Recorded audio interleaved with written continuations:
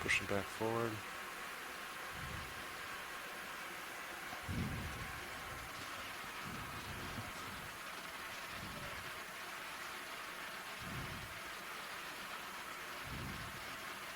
Alright, Delta 20 is looking good. Come down.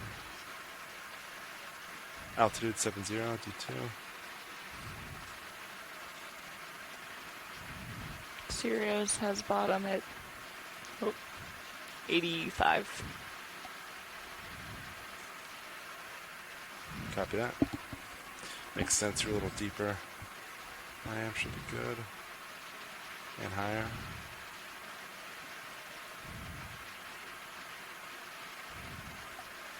Delta 1819 looks good.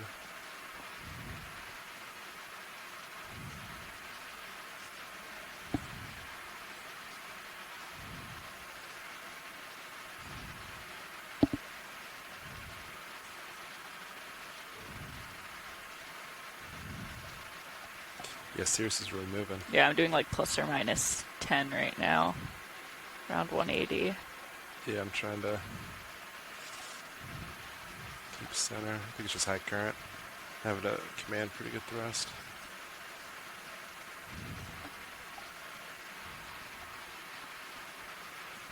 Altitude 56, D2. Looking good.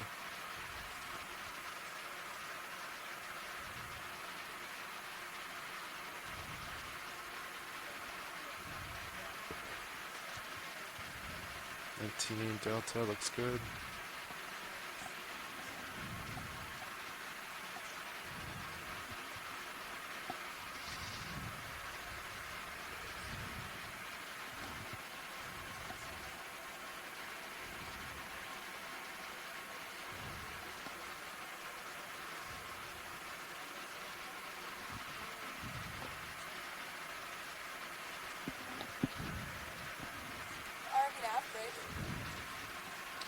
ROV now. We're going to make a slight heading change to port, 5 degrees, to a heading of 155 for warranty and current. Does that work well with you guys? Just have them do it around A-frame because we're approaching bottom. We're approaching bottom now, so could you do that around the A-frame? Change the center rotation to the A-frame? Yep, absolutely. We'll change the center rotation now and then 5-degree move. heading change. Thank you very much. Thanks, Nav. Alright, T2 altitude 35 meters. At 5.4. Like that, Delta 18 looks good.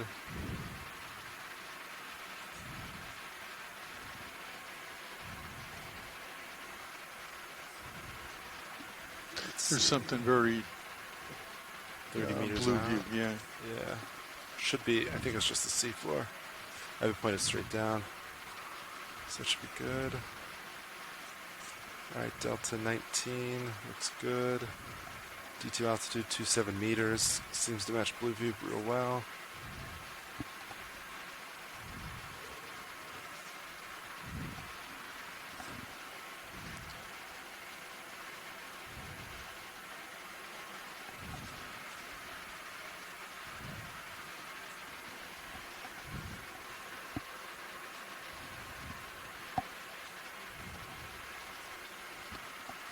They see bottom. Yeah, that looks like it. 220 meters. I'm starting to see bottom too. Copy that. Why don't you pause for 1 second? I want that tether to sink a little Yeah. bit. Alright. I'm all stopped. Copy that.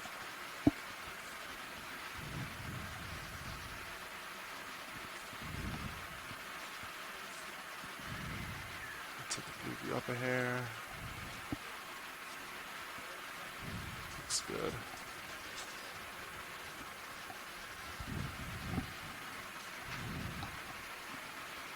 Alright, Copilot, you can keep coming down. Tether's below you now. RV nav, bridge. ROV nav.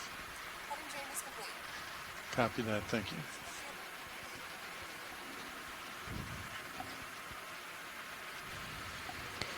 Good morning, everybody. I want to welcome you to Dive 10 of the North Atlantic Stepping Stones expedition. We're coming to you from the NOAA ship Okeanos Explorer, and we have just landed on the bottom at Yakutat Seamount, 1,985 meters. So we're just going to give the pilots time here just to set up and get our bearings, and then we will start this dive.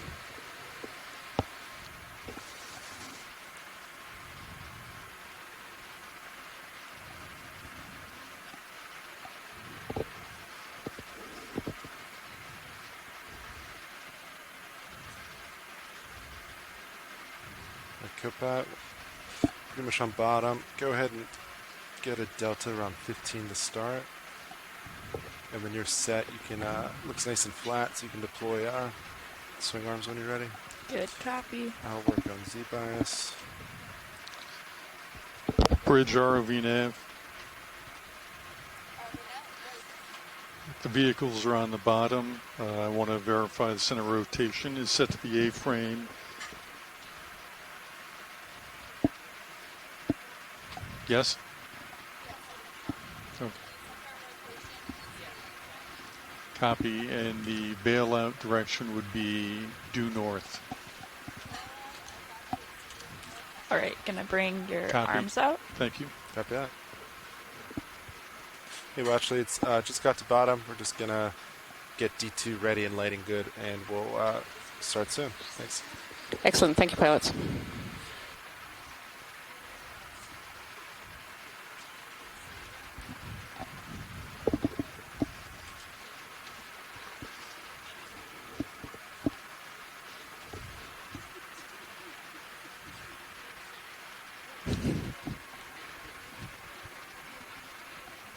It's a little slow, huh? Yeah.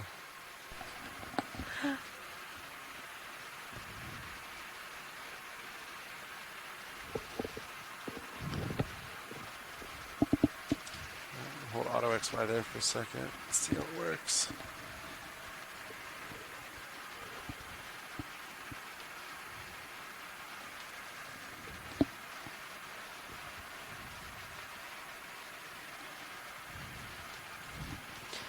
Do you mind if I steal your mini Zeus for a second?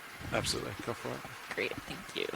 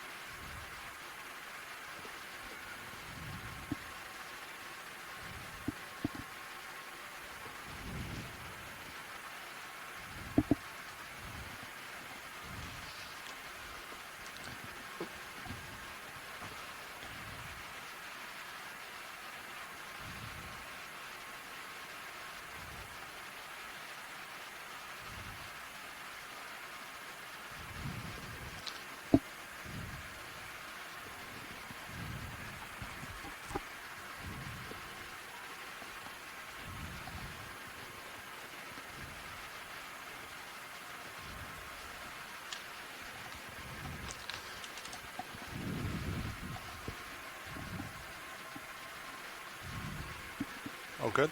Yeah. All right. Good here. All right, well, actually, I think we're all set. My navigator said, as previous dives, we're looking for a rock at the beginning, at the end. So we'll start moving, and if you see a rock that looks promising, let us know, and I'll do the same. That sounds perfect. And obviously, anything else, just let us know. Perfect. Thank you so much, pilots. All right. Let's see. I'll put mini Zeus up. Do a quick scan.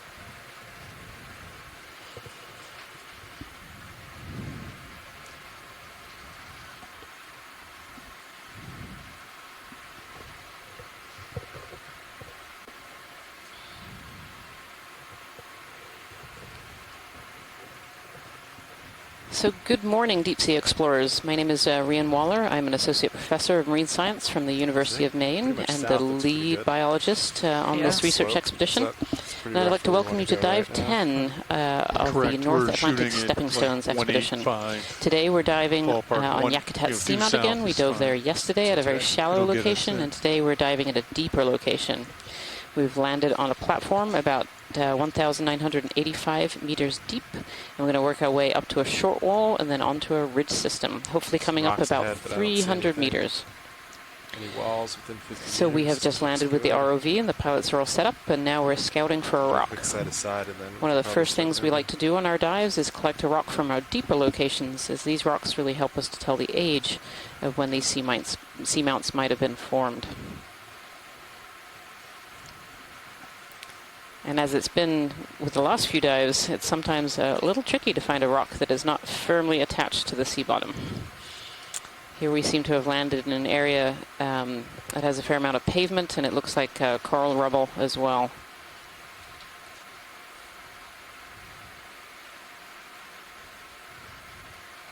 Yeah, it does look definitely similar to the pavements we were seeing yesterday, but this might actually be ferromanganese, thicker ferromanganese crust coating here at this deeper depth than where we started yesterday, and along this slope where the currents should be we can see are keeping this region very clear of sediment.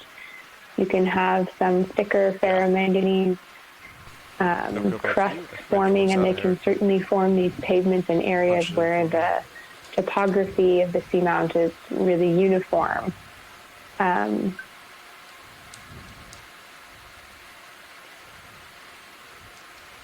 And it'll be tough here again to not pick up erratics or things that have fallen from other places. So we'll be looking to try and find a rock that looks like it's recently broken from the same place. Retract. For example, the one the lasers is on now is a little bit smooth and rounded compared to the bumpy textures around it. Maybe a drop stone. So is this one not a good contender, You Kira? wanna snap real quick? They're just going to zoom in I right think now. no, not.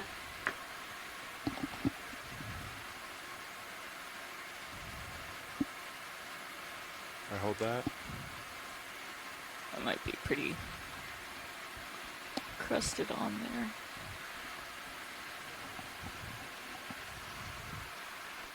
Yeah, that looks to be too smoothed.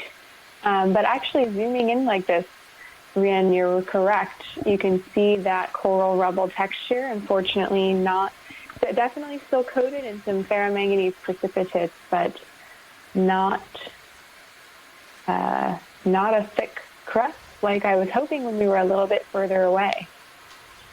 Okay. So we should move on and try and find another rock, is what I'm hearing in the chat room here. Sounds good. And from yourself, Kira? Yes, thank you. Okay, perfect. As we zoomed into the bottom there, we could very clearly see that fossilized coral rubble that we've been seeing in other locations around these seamounts as well. Desmophyllum dianthus and potentially some other scleractinian corals in there, and covered over in that ferromanganese patina, so turning them a very black color. In amongst that coral rubble too, as we zoomed in there, we saw some brittle stars and some little sponges and potentially some other hydroids in there as well. Well, this edge might be worth looking at to see if there's anything fallen down from this edge. Yeah, copy that.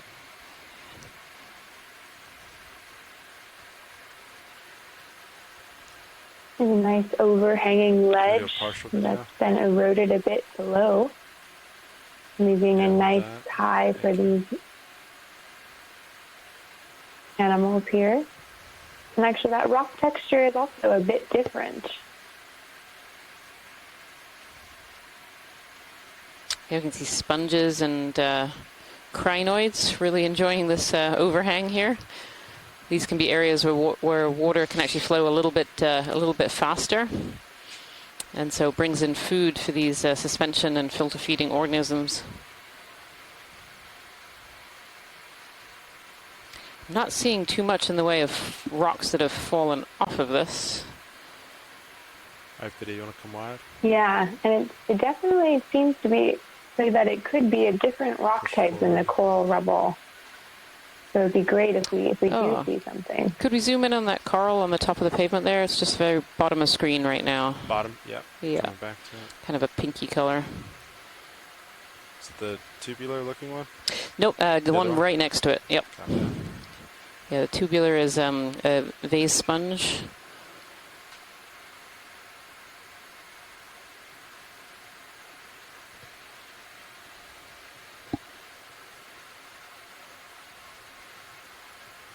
All right, video, come on in. This coral has a structure that might be a little bit different from the ones that we have seen before. Covered in brittle stars. You can see the brittle stars kind of wrapped around the middle there. Actually, just one brittle star with very long arms, all coiled around.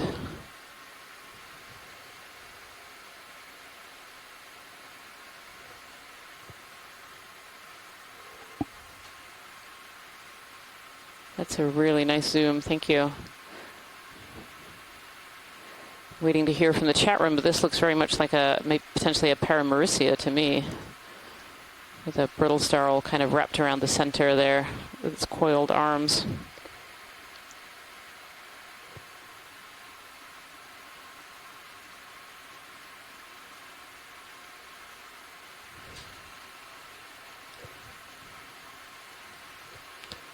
Thanks, Pilot. That's great. Copy. Let's continue our search for a rock. Sounds good. Video whenever you're happy.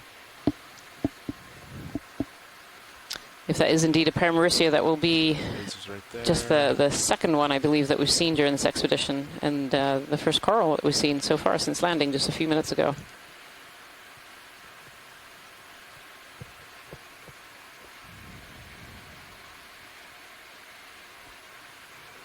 Yeah, and certainly we're already seeing two different dominant rock types when we're seeing more of this pavement that looks like it could be ferromanganese crust pavement, but then also this more coarse or rugged texture looking like the ferromanganese lightly coating coral rubble of old and dead coral. So we're seeing multiple textures here.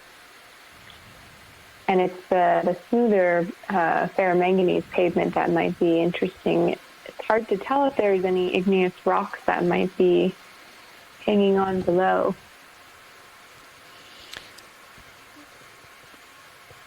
You can see some more of these crinoids that have been so abundant during our dives. These crinoids are suspension feeders, and so really like these areas that have a little bit of a higher current flow, and so you can really see them sitting on this edge here. We have Bathopathes, two Bathopathes, which are black corals. And those as well have been fairly abundant during our dives. Oh, here's another overhang here, Kira.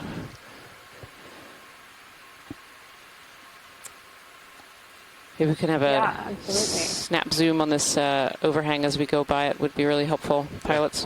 Video, you want to come in partial? Hold that, please.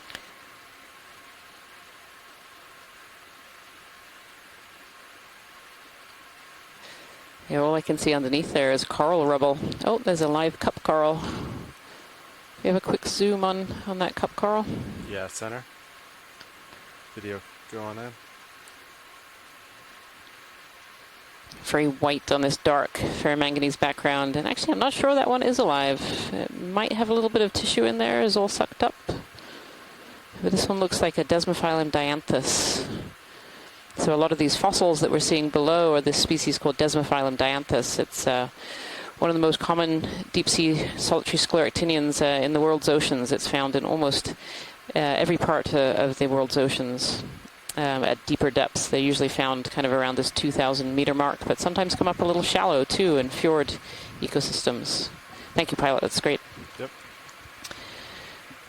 And so it's nice to have been able to see a few live ones, because we see these massive platforms of dead fossilized, of the dead fossilized ones kind of below it here.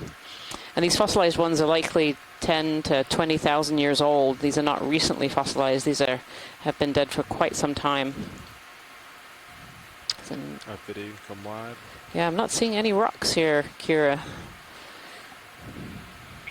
Yeah, not from the overhanging part, which is, I mean, the textures of this rock, I mean, it's very difficult to tell always exactly what a rock is when it's sitting on the seafloor looking at it with the ROV cam, because it can have these ferromanganese precipitates on the outside. But we can get some clues from how the rock is forming, and definitely that the texture of this rock is looking like it could possibly be igneous. Here we see some erosional channels flowing over the feature. Yeah, it almost looks like a collapse type feature. So I wonder if there are pieces in here. Have you at 30? Copy that. How do you feel about a 10-meter move? That sounds Wow, good that to me. looks like a collapse. Nav, 10 meters, please. Could be potentially be a collapsed, very large pillow. If there's any volcanologists on the line, love your input on what this kind of feature could be. Collapsed pillow from Kevin Conrad. Can we have a snap zoom on the orange coral hanging from directly in the middle there? This Bridge beautiful ROV nav. cave. I'd like to request a move, Thank you. range 10 meters, bearing 180 degrees, speed decimal 2 knots. Copy that. Range of 10 meters, bearing 180 degrees at a speed of decimal 2 knots. Good copy, That thank video you. come on in.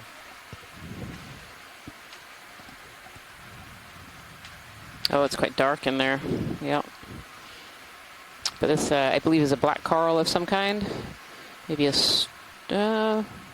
sure if it's a Stauropathes. Seems to have one single spine going through the middle and branches coming out of it.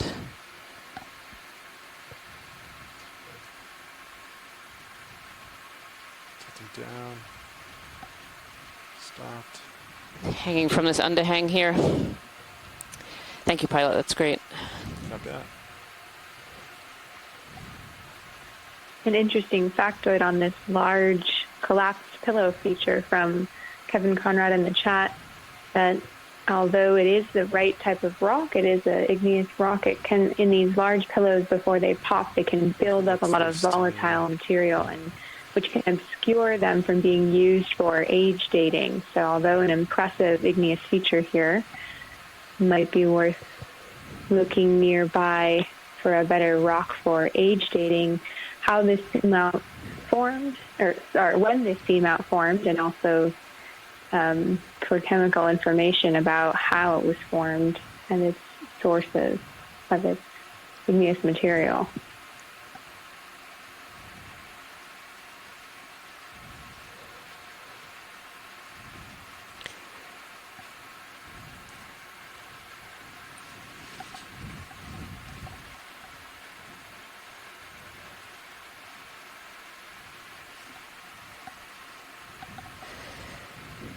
Could you zoom in about now where the lasers are? There's kind of 3 circles on the ground there.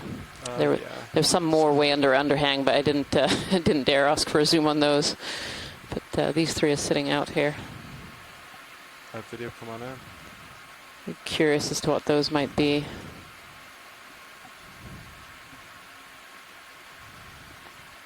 Oh, so these are also cup corals, but a much more flattened cup coral than the Desmophyllum. You can actually see skeletons up in the top left-hand quadrant as well. And here we have at least one live one, potentially 2. I'm not sure the one on the right-hand side is alive. Copy that, thank you. Not quite sure what species these are. They actually look very firmly attached to the pavement here. But definitely something a little bit different. Ship moves complete. We have from Tina Malzova, Are you a happy with Veganella this, potentially. or you want it change the range? Looks good for now. It's very wide, open form here. Thank you so much, pilot. That's great for identification. Yep.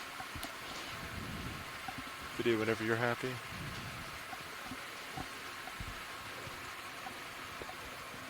And there's quite a few of them under this underhang, kind of in the back corner too. There. Nice, thank you. So these lasers are set 10 centimeters apart to be able to tell the size of things on the seafloor. It can be very difficult from video, and so we use these harmless laser scales to help us scale geological features and biology on the seafloor. And so those cup corals you can see are actually really quite small, just a few centimeters in diameter. Beautiful. If you've just joined us, and I can see quite a few people have in the chat room here and maybe at home, this is Dive 10 of the NOAA Ocean Exploration Expedition North Atlantic Stepping Stones. And the stepping stone that we're looking at today is Yakutat Seamount. Yesterday we did a dive at Yakutat at a fairly shallow site, and today we're diving on a deep site, kind of in a saddle region, going up a wall and then over to a ridge system in Yakutat. We started this dive just a few minutes ago at 1,985 meters, and the hope today is to come up about 300 meters. We are, at the moment, just after landing, as is our usual protocol. We're just searching around to try and find a rock to pick up before we begin on our transect. But it actually looks like we might have to start our transect a bit towards the wall and see if we can find a rock en route. We're not really seeing much around this area.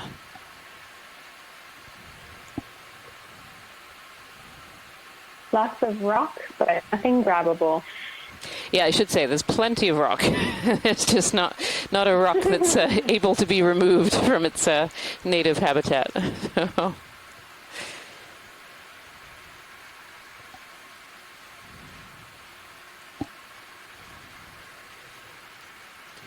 Yeah, and these large, smooth features are igneous rock features. They look to be a mix of sheet flows and low bait flows. It's pretty clear there. 50 meters out, I don't see anything. Some rocks, that's about it.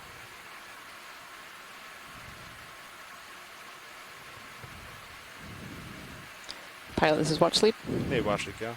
Yeah, let's start on our transect, and we'll just keep our eyes open en route. Yep, absolutely. We already had one ship move in. We'll keep going up. Perfect. Thank you so much.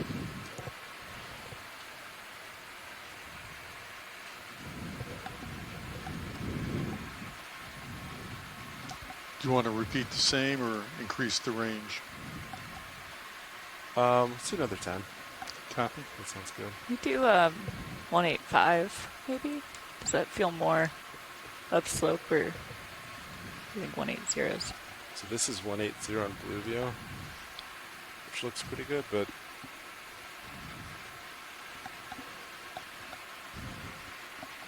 I think whatever's fine. yeah, I think south still works. Thanks, Nev. As a warning, I am having to kind of constantly fight the current to keep you. Yeah, I have to keep centering because Bridge ROV nav. Cirrus keeps doing this. Yeah. I'd like to request a move. Range So 10 you might see my meters, heading kinda bearing 180 whip degrees. around, not too much. I'm Speed trying to decimal keep 2 it knots. pretty centered around 180. Meters bearing 180 degrees at a speed of decimal 2 knots. You just Good, wrote down Captain, thank you. D2 came port this morning, just for the handoff for the next file. And we turn. I have to say, Kira, this reminds me a little bit of our landing spot yesterday, where we were in kind of this pavement with these ponds of sediment and fossilized corals.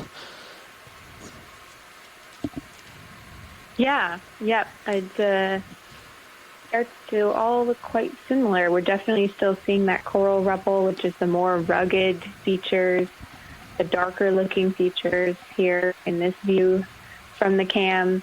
But also today, unlike yesterday, some of these flows are actually igneous rock instead of just compacted coral rubble carbonate platform.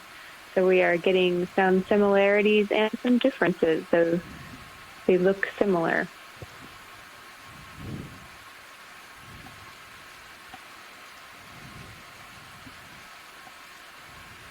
And here we can see some sediment building up along this little ledge where the currents have brought some finer white-colored biogenic carbonate sediments against this rise in the topography.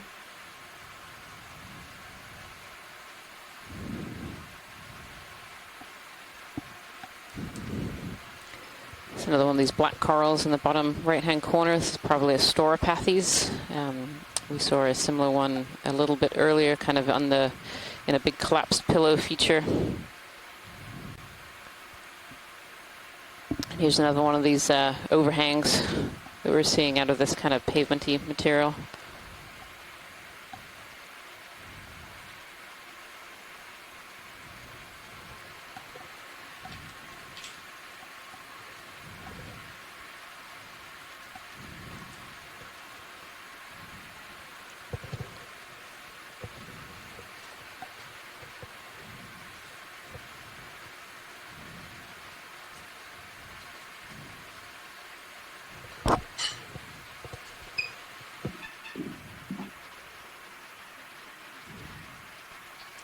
ROV nav. Positioning is complete. Copy, thank you.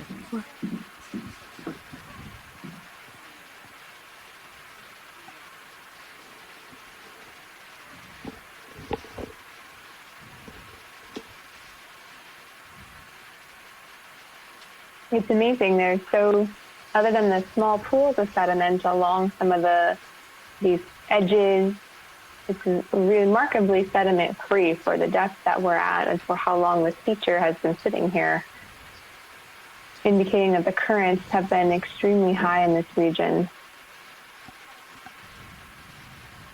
Hey, watch two go. Yeah, the one coming up. Yep. Anything specific or just overview?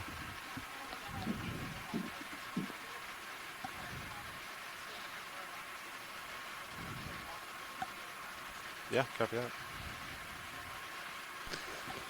Live video, give me one more second. Just start center here. So we have a bunch of Interesting rock. yeah, it is, and a bunch of coral. Or sorry, not coral, sponges here. Live video comes center. Coral-like sponges, but it looks like you got a couple different kind and one Lasers coral coming there. off. A couple different kinds of sponges, a couple vases, and an interesting looking one here. And again, a bunch of crinoids here, which has been a fairly consistent thing that we have seen throughout the corner rise, is a large number of crinoids on our dives. Look at the structure there, that's so pretty.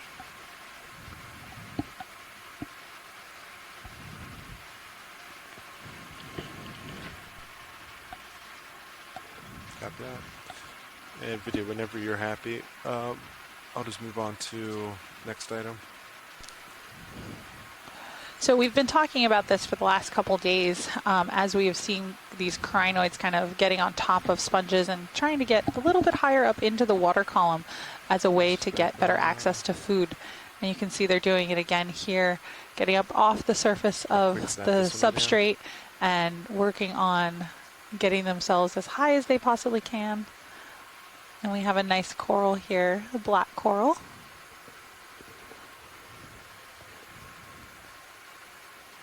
And we might see some little associates in here as well, but I don't see any yet. Tilting up. Corals and sponges in the deep sea provide quite a bit of habitat for other organisms. We like to equate them to the trees of the deep sea. Yep, Just like a whenever tree you're may happy, I'll provide go to the next habitat to all sorts of animals and epiphytes and provide structure to an area, so do corals and sponges. And you can see these sponges here look like they might be corals, but they're not. As we get closer to them, you can see that they Just turn are, back on. in fact, sponges. Though these Move a crinoids little seem to bit be for the treating them next pretty one. similarly.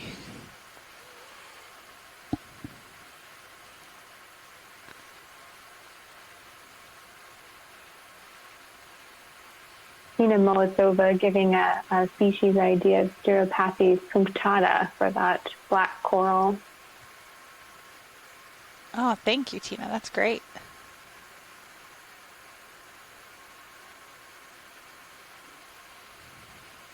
Live video can come on in.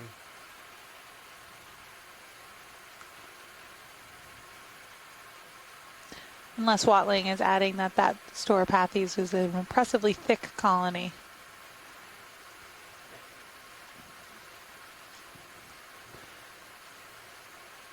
Here again, we're getting a great view of some of the associates that live in sponges, and there you can see a small, so we see crinoids up at the top and a small little polychaete worm that just ducked back into a hole on the sponge.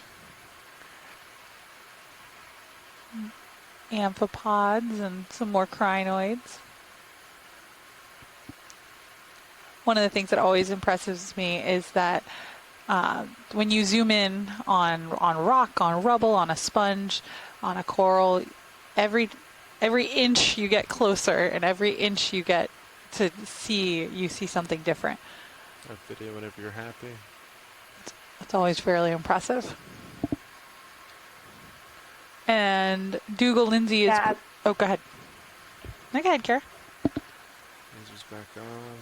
Oh, I was just going to say, and it's amazing to realize, all the microbes that are living on these both rock surfaces and other larger fauna, and even some of the smaller little myofauna that are hard to see with the camera, but these are absolutely just agreeing with you that zooming in we see more, and then even beyond under a microscope we can find many more things living and inhabiting these substrates. Absolutely. I think microbes are probably one of the least explored parts of the deep sea. In an already completely unexplored area, you start thinking about all the microbes and the viruses and the bacteria that live on all these organisms and make these ecosystems function, and you're talking about almost a whole new level of unexplored. So it's nice and flat. Same thing, some rocks. So Dougal Lindsay provided us with an ID on that see. amphipod that is a gammarid. How do you feel about it amphipod. at 10 meters? I think that's fine. Yeah. Copy that. Nav, 10 more meters, please. Ooh, Kira, we have a 180. broken open area. Do you want to take a look here to see if there's Bridge something that might be ROV nav. suitable? I'd like to request to move. Range 10 meters. Yeah, this whole bearing feature looks 180, pretty eroded. Speed We decimal can 2 knots. look towards the base and see if we can find a loose piece of this Good copy. igneous Thank you. feature. This looks like it could also be a broken pillow basalt. It's always helpful to zoom in and see where there's more coral rubble. This looks like it's a good Video, you wanna combination of the two kind of substrate types we've been seeing here. Some the very rugged material is more like coral rubble, and the smoother rocks being igneous rocks. Bump. Lots of biogenic debris in here, lots of fossils. Kevin Conrad notes it looks like a fossil city in this broken basalt pillow. Watch 2 go.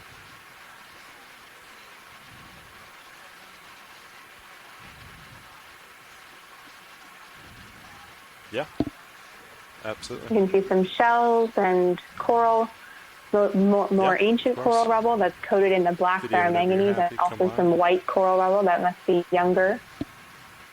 There's lots of cleopteropod shells from Dougal Lindsay. Kira, one of the interesting things that you saw in that shot there just a second ago was the texture on the rock. What is that? It almost looks like a bunch of bubbles that have kind of settled. Mm-hmm. Yeah, absolutely. Getting a little bit deeper today, we're seeing some older features that are accumulating this nice, thick ferromanganese crust. It's made out of iron and manganese oxides, and manganese making it very black. And it precipitates onto the other rock surfaces, and sometimes even the surfaces of corals and carbonates. And it accumulates over time, precipitating out of seawater at a rate of about 1 millimeter per million years. That's an approximate average on the low end, but it gives you a hint of how long this igneous feature has been Copy. Thank you. sitting here, accumulating not only the fun shells, but also these ancient mineral deposits.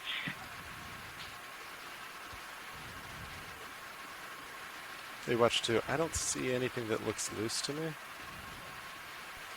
Yeah, me you see neither. something- Unfortunately, yeah. I still haven't seen a large This is the second loose rock. plume, Maybe that's broken what you plume guys were we've just seen. I can mentioning. keep moving if you want. Maybe there's something ahead, or can keep searching here. Just let me know.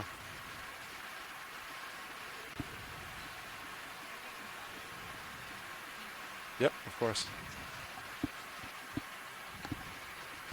All right. No, it does not appear that any of that was loose or optimal to grab.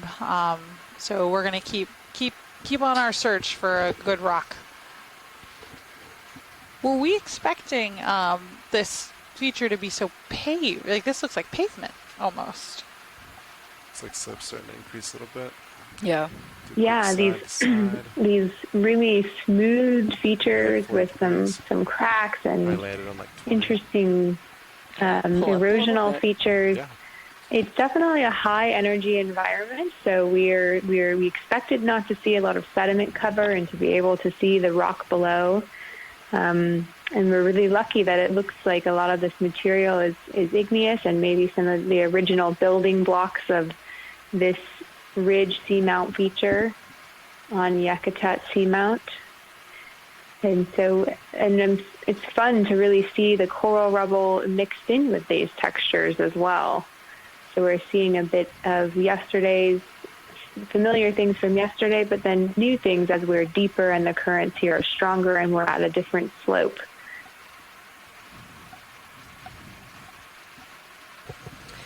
Just trying to keep my eyes peeled here on the search for this loose rock, but now we seem to have entered an area which appears to be mostly of these fossilized coral.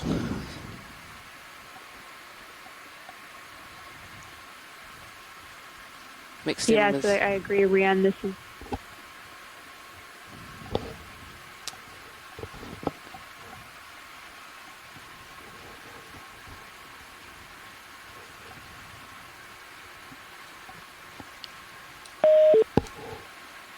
Nav, when did that last move end? 2 minutes ago. Copy that. I'm feeling moves pretty quickly. Yeah? Couple minutes. Yeah. So here we Like a can couple really minutes, see but I kind of that definitely- carbonate structure where all the carbonates are agglutinated together. Little shrimp there swimming off the seafloor. That's the bright red you can see in the middle, and more of those sponges that look a little like coral colonies, the bright white. And another bathypathes and a storopathes here as well.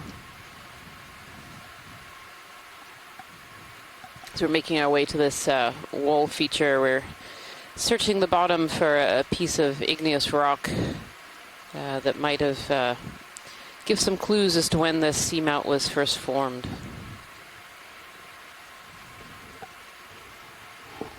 Another quick scan. Same thing, some rock returns there, but don't see any walls.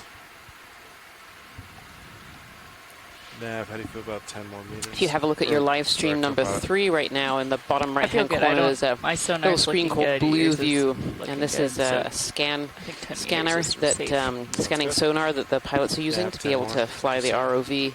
Bridge And you can ROV actually nav. see in there really great detail of all these rocks I'd like to and high request a points move, up ahead of range us, 10 which gives us a good meters, idea of where to bearing search. We're kind 180 of looking for these high degrees, points to see whether there's any speed broken decimal rocks 2 around knots. them that might be suitable for us to pick up and bring back to the ship. There's just some copy, great thank you. detail in this Blue View scanner. It's just a fantastic tool. And these yellow-stalked crinoids. A few dives ago, we had an area that was just covered in these yellow-stalked crinoids or similar. Absolute fields of them. It was really, really quite stunning.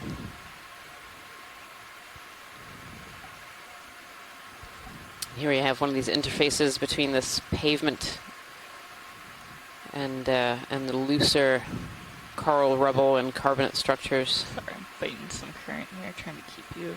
Yeah, it's alright. Income center. Yeah, I No, agree, I and just it's interesting really got looking pulled at to, like, this, 210 these there. larger Yeah, boulder-looking that's right. Just do your best to features. They balance have a surface texture that looks more like coral rubble, but it's interesting to imagine how such a large feature was there if it's not a piece of igneous rock broken off.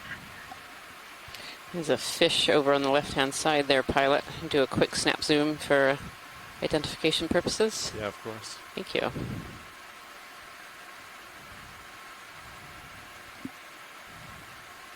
Video snapfish. Looks like a rat-tail fish, a grenadier. They have that quite distinct large eye and this long rat-like tail. Kind of whips around, which I'm sure is where they got their name from. The Macurid, Christopher Kelly has chimed in from the scientific chat room. Thank you so much, pilots. That's great. Yep. Video when you're done. So as we're bringing you this dive today, we bring it through telepresence technology, so you are able to see the seafloor just a few seconds after I can actually see it here on board the NOAA ship Okeanos Explorer. And through this telepresence, we're not only bringing video to you at home, but we're also bringing video to scientists from across the world. So in the background here, it's not just me identifying these species, thankfully. It's actually a whole team of scientists who are in a scientific chat room and also on annotation software and also on the audio line as well. Copy, thank you. And this is just one of the fantastic benefits of this telepresence technology is we can bring all of these specialities together in geology and biology to really get a better understanding of what we're seeing during these dives.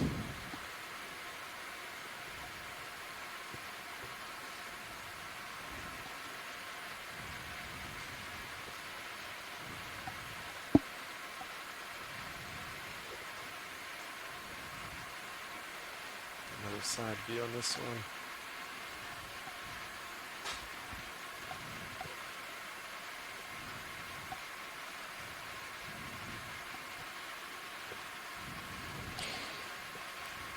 Seems to be a fair number of particles in the water here too. And we've talked about this a little bit before, but this is what we call marine snow.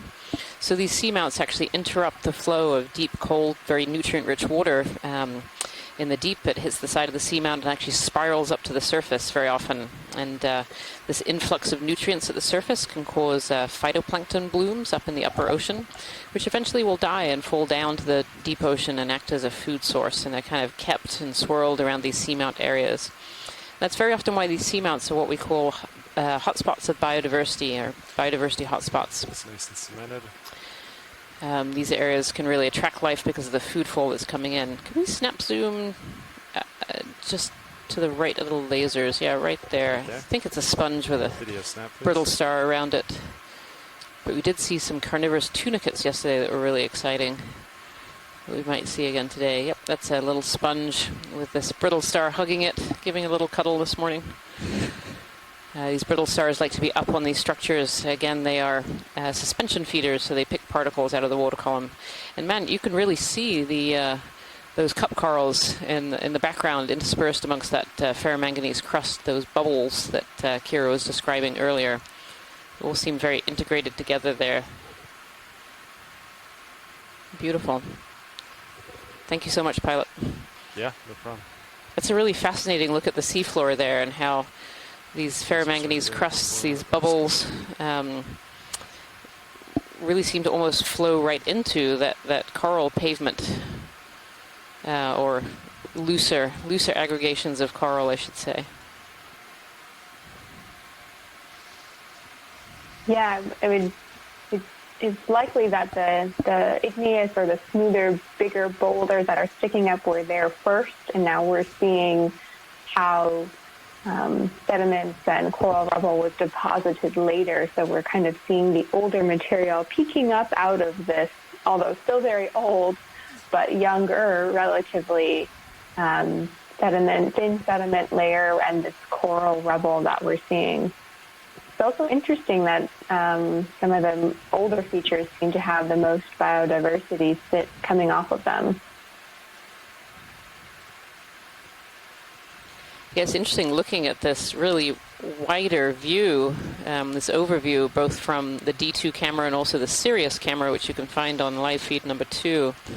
You know, this is all coral rubble, so at one point this was a really thriving reef area.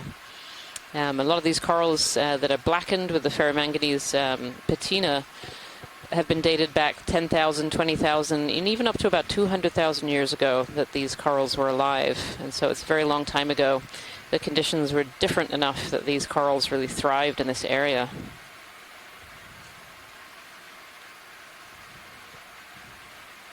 There's a conversation in the chat room right now amongst scientists talking about that it's interesting that some of the boulders have a really high biodiversity on them, so lots of organisms, and others really don't have a lot at all. And there's many factors as to why that could be, down to current flow, bringing food in, but also bringing larvae in to be able to settle.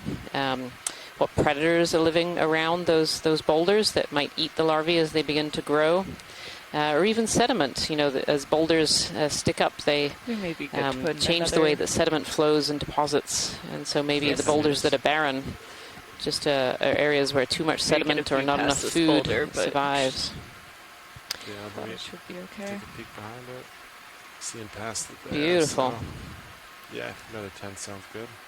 This really All right, large Nav, boulder can we get here, another 10-meter move in? covered in more of those fossilized Bridge cup ROV corals now. and sponges and some black corals in there. 20 I'd like to meters out, request just to take another move, boulder. range 10 meters, It's probably 40 bearing meters from 180 degrees, speed I don't know if any of decimal this 2 knots. Try to reach it next move. Pavement down below Pilot is potentially loose.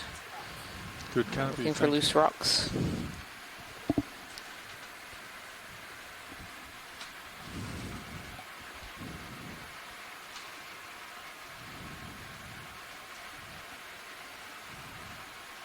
Yeah, it's interesting. The texture of this rock is a bit more rugged than some of the other igneous features we've seen.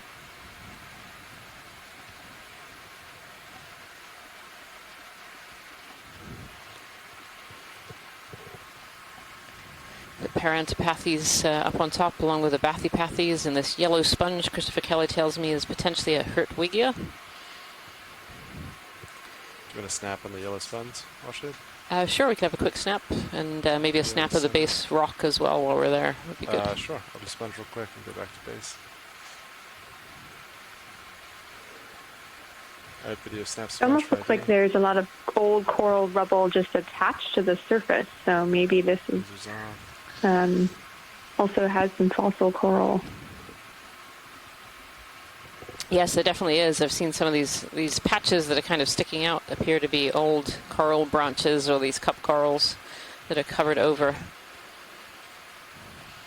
So this is really pretty. This is potentially a Hertwiggia sponge, which I believe is a kind of glass sponge.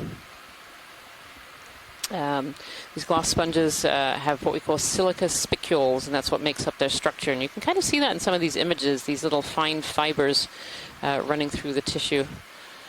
Sponges are filter feeders, so they have all these pores on the outside, and they bring in water. They have specialized cells that have these tiny little hair-like flagella that move water. The water moves through the pores. Other specialized cells are absorbing the nutrients and food out of the sponge, and then that wastewater minus the nutrients is spat out one of the larger holes.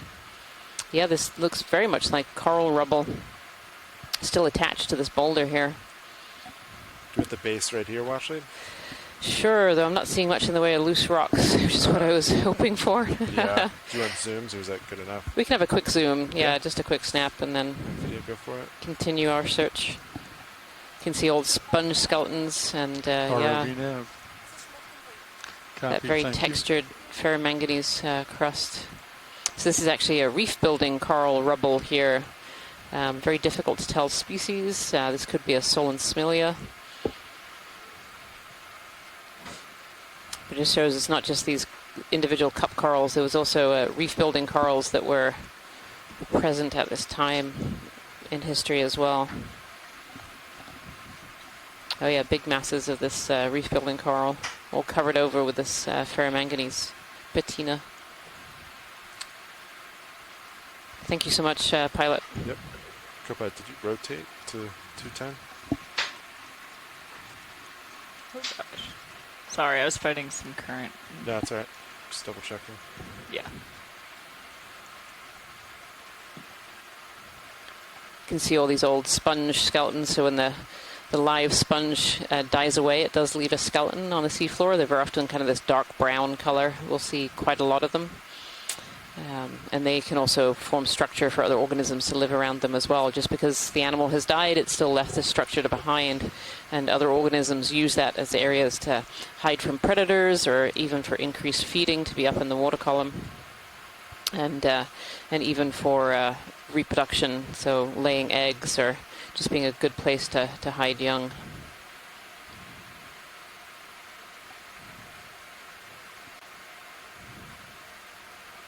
And here we can see these more igneous signature textures with lots of little smoothed bumps. I guess little is the wrong word. Large smoothed bumps from the igneous flows. Really tough to sample these regions because it's all part of the original material that built this large seamount, and it's very cemented together. It's really stuck to the seafloor as part of the underwater mountain itself. So very cool looking, very difficult to sample, but hopefully we'll see a broken piece soon. Yeah, it's funny, before this cruise I didn't think rocks were all that elusive, but they've definitely been elusive during these dives.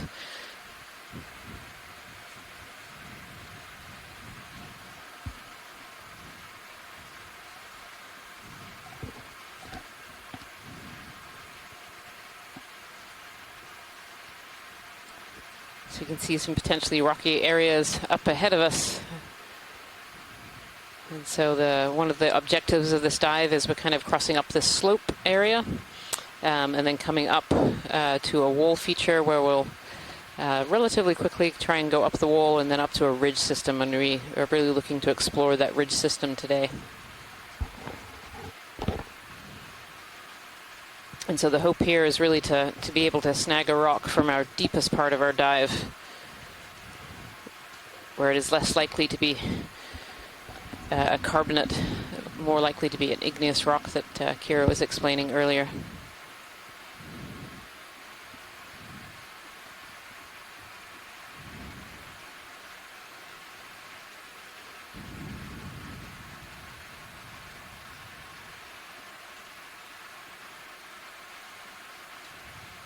All right, Nav, when did that last move on? 3 minutes ago. Copy that. Do a quick scan. Something about 12 meters out. Center. Looks like a nice big rock. Can't quite see past it though. It's just right there. Oh, I think we have a siphonophore on the left there. Put in like a Oh yeah. 5 meter move if you need more tether and want to go. Yeah, Nav, about 5 more meters. Bridge ROV nav. I'd like to request a move. Range So this red 5 creature, meters, kind of insight on the bearing camera here, is likely to be a 180 degrees, deep sea siphonophore, and these speed are decimal 2 actually knots. It's rising. colonies. So there are different individuals, each doing a different job within the copy, thank siphonophore you. colony, and all joined together to form these larger siphonophore organisms. Rock will probably be in reach in a couple minutes.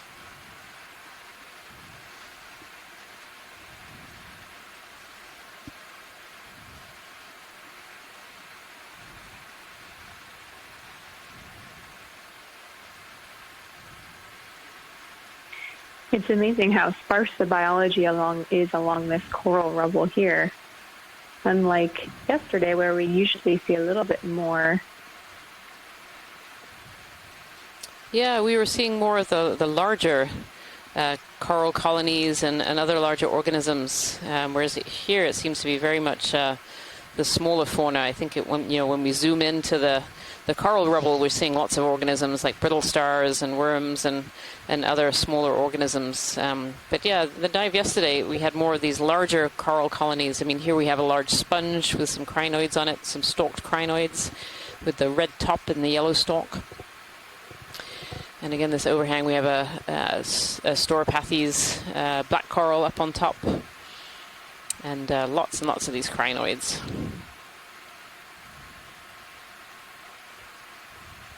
It's interesting the number of these little hollowed out caves that we're seeing on this dive, these collapse features, potential collapse in the pillows.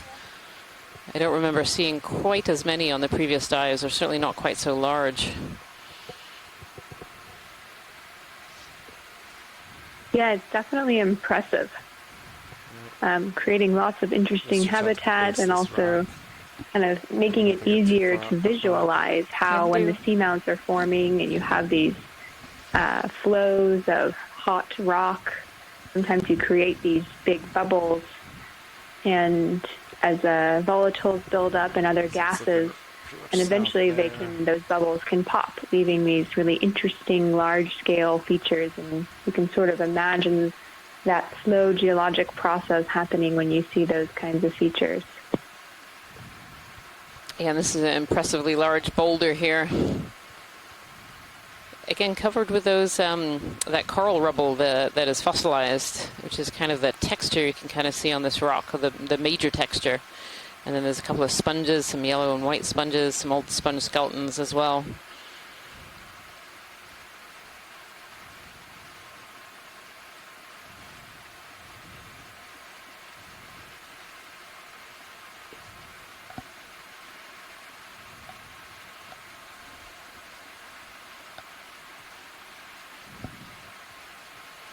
Inching a little closer. Well, actually, no loose rocks that I can see on the base of this. Yeah, we agree. Thank you for looking. I think we just continue on our way to the wall, and hopefully some will become obvious en route. Copy that.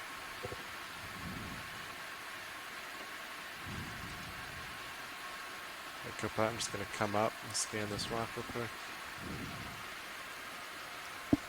It's a very black color in the camera view here, really showing that manganese oxide precipitation or ferromanganese crust. Not the bubbly botryoidal texture that we've seen in other places. Looks a little bit more potentially smoothed here. Sometimes the currents are fast enough that the surface texture of ferromanganese crust can change based on lots of parameters, but currents being one of them. And sometimes millions of years worth of history can even be eroded off the surface as fast currents with sediment inside the currents eroding the surface a bit like sandpaper, you can imagine. I'm starting to see it over there. It's pretty good.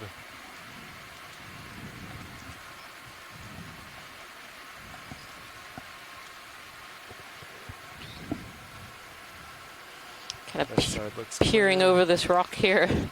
You can see a lot of different sponges. There are some more of these black corals, these bathypathes, that we have seen quite commonly on this research expedition so far.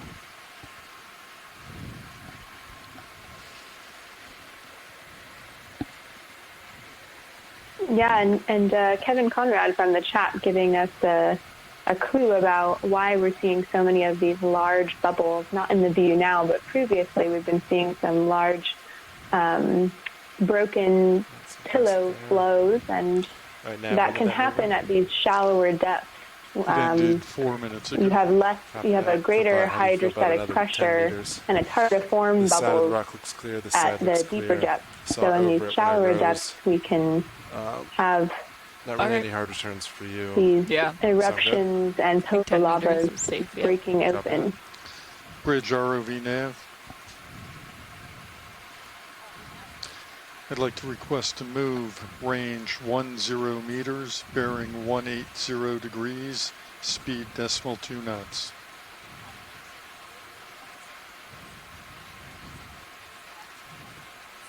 Good copy, thank you.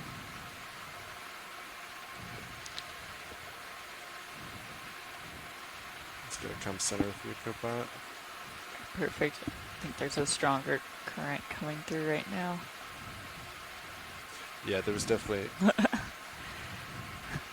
Getting a little... As we came down, there was a lot. So I think I'm not really feeling it, but... Yep, there are. Just do the best you can. Here, looking at the top of a large boulder, seeing kind of a mix of coral rubble textures on top of this little rise. All right, I think it's calming the topography. Down. Hopefully.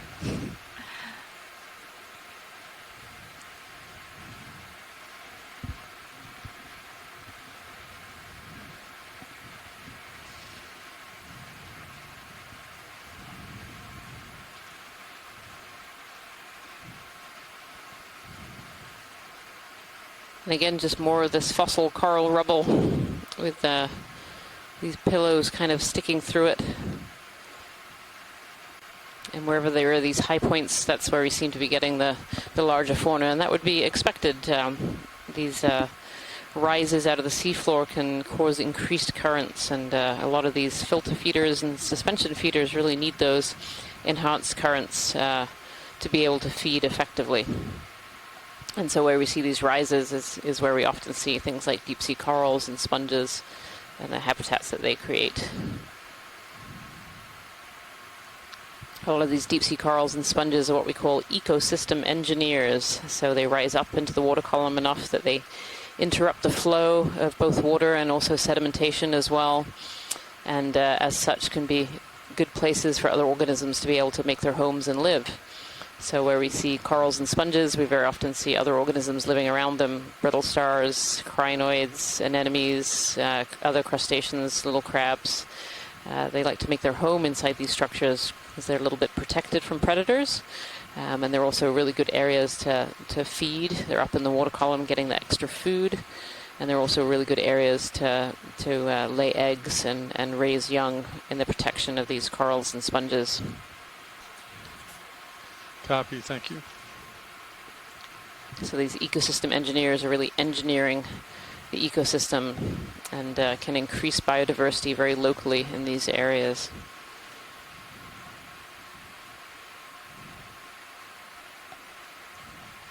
So again, just masses and masses of this fossilized coral rubble here. And you can definitely see that we're coming up to this wall. The feature yesterday was very similar to this, where we kind of came up a very high slope and then eventually hit a wall feature. So it seems like we're getting closer and closer to this wall.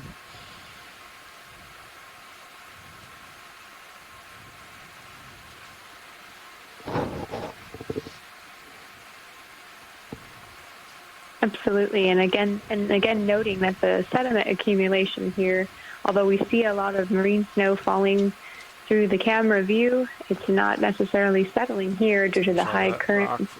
Although these features have been here for many, many, many years, and in other scenarios, it could be possible to build up sediments. We're seeing pretty slow accumulation rates here, and still lots of exposed coral rubble, giving us some clues about the current environment in this region. So this is a really interesting feature. It's almost like a tube that's running downhill. It's a big item up there, huh? Yeah, absolutely. We can get a lot of these more complicated structures, especially when the seamount is shallower. And I didn't mention earlier, but this seamount has definitely subsided or sank into the seafloor from where it was originally formed. And so we can get some of these basalt pillows and other igneous formations when the lava has erupted at a shallower depth even than we are here, usually shallower than 2,000 meters deep.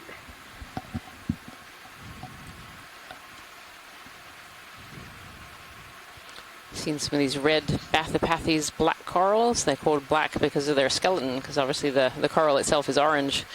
And these black corals have these very pearlescent, very strikingly black skeletons. And very often corals have been identified through history just from their skeletons, not from the soft tissue at all. So many of them got their names from just looking at the skeleton.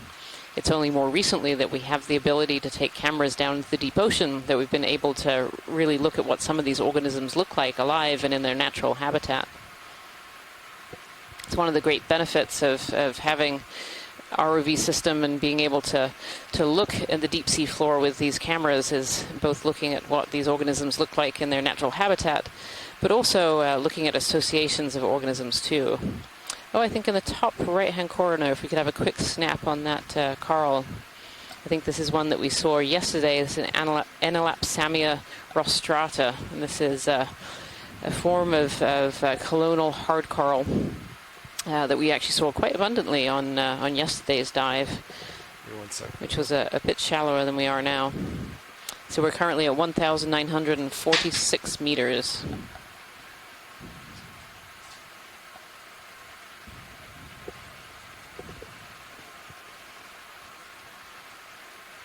Actually looks like some of the rubble below it too Really? belongs to this species. Yeah. Doesn't look like a particularly healthy colony. It looks like it's fallen over or maybe fallen down from somewhere. All right, video, come on in. You can see the piece on the right is actually dead and partially dying. Yeah, I don't know if it's snapped off of its base here or has been hit by something or has fallen down from above. It's hard to know, but only part of this colony is actually alive, and that's the bright yellow. But even that is kind of a dimmer yellow than they would usually be. They're usually really quite strikingly yellow. Thank you so much, pilot. Yeah, of course. All right, now, Copilot, how do you feel about another 10 meters? I think that, yeah. Kind of seeing slope there, still looking good at about 180 to me. Large anemone hanging out to the left when here. did the last move stop? 4 minutes. Yeah, I think we're good. Same thing, like you said. Bridge ROV nav. I'd like to request a ship move, range 10 meters, bearing 180 degrees, speed .2 knots. Really rugged textures here. Oh my goodness. Good copy. A little bit Thank you. earlier in the dive. Oops, sorry. Yeah, sorry. Just into view came a very large mass of this Enolapsamia rostrata coral, and so this must be where it's fallen down. This is beautiful to see it in such a large clump like this. Usually they're fairly spaced out. You can see one of the features of this particular coral is that all the polyps, all the animals are actually facing in one direction. So we're actually kind of on the back side of them here. And we think that some coral colonies grow like this so that they're catching food from one direction or changing the current system. Actually, some have fallen over and others are upright there. Beautiful. Do you want any specific zooms, Watchley? We could do a quick zoom on this one. But Closest? yeah. Yeah, it's interesting. This one's interesting too, in that the kind of base and central area there seems to have died. All right, video, quick zoom. It's that black.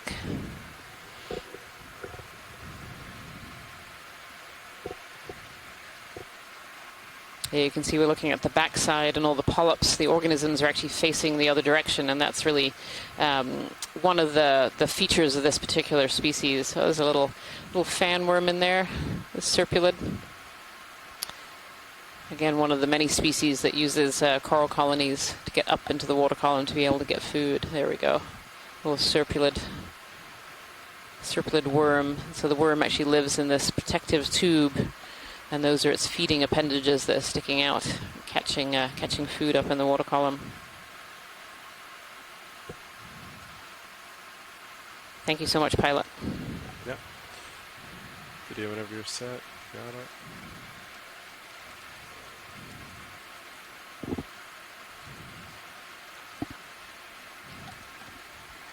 Laser's coming on. Let's measure that.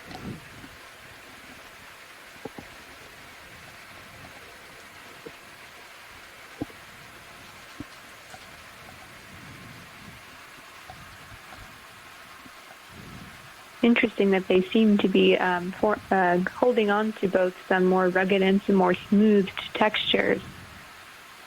Yes, these larvae has really settled in there. Could we have a quick snap zoom on the coral just to the right of the lasers? Yeah, one sec. Just a quick snap for an ID would be great. Coming center to the right. Right on the lasers now. Copy, thank you. Yep. All right, video snap, please. Again, this is not the healthiest of coral colonies here either. And this again looks a little bit like a Paramaricia. So I'll wait for any confirmation from the chat room here as well. I'm pulling up a You can little. see I'm starting this branch kind of right in the middle is devoid of polyps, so they've been either eaten off by a predator or have just started to die off. Thank you so much, pilot. That's great. Yep. Very large polyps all out.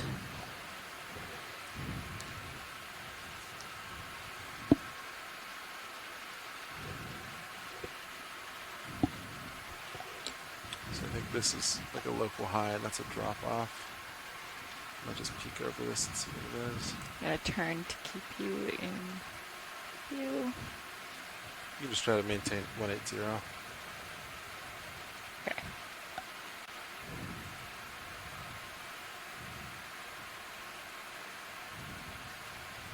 Yeah, I think that's just now like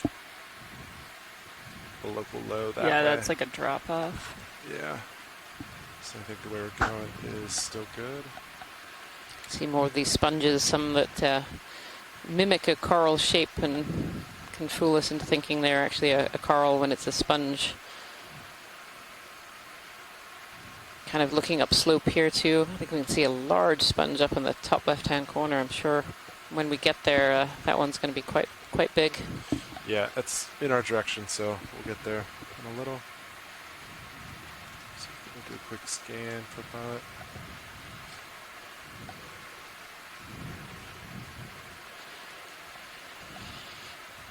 Looking south, still looks pretty good.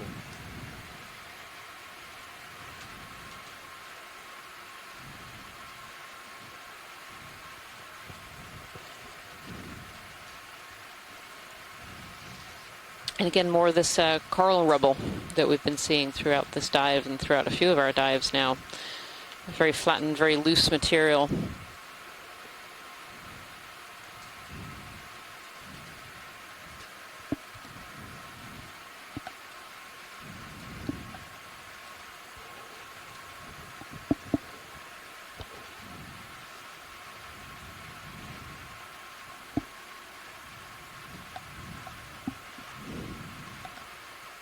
Some stalk crinoids coming out of the seafloor.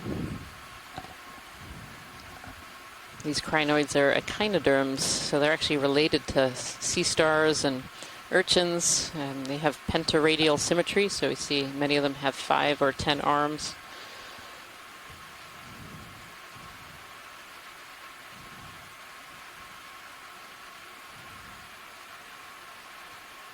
And they actually are suspension feeders, so they're picking out particles out of the water column, and so we see them. We see stalked ones, they have a stalk that gets them up into the water column, and we see others with these little tendrils underneath that actually entangle them in sponges or corals or other rock surfaces to get them up high and into the water column a little bit to be able to grab food.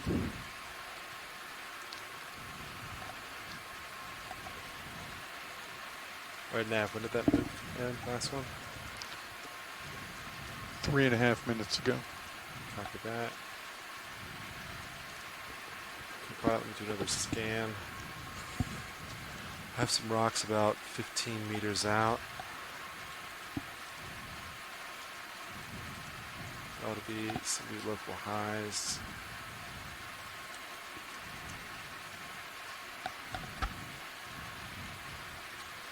How do you feel about maybe just 5 meters? Yeah, I was thinking 5 meters seems Sounds good. safe. If you turn to your live stream Yeah, number same 3, direction. in the bottom right-hand corner, you'll see something called the blue view, and this is a sonar that the pilots Bridge use to be able to ROV pilot nav. along the seafloor. It tells us where like to hard request to structures are and move what the bottom looks range like in front of 5 us. And you can meters, see as they're bearing scanning 180 around here, you can degrees, actually see speed these decimal rocks 2 really knots. stick out on the scanner. Good copy, thank you.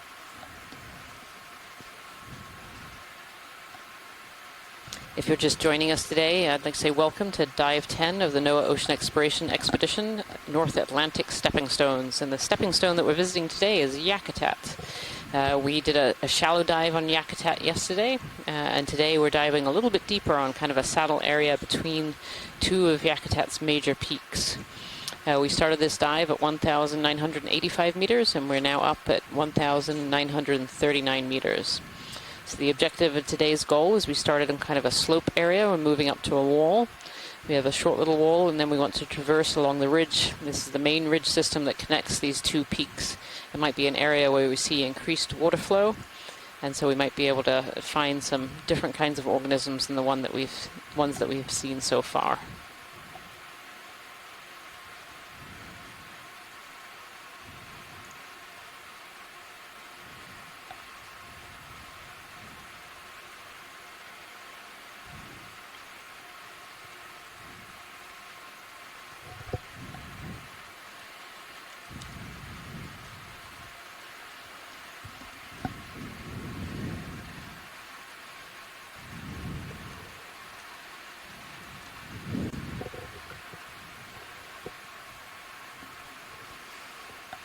see some large sponges up ahead of us on a rock feature, and if you look in the blue view, you can actually see that rock. It's kind of fun to be able to look at the sonar and be able to look at the video together and kind of match these features together.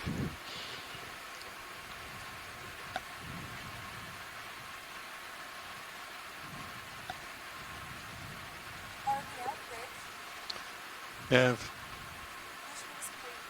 copy, thank you.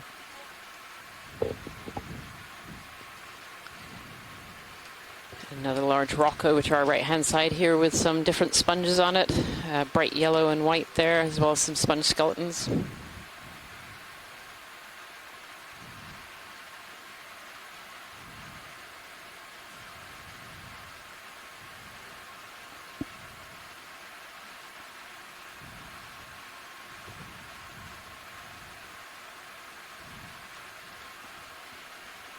So these sponge skeletons, we can tell that they're dead because they kind of form this very brown color. And when sponges, the organism dies away, they still leave a skeleton behind that can be covered over with other organisms. Other organisms still use the skeletons of the sponges, even if the live sponge is not here anymore. This is a really interesting feature here. Kind of covered over, it looks a bit like a boat.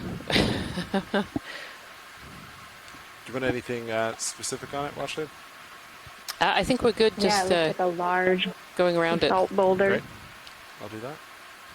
Yeah, a large boulder with almost a wave coming up and over it. It's really interesting. Oh, actually, there's a cup coral. Could we have a quick zoom on the cup coral? It's right above the bright orange black coral that's there. It's the Lasers small just white coming onto little- it about Video snap. now. Let's get a quick ID on this one. Yeah.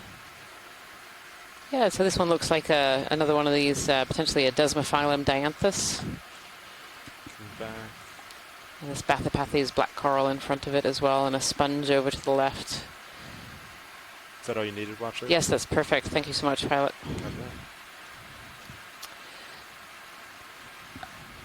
Christopher Kelly is saying this yellow is probably this Hertwiggia sponge, and then other of these demo sponges as well. This is two different kinds of sponges that we can find in the deep ocean and shallow oceans, as well as demo sponges and hexactinellids. In the deep ocean, there's actually many species of hexactinellids. These are glass sponges, but the demo sponges by far have more species globally, both in the shallow and the deep ocean. The major difference between the two is the hexactinellids have this silica structure, the silica spicules that helps to make their structure. And the demo sponges actually have a aragonite or calcite, calcium carbonate spicules instead, and tend to be a little bit softer, less brittle. Those are the two major groups of sponges that we see globally.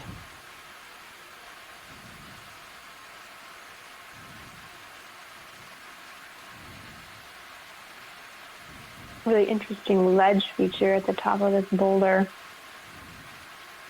Looks to be quite thin. Yeah, lots of little nooks and crannies in this particular rock here. Some crinoids up on top, lots of old sponge structure that's been left behind there.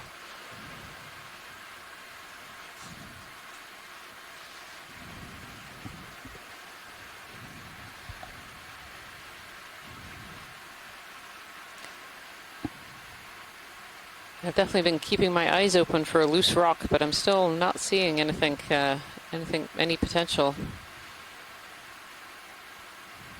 I agree, Rian. I have also been looking. It's tempting to want to break something, but if it's igneous, it's probably very difficult.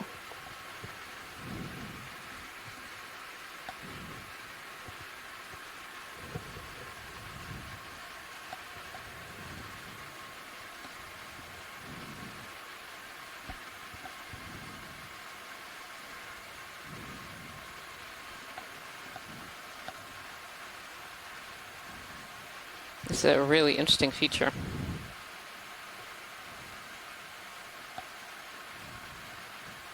How do we feel about another ship move? Yeah, Nav, when it last. Yeah, and we can 5 see minutes. those ferromanganese oxides I think coating the 10 surface meters of that sounds rock great. as it Yeah, my sonar overhangs. looks super clear. Yep. And Yours also does. So. A lot of these local rocks, but no walls yet. A little Bridge chrysogorgia on the ROV top nav. there as well. One of these bottle brush corals. Kind of looks like I'd a like to little, request to little move bottle brush. range 10 I think meters, it was a chrysogorgia. bearing 180 Christopher Kelly. degrees, speed We've seen decimal both 2 chrysogorgia knots. and Acanella, which can look quite similar until you zoom in on the stem. Acanella is a bamboo coral, Good copy, thank so you. it has that distinctive banding along its skeleton. Watch it all set on this local rock there. All set. Thank you very much. Got it.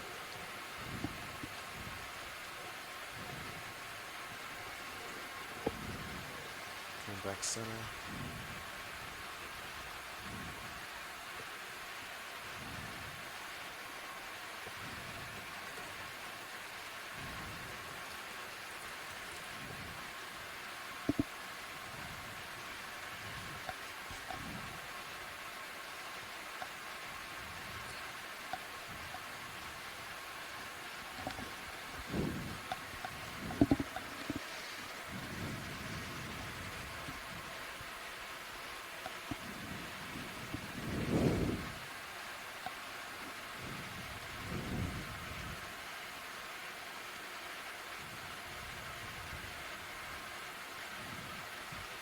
Moving again to more of this loose coral, fossil coral material, and these corals have been blackened over with a patina of ferromanganese, and so are likely to be really quite old. Some of the fossil corals dated from this region have come back at 10, 20, or even 100 and 200,000 years old. And so at one time, these seamounts are really quite a thriving reef environment. And I think what we have to remember is, environmental conditions at these seamounts were very, very different during those time periods. And so those time periods must have been ideal for a lot of this coral growth that we're seeing here. And those water conditions have changed today. Temperature or nutrients or food availability. Lots of factors have changed over geologic time. We're certainly seeing some live cup corals here and some live reef-building corals. We also saw on a different seamount on McGregor 2 dives ago.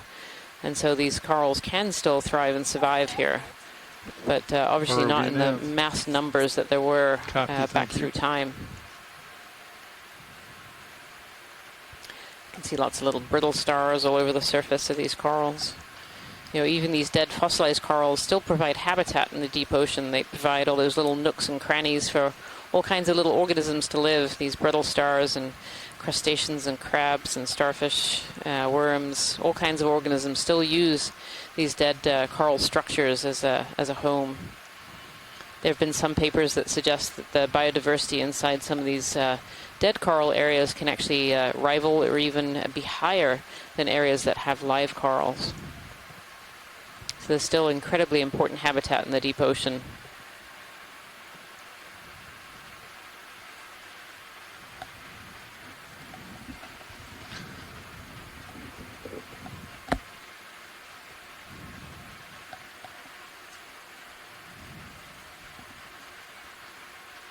Also noting that the Currents picking up. seamount also was at a shallower depth in the past, and so we could have also been looking at some more favorable conditions for these corals, possibly at shallower depths.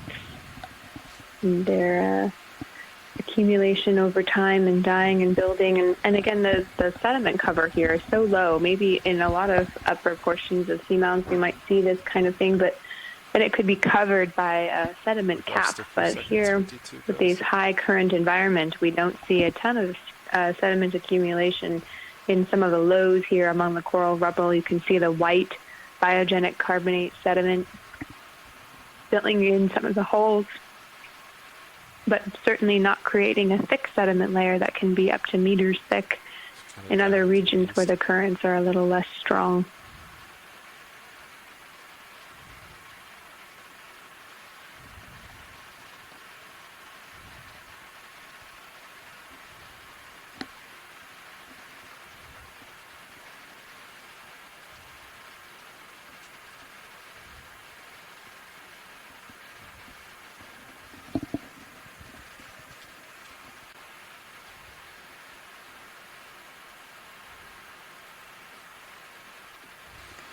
This is definitely very reminiscent of yesterday's dive as we were coming up to the wall feature.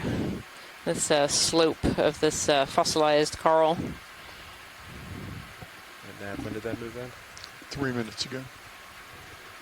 Copilot, everything still looks pretty clear to me. How do you feel about another 10 meters? Yeah, I think that. Yeah, makes totally sense. agree. We're seeing some consistent morphology between the seamounts, even though this is a bit deeper than we were yesterday. We're Bridge currently at ROV nav. 1,919 I'd like to request meters. to move, range 10 meters, bearing 180 degrees, speed decimal 2 knots. Copy that.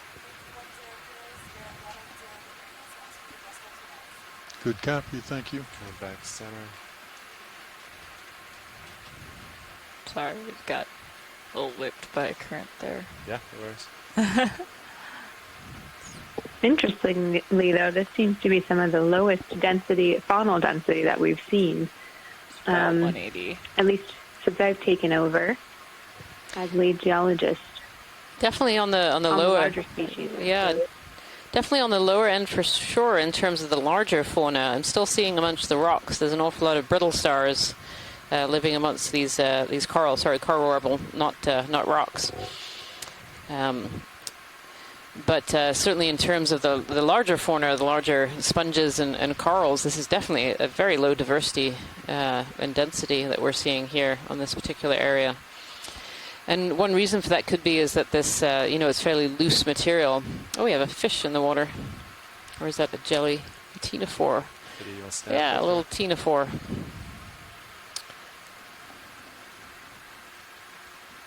So these ctenophores are things called teens, these comb rows, and you can kind of see them glinting back. This one appears to have them primarily on its top there. Beautiful. You just see them kind of shining and glowing, kind of rainbow colors, really beautiful. And he's getting close. Video, These come on. ctenophores are a gelatinous part of the plankton, so they always stay up in the water column, and they're actually predators. Unlike jellies that just kind of float through the ocean, have a little bit of movement, but mainly follow currents, these ctenophores can actually swim and chase after prey. These ctenophores are pretty fun to see.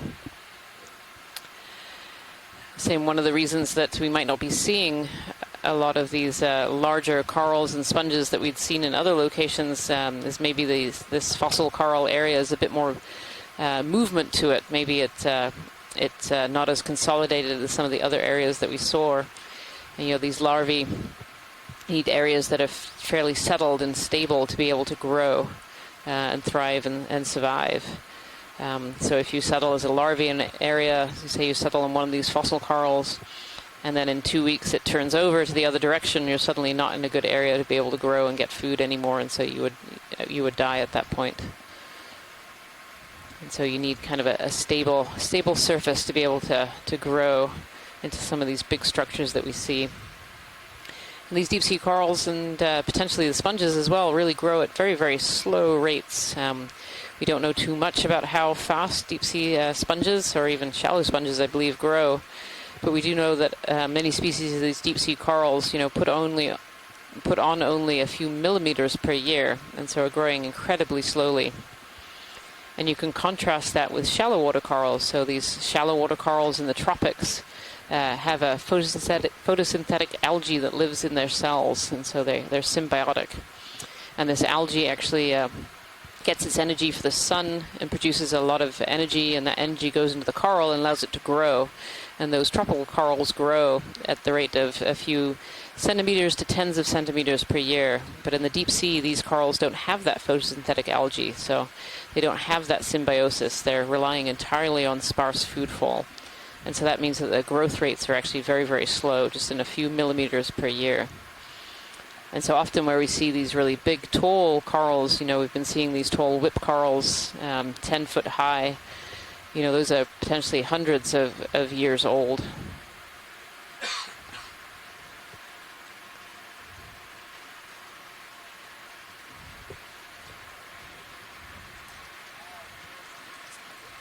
Copy that, thank you.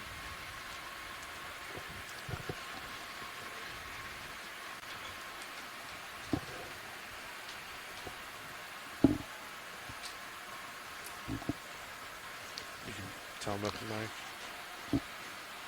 Bridge nav. I think you're latched. Thanks. Still seeing some igneous rocks poking up out of the coral rubble.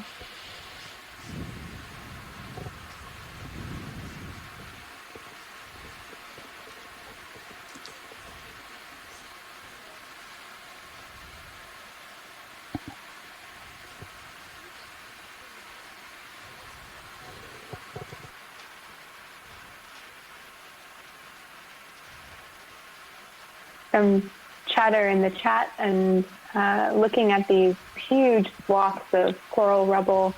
It's interesting to imagine how deep is it, and is it solid? Is it easily movable?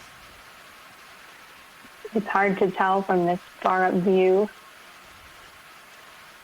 We have been able to collect some fragments of the fossilized coral with some other by accident with some of our other sample collections.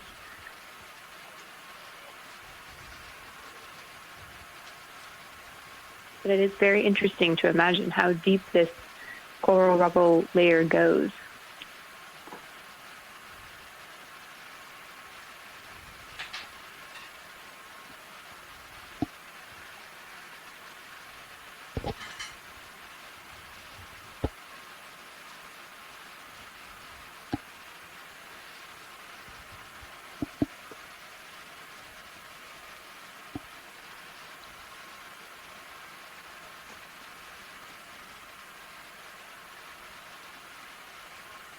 Again, seeing there on that little bubble outcrop of igneous rock, the preference of most of the local biology to cling on to that higher surface than to colonize the coral rubble below.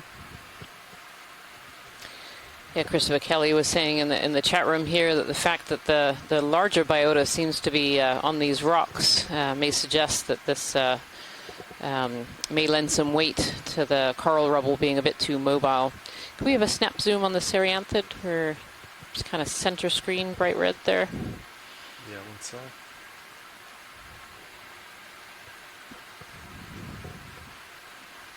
Actually, just this image here, you can see there's actually snap. more brittle stars than you can count right here. Yeah, so this is a Cereanthid tube anemone. You can see those inner ring of tentacles. We've seen a few so far on this expedition, but these specialized kinds of anemones, they have they sometimes have a tube that goes down either into sediment or kind of in between the cracks and rocks, and they can actually suck down into this this tube when disturbed. It's interesting. This one has a kind of a long tentacle sticking out from the middle. It seems a bit unusual. Usually the inner ring of tentacles are very, very short, and the outer ring are very, very long. It's leant over in such a way we can't really see the tube, but it's interesting. We can kind of see the area around it. Again, these unconsolidated corals with some of these pteropod shells and sediment around it. I can see little urchin tests.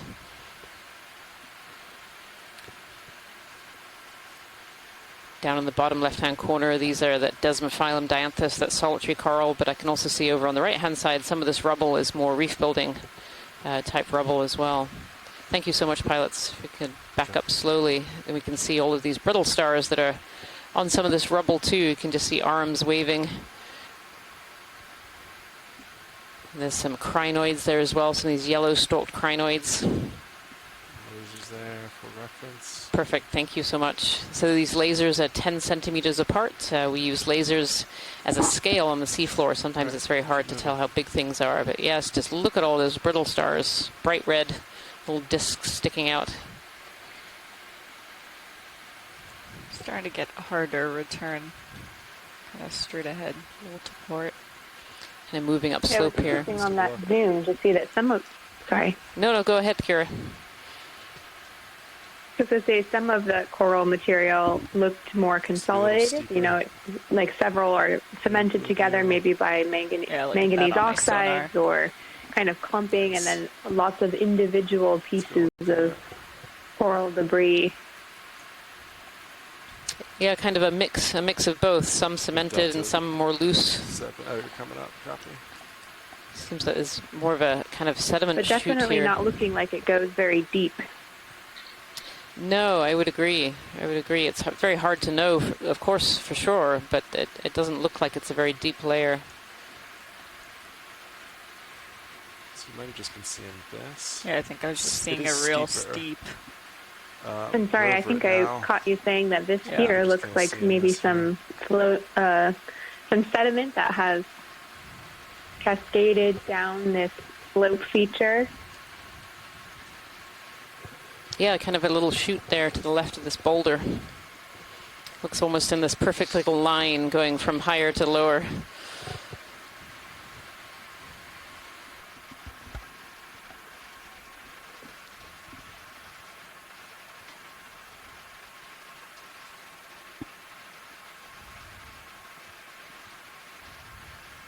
All right, let's see if there's anything on this side that was. And this can tell us a little bit about how the sediment morphology can change over time as some of the slopes start to fail in small ways and sediment and debris flows downward.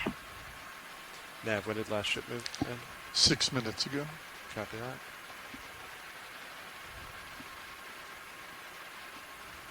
Do a small move. Like a 5 meter if you want Let me come up a little to. bit. Yeah. And I'll just do a quick scan. I'll center with you too as I do it. So the slope's increasing. I don't see any walls that pop out though. Yeah, definitely seeing some of that carbonate sediment accumulating along the failure. You're not really seeing anything there. No, I'm not seeing anything at all. How does 10 meters sound? Yeah, still no wall Sound good? feature ahead of us. We're just going up this steep slope. You kind of wonder if we're actually not going to Nav, see a wall you're today, ready. whether it's just going to end up on top of this ridge Bridge feature. ROV nav. As we look at the high pack, which is Like on to the request live to stream number move 3 in the bottom range left-hand 10 corner, you can meters, kind of see bearing 180 where the ship is, and then degrees, behind that, speed so decimal more 2 to knots. the top of that little screen, you can see where the 2 vehicles are that we are diving today. So the Good D2 copy, system thank is a 2-part, 2-vehicle ROV system. We have the Sirius, which you can see the camera in live stream number 2. And this helps to take some of the wave action out of D2. So the Sirius is being pulled is directly connected to the ship, and then the D2 system, our primary ROV system, is actually attached to Sirius with a long cord.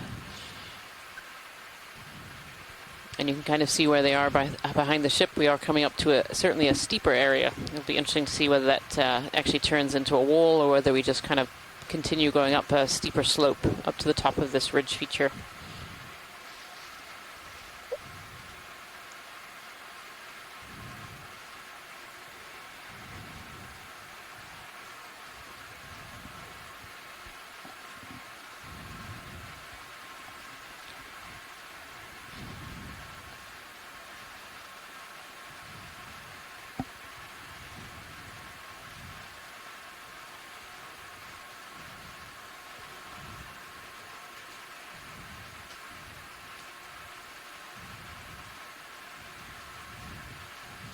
This is another interesting one of those rocky ridges here where you have your ferromanganese coating and then the fossil coral edges there, and obviously what's fallen down from there as well just below it. Some sponge skeletons, but also some live sponges. You can see they're kind of bright white and then covered in brittle stars and crinoids along this face as well.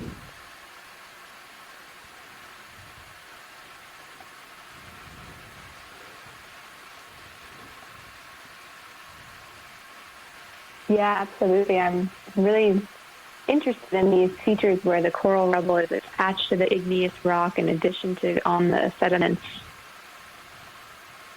And all with a really nice black layer of manganese oxides. Just showing how long they've been sitting there. Likely tens of thousands, hundreds of thousands of years, and for the igneous rocks, millions of years. Yeah, it's really amazing when you think back in time. You know, I see I see pictures like we're seeing today, and I just want to get transported back to those times to see when this was, was this a thriving reef system for a really long time, or did it have kind of it was a thriving reef for a really short time, and then it was just kind of sparse growth beyond that? How did all these many hundreds of thousands, if not millions, of cup corals that we're seeing, how did they form? When did they form? Were they all together? Would this have just been this big, beautiful reef area at one point in time?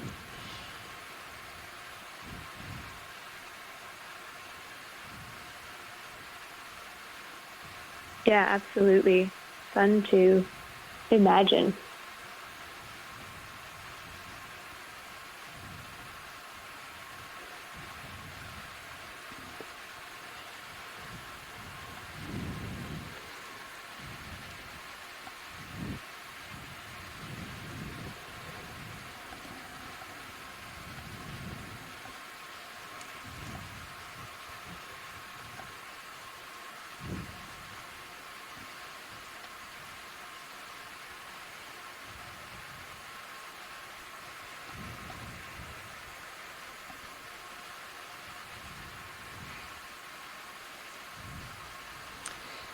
It's interesting to look at this area and compare it to our previous dives where we were seeing those larger coral colonies, and we're not really seeing those here, and that's really a question as to why. Copy, thank you.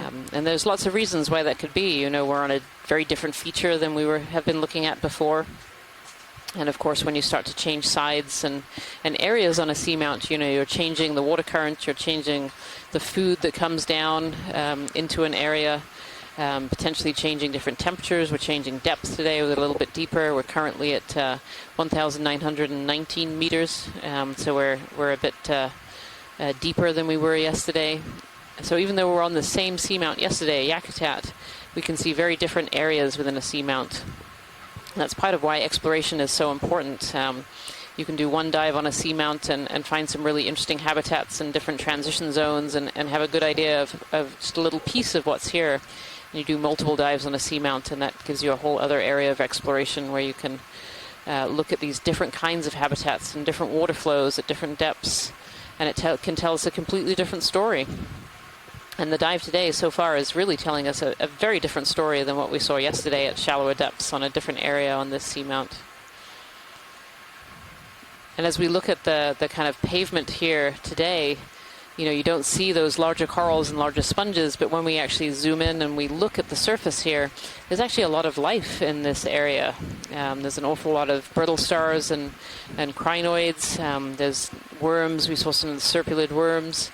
A lot of other organisms that are living kind of in amongst this coral rubble, kind of reef, dead reef system that's here. There's another one of these little sediment chutes that's coming from up above.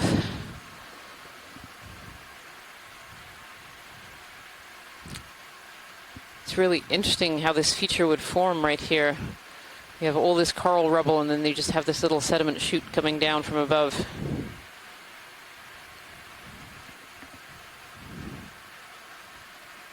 Hey, Nav, Yeah, and how long was it since our last ship moved? my co-lead geologist, Jason Chater, is always reminding us that these chutes or sediment flows coming from above are really cool features, and they can tell us about the ongoing evolution of the seamount, processes that are moving material from shallow parts down this flank where we are, and sometimes they can flow all the way even down to the base, which moves sediments and the substrate downslope. It can also deliver food to things living at different depths. And they can tell us a lot about how stable this feature is, how it might change over time as slopes fail, or some parts of carbonates can be dissolved in the water over time and cause weaknesses. So it's kind of if you imagine a big building wearing over time, and where are the weak points going to be? Here's an example of this large underwater mountain and how it can have sediment flows going down the sides.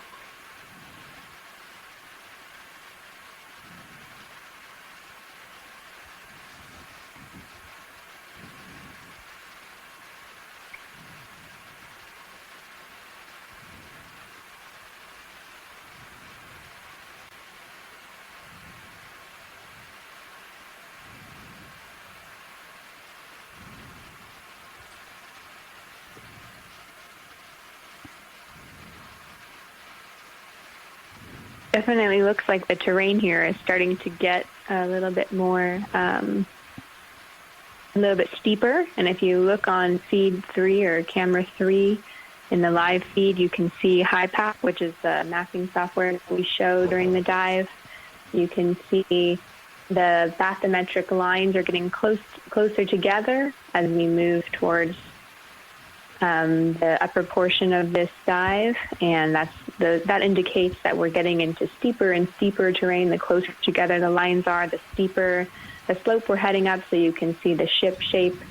And then our little ROV has the many squiggly lines following behind the ship as we traverse this slope. So we'll start to see some changes in the geologic setting as we get at the steeper slope. I believe our max slope angle for today is about 57 degrees. So in the area where these contour lines are very close together, we're definitely going to be seeing a more vertical looking face, and we'll see if the coral rubble textures change, if we'll continue to see igneous outcrops, and what kind of communities will be living in the more vertical areas.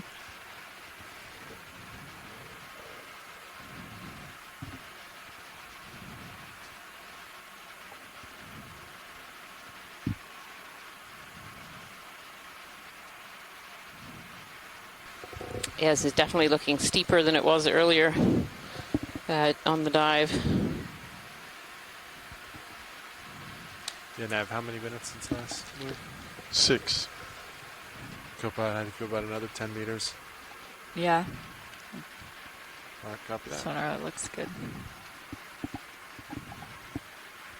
And if you're just joining us for the day, we are on the Bridge NOAA ROV Exploration Expedition North Atlantic Stepping Stones, and today we're visiting Yakutat Seamount for the second time, but today a little bit deeper and along a saddle feature. We started the dive at around 1,985 meters, and we're making our way up into a saddle region between two bathymetric highs. And so we're starting to see the vertical face coming our direction, and some sediment failures, as long as this texture you're seeing here, this black rock-looking material, is actually beds of coral rubble that has been coated with a thin layer of ferromanganese oxides. Crossing over another of these. We're seeing here one of the first larger. Yeah, watch it. This is the same track. I just keep going back to it as we keep going up. Okay, so from the pilot, he just said this is the same track, and we kind of keep coming back to it. But it does make me wonder how these very straight lines were formed on the seafloor.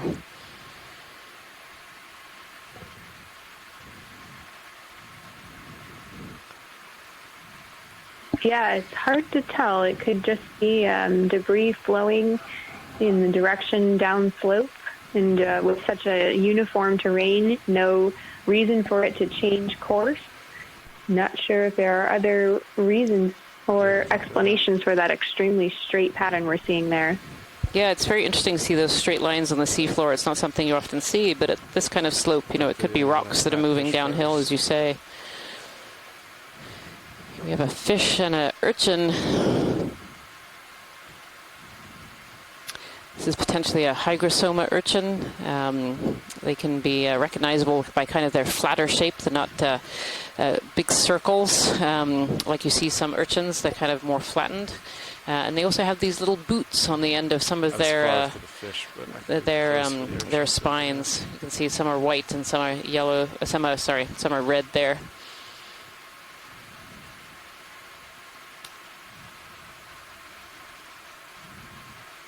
Beautiful texture on that urchin there. You can see the tentacles waving and some of these larger spines that help protect this urchin from predators. And on the right-hand side there, you see some of these white little boots that are on the end of the spines underneath the urchin. And then we have this fish up front as well. I don't know if it stuck around or whether it swam away on us. It's still there. I can go back to it if you want. A good look at this fish here. Yeah, so I think this is another potentially a grenadier type fish. That video. Yeah, Macurid carphanoides.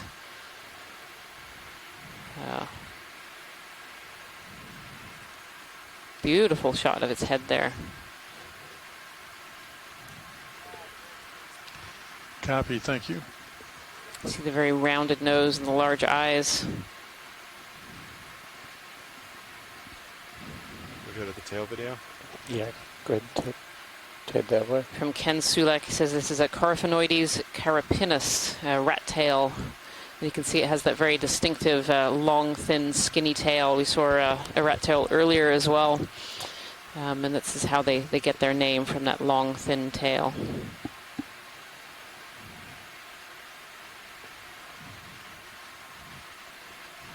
Happy with that watch list?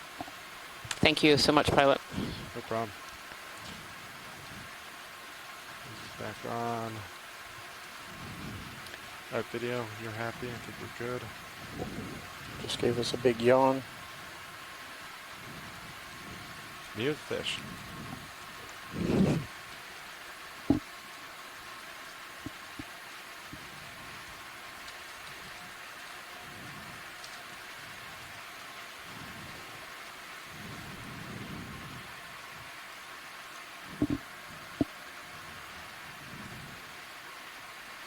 Fun how those fish always seem to stay so close to the sediment We'll do bottom. a kill at the outer light banks on the Sirius. Yeah, Do some a of these tight fish shot for a are little bit. bottom feeders, so we'll feed off of organisms on the bottom. And the couple of times that we've zoomed in, you can see there's actually a lot of life. It doesn't look like there's a lot of life as we fly above it. Are we You know, we're okay not with seeing that? those big corals and sponges. We just did that.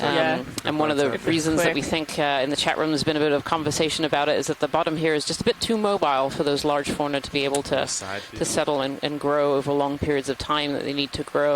But we are seeing, when we zoom in, we see squat lobsters and more of these brittle stars and crinoids and lots of other organisms, and some of these fish might be foraging along the bottom here. From Ken There Sulak, is a it says pretty this strong Mucurrid, current. so this fish that we were As a just warning. That looking kinda at, whips the heading is a around typical on inhabitant of Sirius, depths around 2,000 meters. And it has that large blackish eye is a good ID feature. So.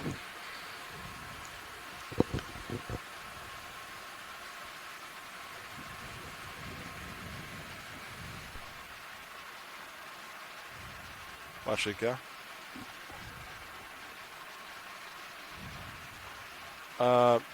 Yeah, I'll head back Are we after good? this. All right. Yeah, you can see it on the Sirius right there. Yeah. Let me drive back that way. Coming up a hair, Yakutat, Delta I'm going to pull up 5 a there. bit. Copy that.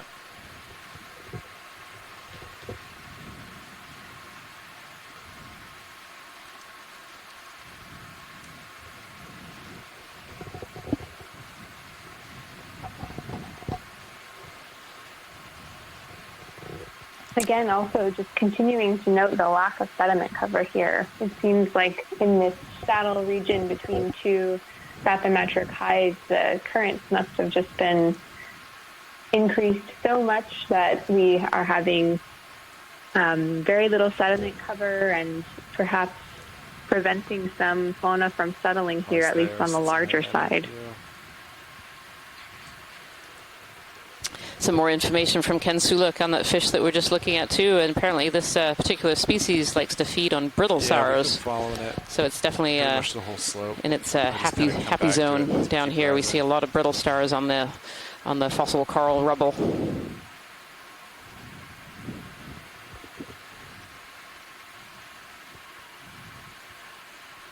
Yeah, watch it. It's a little right there. Do you want anything specific of the track, or just keep coming back to it as we rise? This is us coming back again to this same interesting disturbance feature here.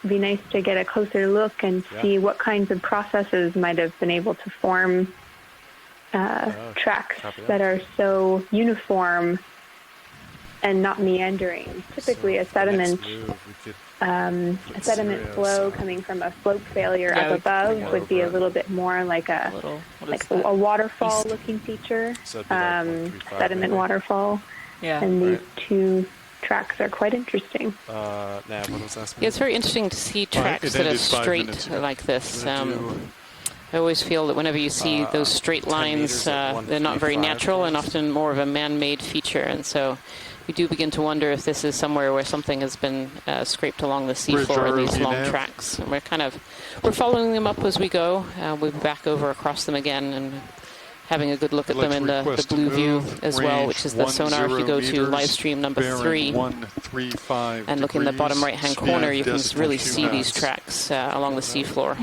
Keep it out for any potential lines as we keep going. Science, I wonder, copy. is there any Good copy, anticipated thank you. large items above us that may have rolled and scooted down the cliff or the wall? That's definitely potential, and we talked about that a little earlier, Roland, that, you know, as a large boulder or rock had come down, it might be coming down slope. If we have a look in the blue view, however, there's an awful lot of these very straight marks going in this direction. And so we definitely begin to wonder if this is more of a man-made track.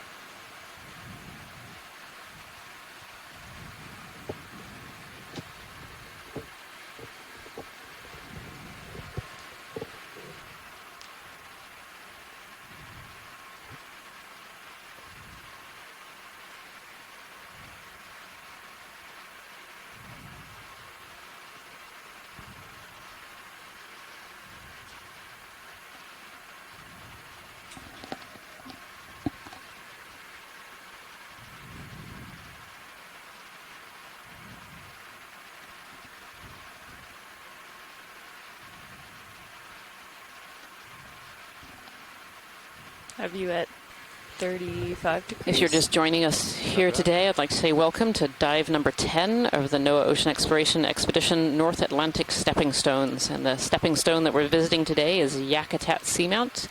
Yesterday we had a dive on Yakutat at shallow depths, and today we're looking at a little bit deeper in Yakutat. We're currently at 1,905 meters, and the goal of today's exploration dive is to make our way up to a ridge system, kind of in a saddle between two major peaks on Yakutat. So we're almost central on this seamount, working our way up. So far on this dive today, we've really seen a very low diversity of life. There hasn't been a lot of larger organisms living here, but there is this bottom of potentially fairly mobile fossil coral rubble. Yeah, we're just zooming in on some here, and you can see the bottom is really covered in these solitary corals, cup corals, and other larger coral structures that are covered over in this ferromanganese patina, suggesting this is quite an old reef system. But it's potentially, we're thinking it's on this slope area, potentially it's a little bit too mobile for some of these larger organisms that we've got used to seeing in the previous dives, like these large corals and sponges to be living here.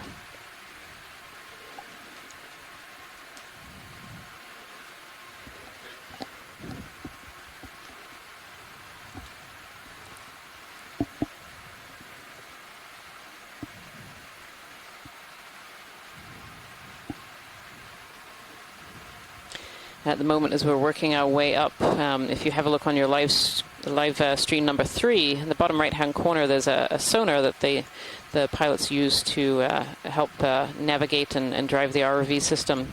And on the sonar, we're seeing a lot of these very long, deep striations, very straight in the seafloor. You can kind of see them there right now. And there's some back and forth in the chat room about what could cause these. They are potentially larger items falling from above, but we're starting to get to a little bit of consensus that these are potentially anthropogenic marks, so marks from things like trawl doors or dredges in this area. These cornerized seamounts have traditionally been bottom fished, and so it wouldn't be unusual for us to potentially find these marks on the seafloor. But we're following some of these marks going upwards as we continue along our track up towards the very crest of this part in the ridge.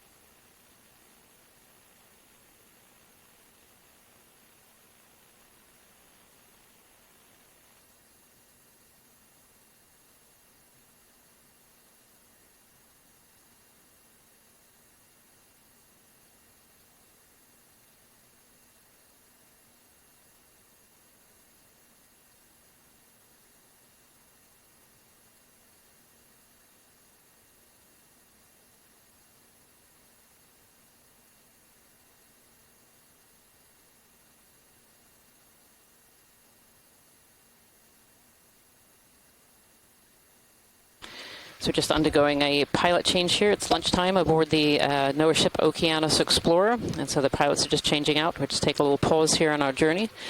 But you can see in front of us this bottom type, this very some consolidated, some unconsolidated hard corals on the bottom. We see some of these cup corals that we've actually collected on previous dives, and some of the larger pieces potentially of a reef-building coral or larger octocorals as well. And actually, this is a really great view because this can show you that there's actually a lot of life living on this seafloor, even though it's not quite as obvious as potentially in other dives. There are sponges and brittle stars, and I see crinoids and worms and all kinds of other organisms that use this bottom type to be able to live on the seafloor. Here's a little sponge coming up as well.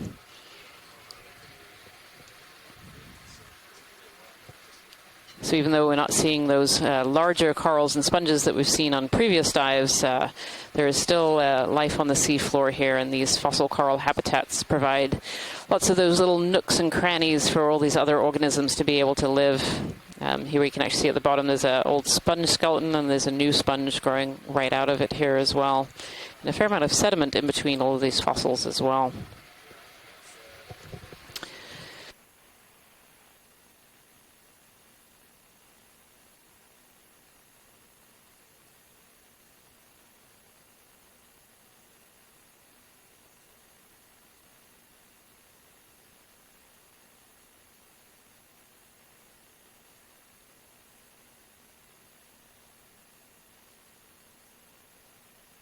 Interestingly, as we've been going upslope, I've noted that we're seeing less outcrops of igneous rock like we were seeing a bit shallower where it was a little bit flatter. So the morphology here is mostly this really homogeneous, consistent, light sediment cover with coral rubble. We had been hoping to get a sample of the igneous rock here so that volcanologists can consider how this very large seamount was formed and to correlate this central ridge structure with some of the large arms that come off of Yakutat Seamount and see how it fits in with the rest of Corner Rise. But we haven't seen any loose rocks so far on this dive, and now it seems we are seeing less and less of the igneous outcrops, but we'll see as we continue upslope.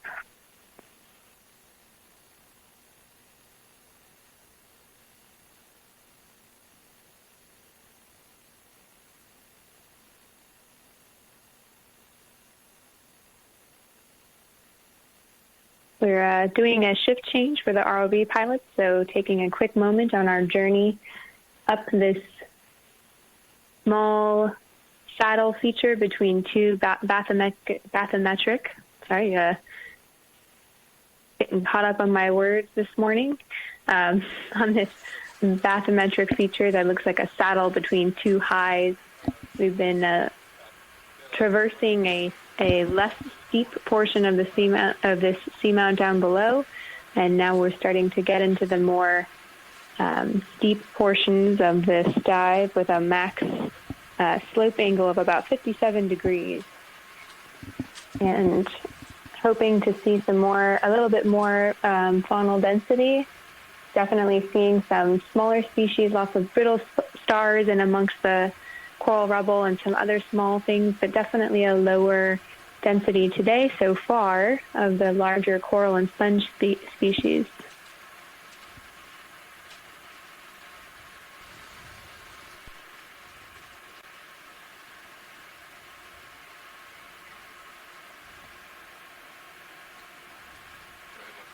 Go ahead, watch lead.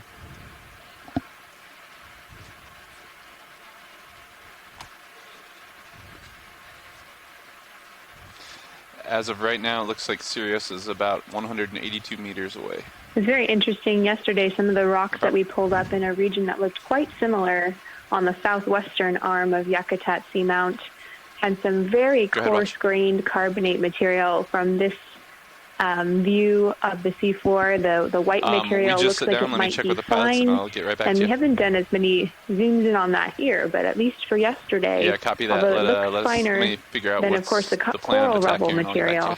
There can actually be some quite large grains of biogenic Hey, debris, pilots, just got a question from Watchlead. some benthic Just about how plankton, fast we're as moving. well as other Looks like we've marine been snow steadily moving that along. has fallen Doing down 10-meter moves or so, but I to think we're be- about to acquire to some be more terrain accumulated here, here correct? amongst the coral rubble.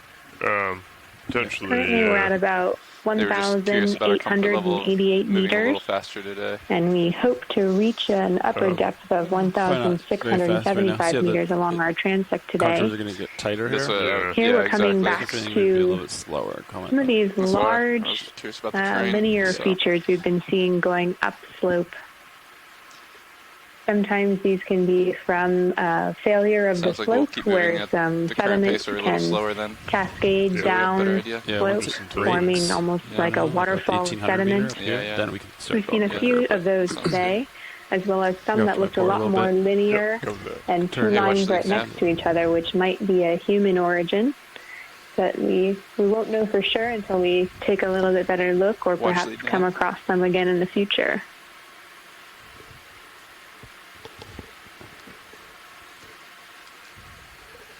Hey, watch lead nav. Hey there, I just checked in with the pilots. So it looks like we might be having a little bit more terrain coming up fairly quickly. I think we're going to be moving at the same pace, or actually a little bit slower, until we get a better idea of the lay of the land. Yeah, once we get uphill a little bit, we might be able to pick up the pace. Yeah, no We've problem. also noticed that in this coral rubble region, there's some of it is a bit more consolidated, find a rock. forming almost like rocks made out of coral rubble, whereas sometimes there's a lot of actual individual pieces of old coral stalks and other pieces of coral.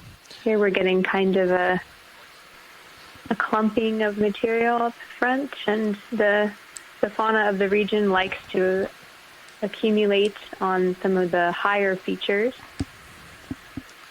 One of the And things too, Kira, that as you're pointing that out, that we can kind of see is lots of sea stars and a couple anemones and some crinoids and sponges that have made their homes amongst the coral rubble here. And that's something that's pretty interesting. You have these reef-building corals that have established we can sort of go ahead the and do base that layer once we come here, back. and even when they are dead, they're still providing quite a bit of habitat and structure to the environment.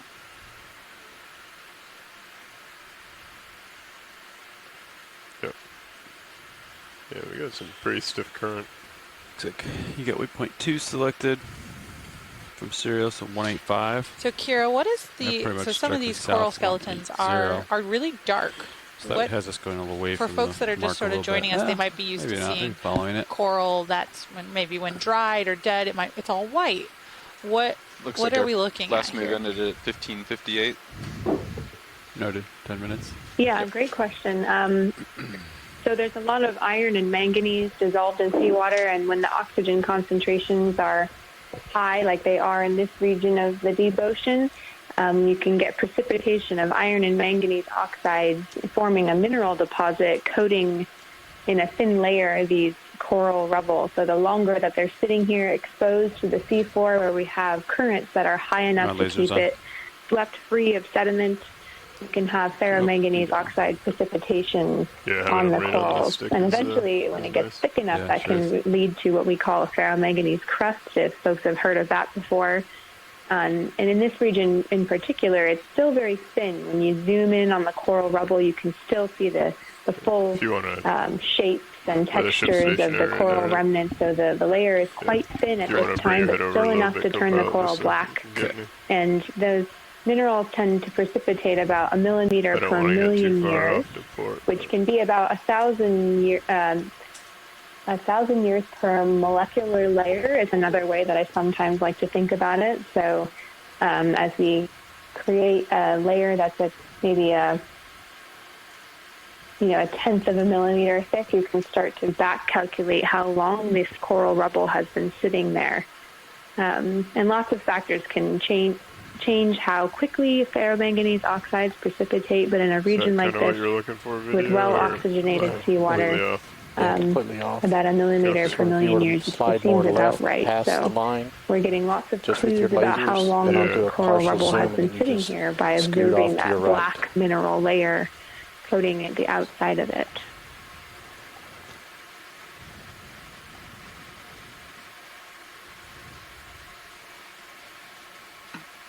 And here we are again at these two side-by-side linear features, getting a good look at it to see if it looks like some scarring or just a natural feature of sediment flowing down Put your lasers slope. to the left of the sand, and I'll just zoom in.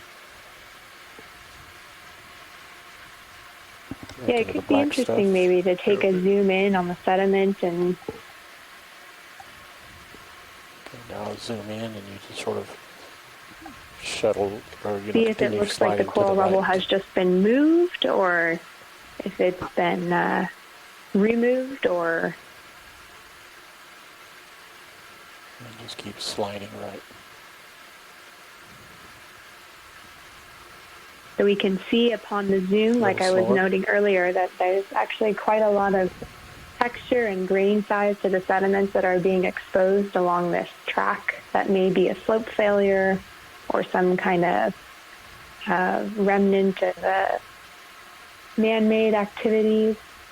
But of course, even though the deep ocean seems like it's not changing much over time, there's actually quite a bit of current moving here, so it can change the scene from the original disturbance a little bit as time goes on and sediment continues to fall and currents continue to move past. Probably go ahead and get a move in.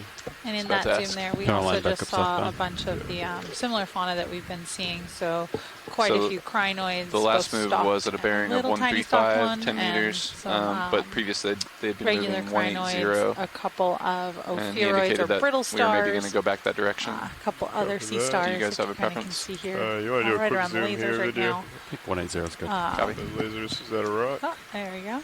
Nope. That looks like a... Pilot, this is watching. Go ahead. Mussel shell. Sorry, I was talking on the wrong one. Can you zoom in on those little yellow, just up ahead of you, the yellow branching under the coral rubble? Yeah, you want the one on the right or the one on top? Ooh, dealer's choice, whichever one's easier for you. Copy.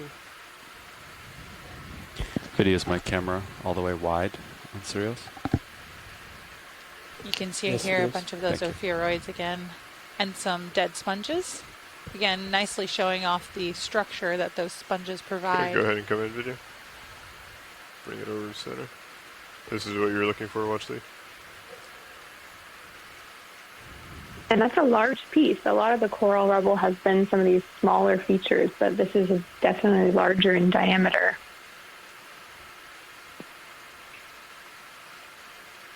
Watchley, this is what you're looking for? Yes, thank you.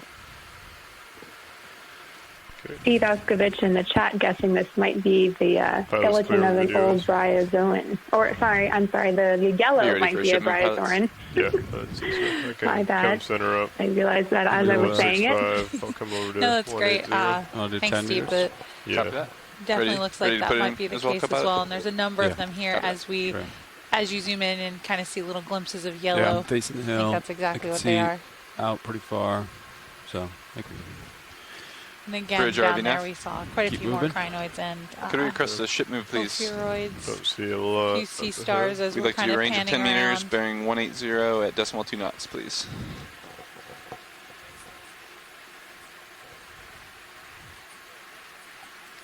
Good copy. Thanks. Appreciate it. I'm going to come up a little bit. This is certainly a little different than what we've seen so far on this cruise.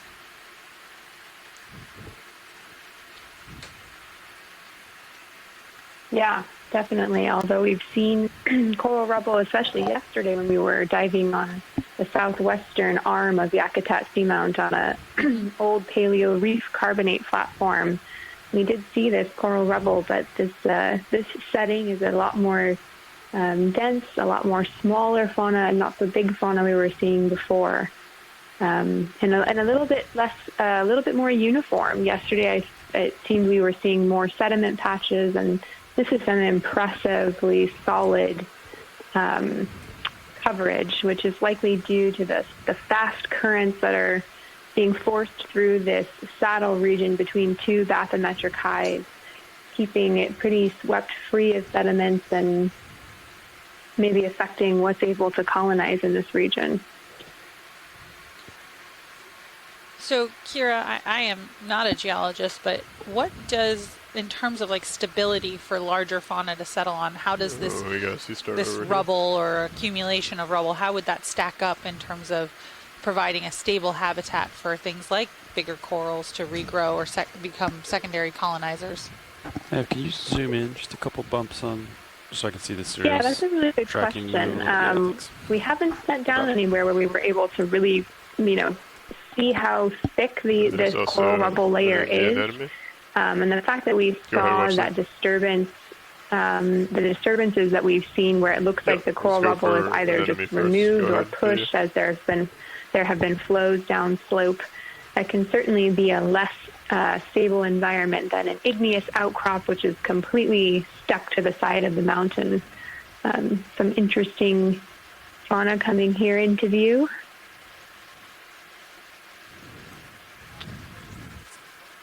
Copy. Thanks, Bridge. Copy. Video if you want to come out.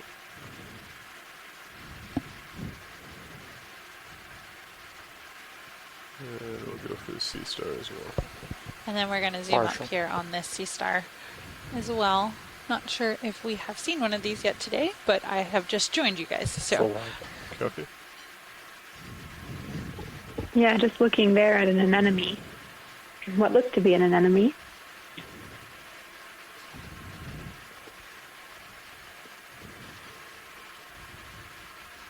And a nice yellow sea star coming into view here.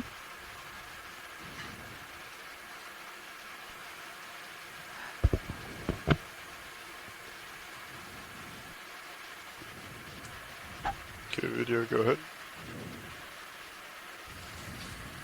I think another thing that would be useful is when you get in position, if you could maybe put your skids down and scrape some of the coral away to see what it looks like. A little sea star here.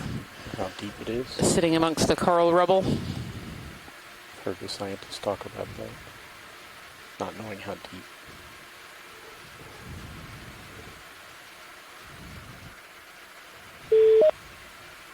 Hey, this is Chris Maw.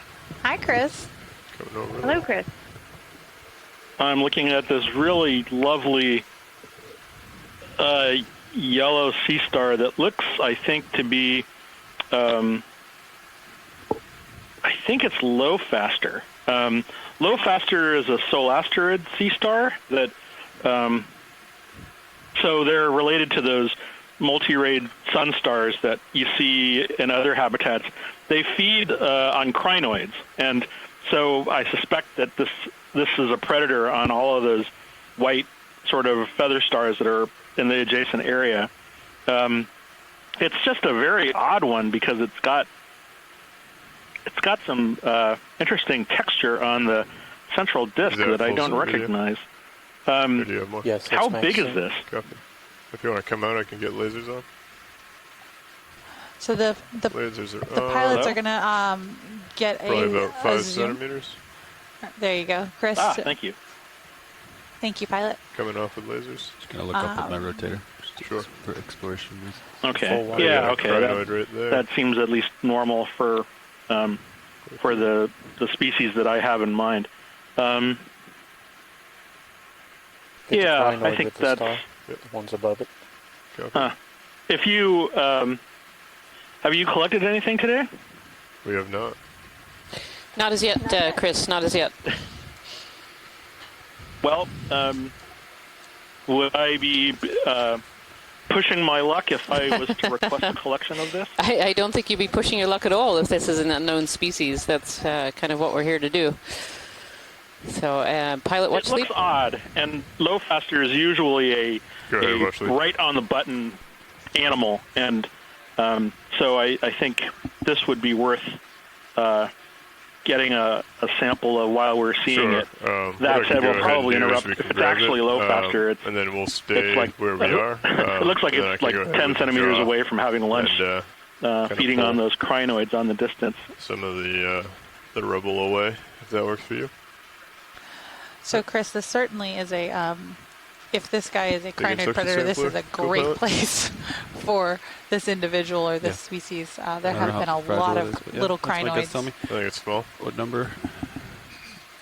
I think we can go ahead and do one of the I course get filters. the impression that. What is drug 2? Well, I mean, I've come to learn that sea stars position Or jar themselves one, no filter. in places We could that also they do jar benefit one. from, and I I suspect that, like many other sea stars, this is not a coincidence. So, Is the ship station there? you know, we've actually Ship seen invented these at capstone, 1616, so I imagine like Sirius just is moving. It's probably literally, settling. How do you feel? you know, with their bodies right Yeah, with over the- I'll keep an eye. disarticulated Yeah, recently, ossicles from I can see the out. bones, if Or you will, door from isn't gonna come these out feather very stars far. as they're, you know, devouring them and digesting them externally. So, yeah, sea stars don't make many friends amongst the other people who work on invertebrates. The hose with doesn't all look of quite the right. sponge feeding and the coral feeding and the crinoid feeding and the all the way. you know snail feeding and the feeding of everything else. So if I draw out just a little bit for you. So, Chris, one of the things that you've Should be talked able to about grab in the it. past Sounds good. about sea stars, coming as we're learning more and more about live. them, would you mind telling us a little bit about sort of how far we've come with our knowledge of sea stars when you've Sure, gone coming out from easy. collections that you're really only seeing in dead in jars to what you can observe in situ? Well, touch on the for left me, side it's literally like taking a big empty bucket and then throwing a big, you know, ball like a basketball into that bucket. Because for a lot of the animals that we're seeing, there really isn't anything known about what they eat, or at least how they feed My shoulder isn't or coming what over prey anymore. and why do the the features mean. Is that What do the Max, characteristics of each sea star okay, with the species wrist left, mean get it. relative to their sort of surrounding ecosystem? For example, those coral feeding sea stars that we see so frequently on bamboo corals. When we originally when those were collected with nets, we knew that they had a lot of pyloric stomach. The stomachs are really well developed, and we knew that they had a lot of sort of thick discs filled with guts. But and that kind of gave us some hint that they were feeding on something. But when you actually watch them in situ, you can see all of that stomach fully extended out onto the polyps, and you see why they need so highly developed, a digestive system is because they're feeding almost all. I mean, presumably for a very long time. Let me draw back in. With their stomach extended onto the tissue or the meat all the time. And similarly, there are some very interesting sort of morphological features that become more obvious once you see them in their habitat. And again, these coral feeding sea stars is the same kind of deal, because almost every one of those coral feeding sea stars have spines on them. And and that at first just seemed incidental, but when you match that up with the whole idea of them feeding on coral, they're sitting out there in these very acrobatic and fascinatingly unbalanced positions. It's not cliffy. And and what keeps anything from picking those off? Feeding on the tube feed or what have you. And my guess is that it's all those really sharp spines that are on the surface. So it really all comes together more, to see them in their habitat. And for a lot of these animals, they're known from literally single specimens that we may never, that we don't see very often. Sometimes we don't see ever again. So being able to see, and for me at first, the first time Okeanos began surveying, the thing that was, to me the most amazing was just seeing what color it was. No, not yet. I mean, how many times have I looked through specimens that are, museum brown or gray or white, and maybe there was a note as to what color it was when it was collected on the deck of a ship from the net. RPM you think? And now you can see sometimes, a lot of times they're bright orange, a lot of the slime stars are bright purples.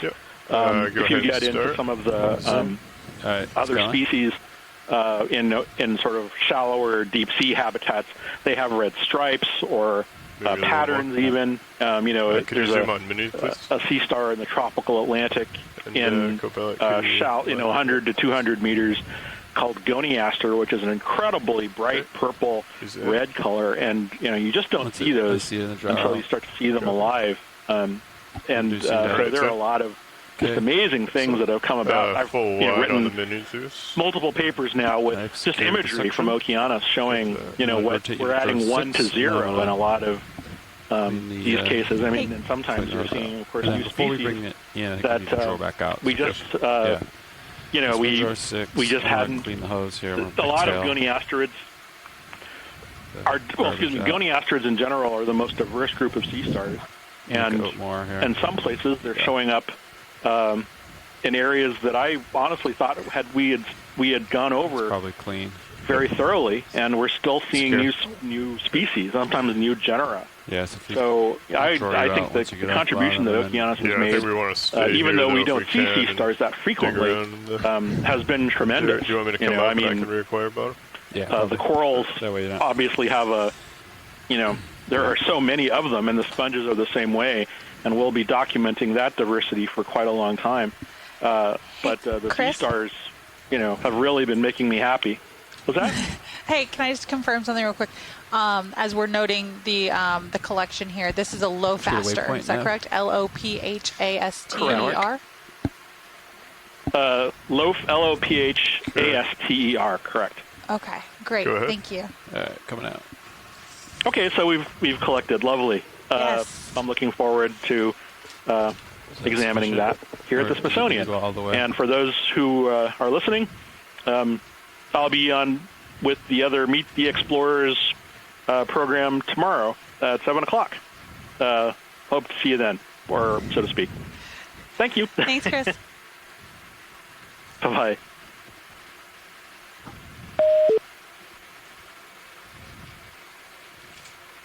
Okay. Great collection. Thank you, pilots. No problem. And there was interesting going back down there and just kind of moving some of the rubble around, get an idea how deep. Exactly, yes. There's some interest in seeing how clumped together this is, or how mobile it is, and kind of how deep it is. That would be great. Thank you. And this location is fine to do that? This location is just great to do that. Thank you. Copy that.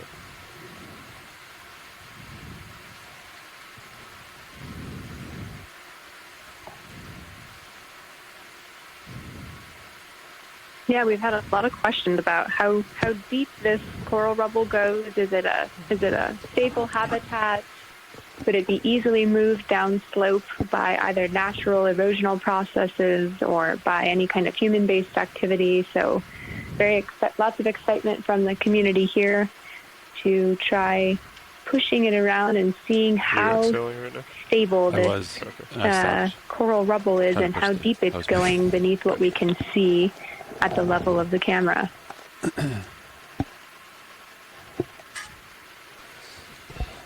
Yeah, it's definitely a good question in terms of why we're not seeing some of these larger organisms. Of course, there's a number of factors at play, but potentially the substrate here being a bit movable might be one of those reasons. So it'll be really interesting to see how mobile this is. All right, watch lead. I guess I could just stick the fingers in and kind of spin them around a little bit.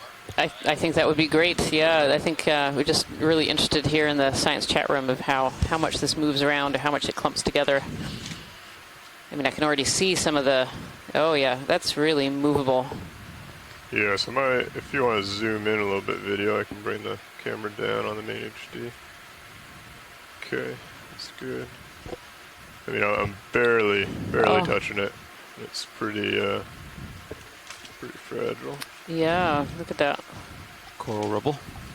It's definitely... You don't want to disturb this. Yeah, potentially very mobile in terms of this bottom type here. Thank you so much, pilots. Bro. Do you want me to try and clear a little?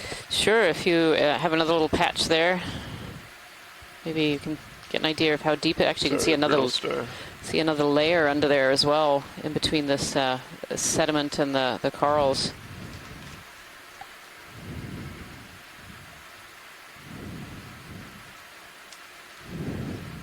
Using D2 today as a bit of an excavator. Shell hash and oh yeah, look at that.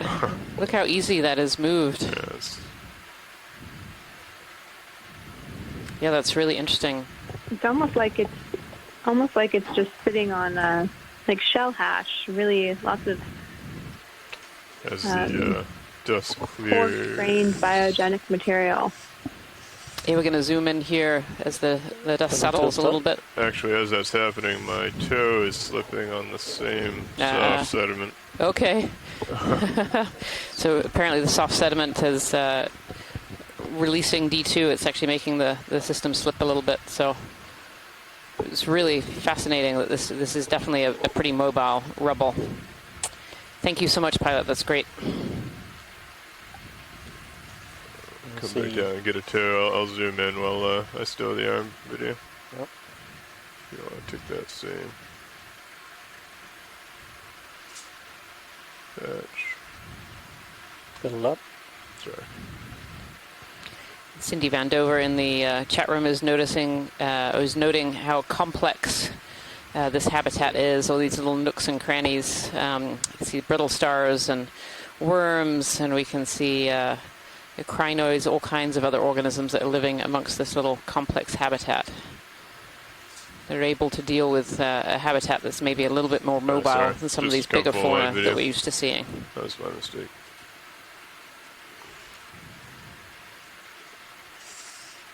Yeah, it's really fascinating. Looks like Syria swung a little bit, so we'll keep going once you get that stowed, Lars. Understood. Go ahead, Kira. Okay, arm secure. Sorry about that. Yeah, just noting again in that zoom that the sediments are such coarse-grained material. It's really amazing. It reminds me of the rock we pulled up yesterday that we pulled from a similar region. Had lots. It was basically very loosely cemented, large-grained carbonate material. It's very neat to look at up close.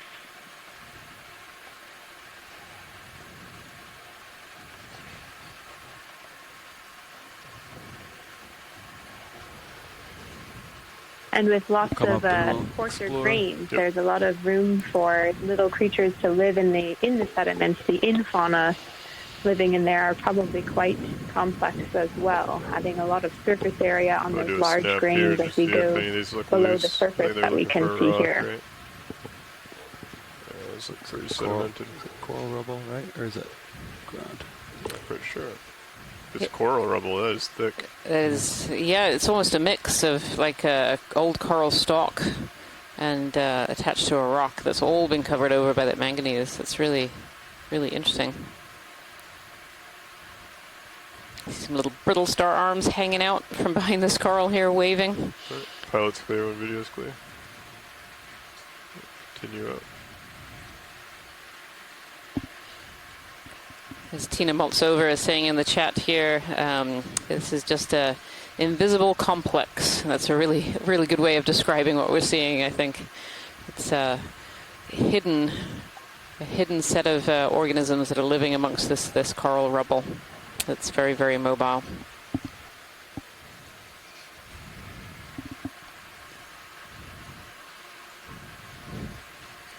Co-pilot, would you mind adjusting the mini Zeus and Blue View uphill? Sounds great. Thanks.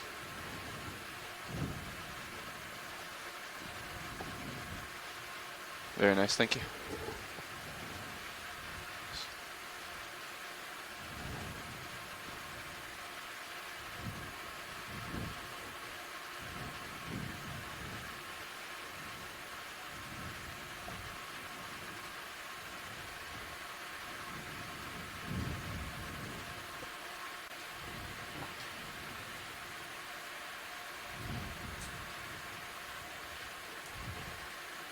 Amazing the way the rubble just sort of clumps up and creates these little highs, as well as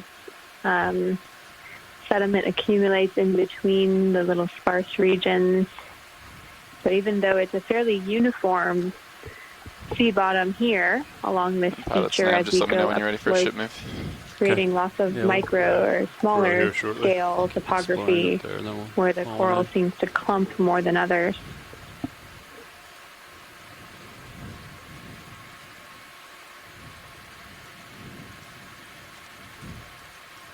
Something on the far left side of the Blue View there a little bit, some ridge structures. I think it might be that gouge track that we again? saw before. What? Yeah. Another sort of interesting linear feature with some kind of a trough and still coral rubble in between, but then very dense along the sides.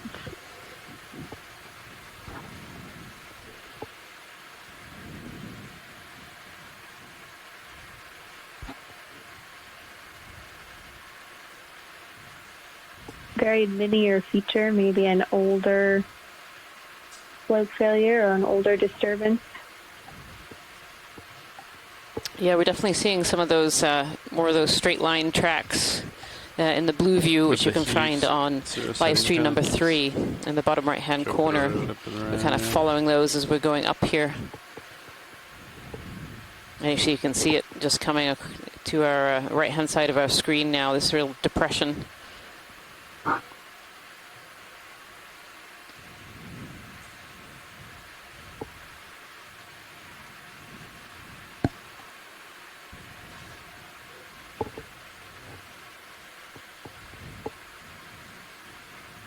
We could probably get 10 more in. If you're good with it, Lars. Yeah, 180 again. Yeah. Roger that. I'll put it in. That's good. Bridge RV nav. Ready for another ship move if we could.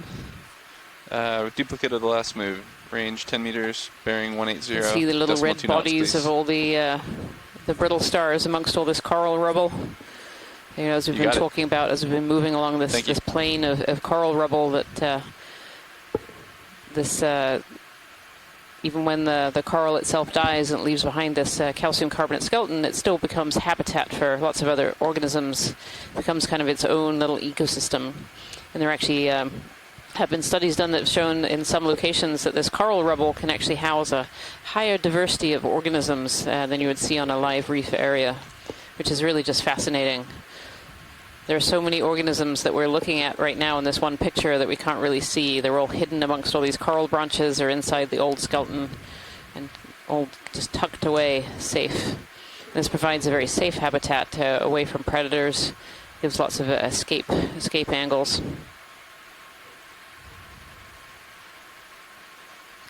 And Steve Oskovich is noting in the chat room here that does seem to be a bit more clumped, like the area of these fossil corals seem a bit more clumped together, a bit more rugose.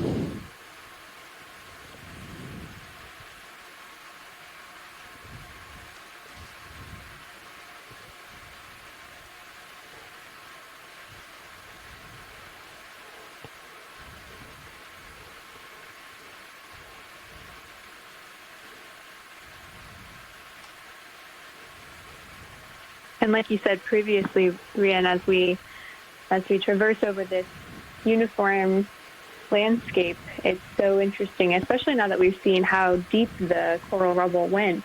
Not that deep. It's amazing to try to think if this was an episodic event where there were lots of coral and for a certain period of time that then suddenly died and created this rubble field, or if it was a long period of sporadic pulses of formation, or long and slow. It's a very interesting historical landscape to observe in terms of how this coral rubble built up here. Absolutely, yeah, it's really fascinating. And on a couple of the previous dives, we collected some of this fossil coral rubble. Because these fossil corals are actually good recorders of past climate change in this area. So these corals, they have a calcium carbonate skeleton. Most of these corals that we're seeing on the seafloor, these solitary corals and reef corals, are aragonite. And that aragonite actually, as it grows, has little recorders of what the climate was like, so what the temperature and the oxygen and other nutrients in the water were like at that time. And because these coral skeletons stick around for a really long time, paleoclimate biologists and paleoclimate scientists are able to go back and look at some of those recorders and see what the water masses were doing 10,000, 20,000, even 100 or 200,000 years ago in this region, as well as date these specimens as well, so know when these corals in particular were alive, so when this reef was really thriving in this area. We seem to have come across another one of these kind of pillars, these boulders, as we keep going our way up this Seamount, the ridge here. Just gotta start moving, coming up. Copy that.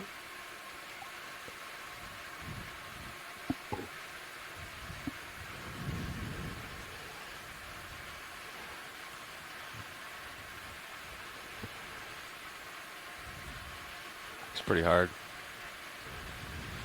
Yeah, earlier in the dive, we were seeing some additional outcrops amid the coral rubble of igneous rocks from the Seamount structure below. And we had hoped to be able to sample those, especially at the deeper depths, to try to date this very large seamount and put it into context of the rest of the geologic framework of the corner rise seamounts and leading over to the New England seamounts. And hopefully we'll see some more later on in the dive and maybe be able to grab a loose piece of it. Yeah, sadly, none of the rocks today have been very cooperative in terms of being want to be collected. It's a big rock to report there, yeah. I bet they want that one. And Steve Auskovich adding in the chat another context for this coral rubble. It's easy when you see where something is now to imagine that it's always been there.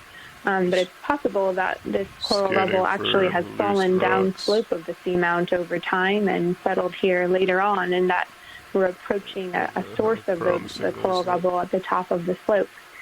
An interesting, different way to imagine the history.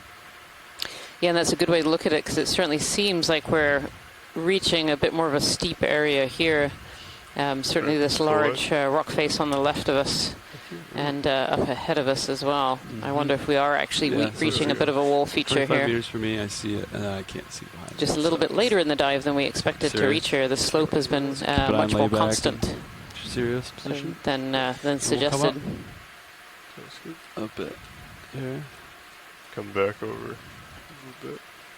I can turn my head a little bit to port. Looks like the feature is a smidge to my port, so I've been kind of these pretty big heaves today, so just take it slow and steady. Yeah.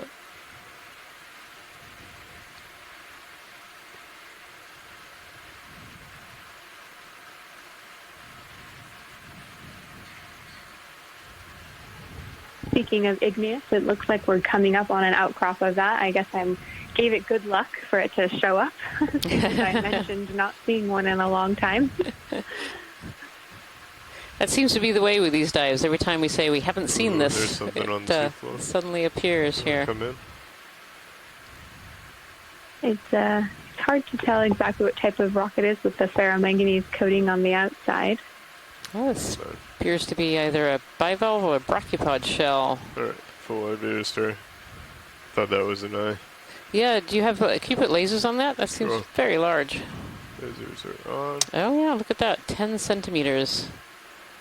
And off. Yeah, it's probably a bivalve of some kind. And I would suggest that that's probably fallen down from the wall. It would be very unusual to see either a bivalve or a brachiopod laying on the side like that. They would usually be kind of up on walls or underhangs.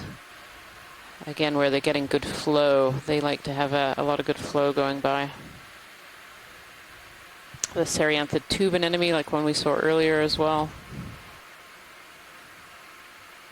It definitely seems like we're at the base of something here. We keep pointing your attention to the Blue View sonar. That's a relatively new tool here on board the NOAA ship Okeanos Explorer and on board the D2 system. And it's really provided just such an excellent view of what's coming up ahead, and it's worth taking a look at. And you can really see that this is the cliff feature that we had been waiting for.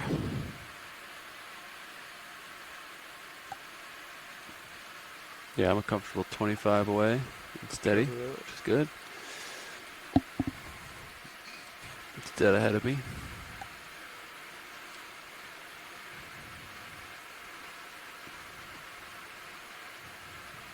Yeah, and it would be great if some of the larger features we can see in the blue view coming up, the reflection is brighter when you're hitting something harder, so you can see the brightness of the the rocks coming up, and hopefully we can perhaps get a rock sample there, or at least see what kinds of features we're looking at.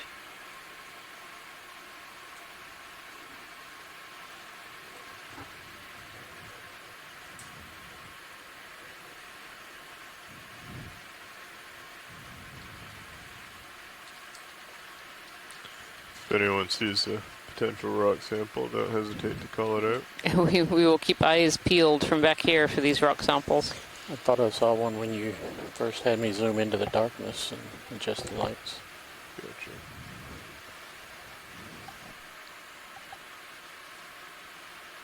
Yeah, I think I'm seeing the interface between rock and rock wall, and then sedimented coral rubble. So we'll stay here and explore, make sure we're safe before we move anything. The Port Manip gives a good view too. Mm-hmm. Yep, that seems to go quite a way up. What a view! Looking. See a whole lot of overhang. Yeah. Per se. Looking up that slope, you can see some bright white, which are likely to be sponges that we often see on these faces. Okay. Looks reasonable.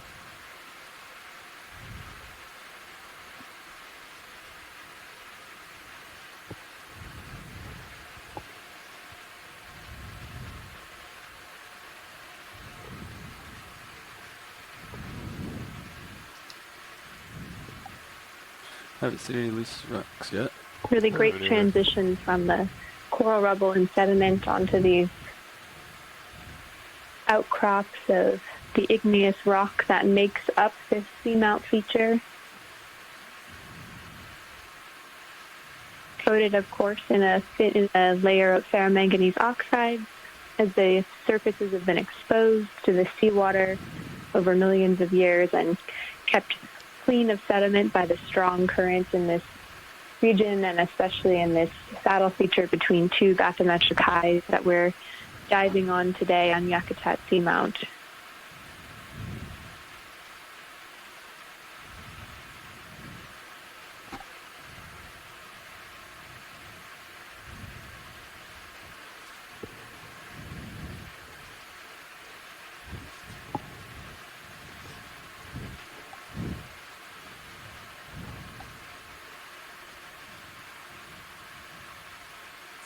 You can already see that the edges of the rock face there are covered in crinoids. I can see that even from this distance. We've seen really high densities of crinoids amongst most of these dives that we've done.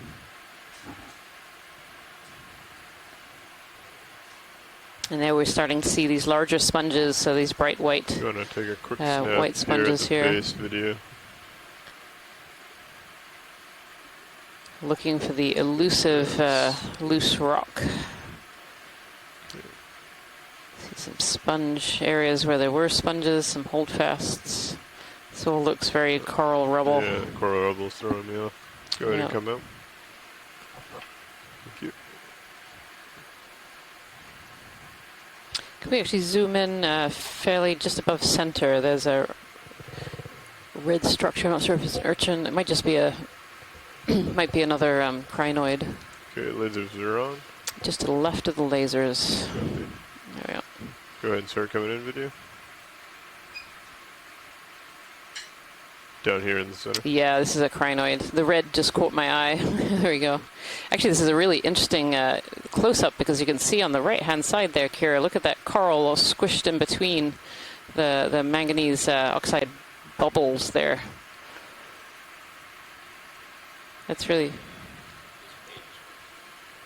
Yeah, that's impressive. It's really impressive. That's very, very neat. Thank you so much, Pilot. Yep. Oh, it's clear. There's a white and a red crinoid there. Red is a couple... Yeah, and good note on the rock texture. Yeah, the kind of the botryoidal texture. But it definitely, the texture of the rock looks very different from the rocks from the last two dives, which were more, for lack of not being a geologist, more holes, more holy texture. Yep.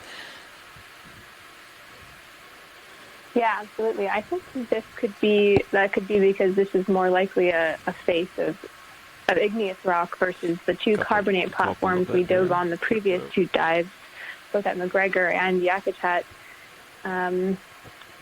where that was densified carbonate rock with lots of coral rubble and intricate structure. Here, I think we're seeing igneous rock, giving it that smoother texture, and then the large botroids of ferromanganese able to form as the rock's been sitting here exposed for many millions of years. Unlike the younger coral rock rubble deposits. It's perfect. Yeah, and actually on this face of this rock too, you can see these coral deposits kind of sticking out.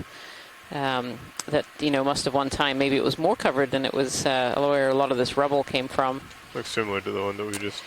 This one does look really similar, yeah. And so that was Chris Marr had called in and tentatively ID'd that as potentially a low faster, but an unknown species, and so we had collected one earlier that will go to the Smithsonian for research by any researchers. So all collections made during this cruise of both rocks and biological material go to national repositories where researchers around the globe are able to access those samples to be able to understand these patterns of biodiversity on these newly explored areas. Oh, this might be some rubble at the bottom here. You want to take a snap zoom video? Yeah, this is a really nice flow, igneous flow. Maybe not that one, really pilot. Interesting information. These over here. Oh, look at that. Cool. Maybe look a little smaller. We have been tricked before, though. He looks cemented to me. Cemented video. Yeah, I think they're worth a setup and a poke if that's possible, pilot. Okay. How many stony swing? Yeah, if you don't mind. Which ones? Do you want stowed? Definitely the lowers. You want to give us a good side-by-side before you go all the way in?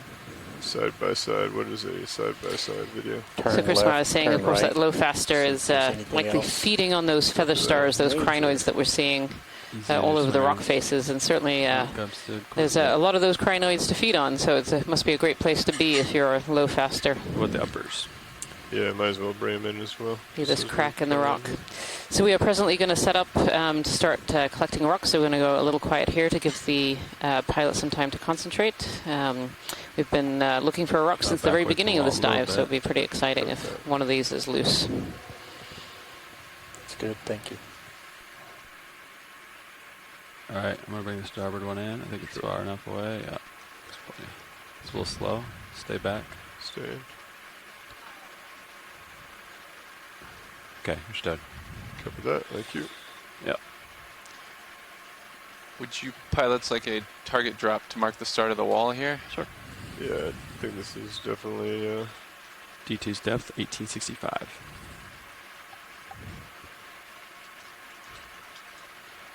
I didn't go bell it. My thought is, if anything's going to be loose, it'll be these couple in the middle.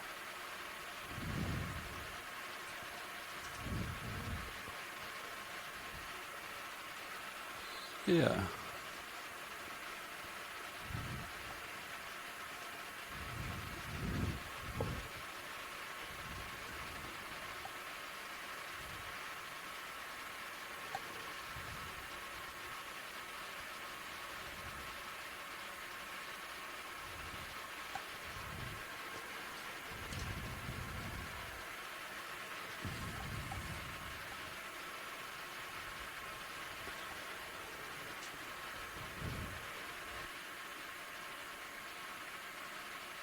It's kind of an ominous view.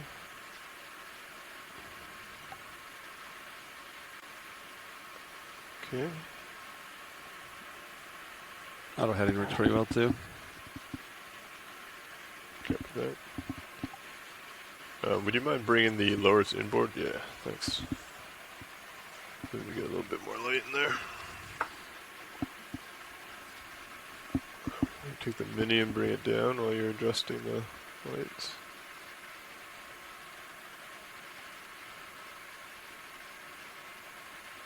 Okay.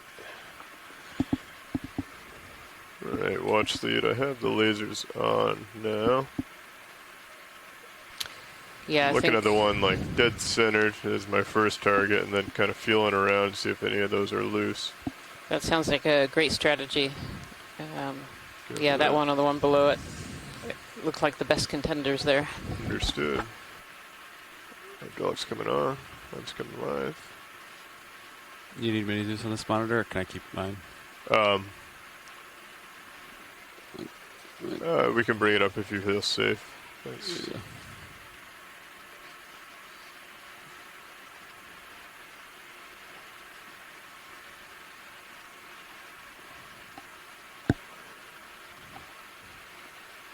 Ooh. Am I hitting upper? I think I'm hitting... Yeah. the wall there. Yeah, this might not be a good position, Lars. Yeah, you want me to pull it around to the... I just don't know if it's reachable? Reachable. I think we should come up a little bit.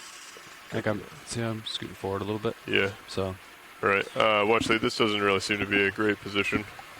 Okay. It seems to be pretty far in there. The arm's hitting the side of the wall. Understood. Thank you. Thank you for trying. No problem. I wonder if there are any slightly back out as we come out here.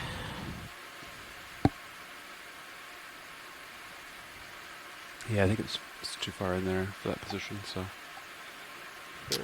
Yeah, I'm not seeing anything. Coral Rebel.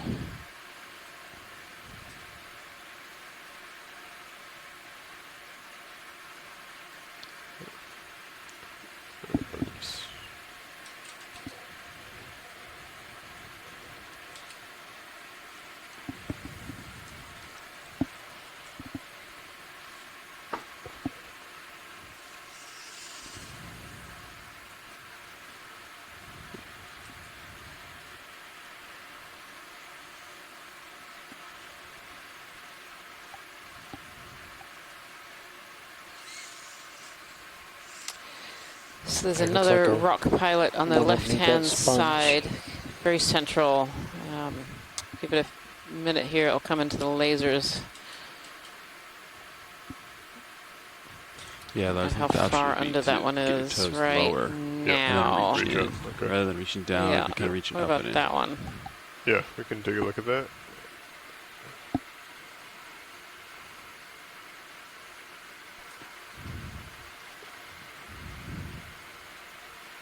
Copilot Nav, how is Sirius settling? Well, it was exactly 25, and then maybe current on the surface dropped a little bit. In so my it came ongoing up tradition, this maybe one is 3 much more bigger than the meters first one we or tried so for. closer. So I'm at like, 21 meters away. Yeah, copy Yeah, that. this one looks quite large. If you want to do a partial video. Still showing roughly 40 meters of layback. Okay. This is the one that you were looking at, right? This flatter one? Yep, that was the one I was looking at. Yeah. It's too big, right? I think it's too big. Yeah. Too big, okay. I think there was another one over here, potentially. It certainly seems like there's a few potentials in this area. It'd be worth taking a minute just to scan around. Okay.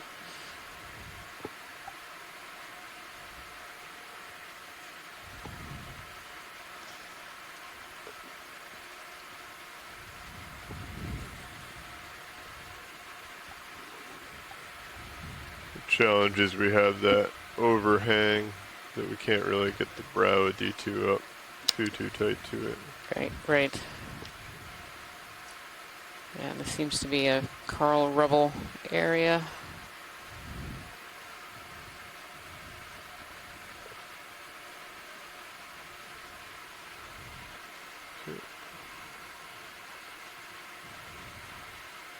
That last one we were at, do you think if I set it up a little bit further down, we could try and reach up and potentially grab one? Potentially, yeah. But let's see how this next update comes. You can also move the ship back 5 meters or so. If you... Yeah. Yeah, if you wanted to reach under, then we should probably do that. Seems like swinging ever so slightly closer and closer, so if you wanted to do that one, we could do that. Yeah, let's go ahead and get a 5 meter move Northbound? north, yeah. Or reciprocal of. Yeah. Yep, we were moving 180, so we'll just go 0. Is that okay? Yep, sounds good. Put that in. Bridge ROV nav. Yeah, we'd like a ship move, please. Range 5 meters, bearing 0 degrees, at decimal 2 knots.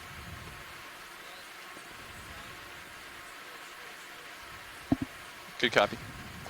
Yeah. Thank you. So, I can either come lower, or I can kind of try and get my port toe in first. You think lower and reaching up would Yeah. be best? Yeah, I think so. Copy. Just give it a go. Yeah, that or port turn, and then, keep your starboard toe off the ground and kind of pivot up the port toe. Yeah. To get the base of the arm Up and under. in an adjustable position, yeah.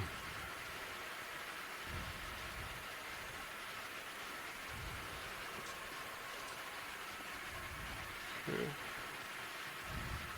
Yeah, I think if I come over to the port a little bit, I can kind of do a side arm in.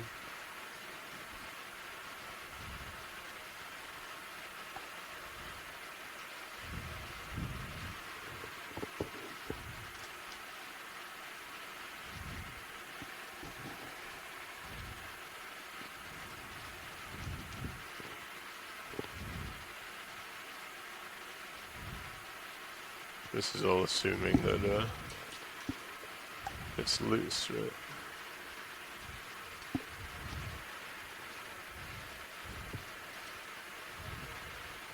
Okay, hydraulics are still ramped. Yep, you're good. Understood. Pump's coming on.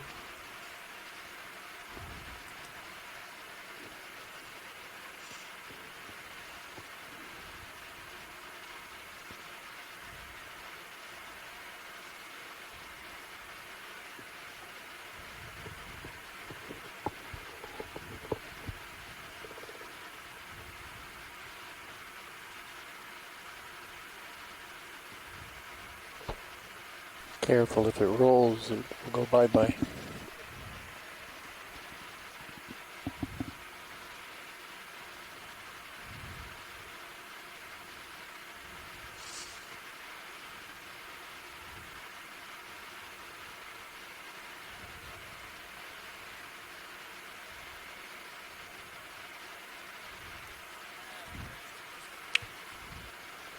Good copy. Bridge move complete. Thanks.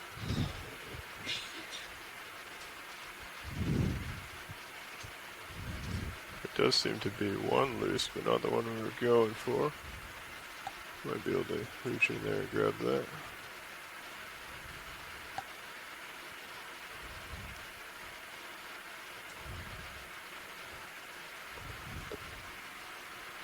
Do want to just try this guy though.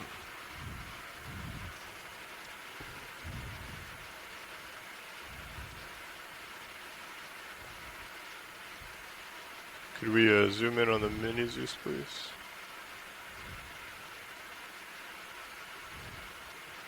I think, yeah, she's loose.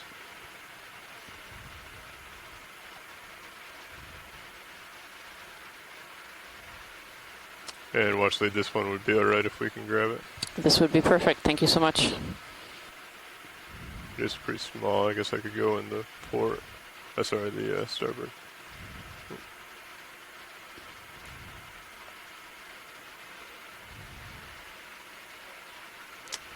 Okay. These other two are loose. You want to snag one? Spent all day looking for a loose one, and now they're two loose. Yeah, we're still getting a little closer. Okay. We'll give it a couple minutes, but after this, we gotta come up, Lars. Yep. So should we move me back? Yeah, please? ship move is complete. Hopefully we'll start to feel that in Sirius. Okay.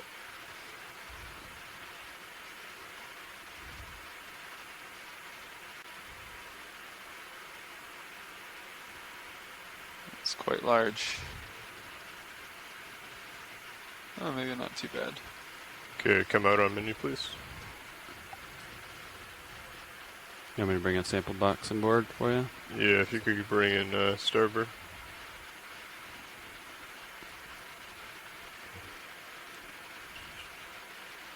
There we go.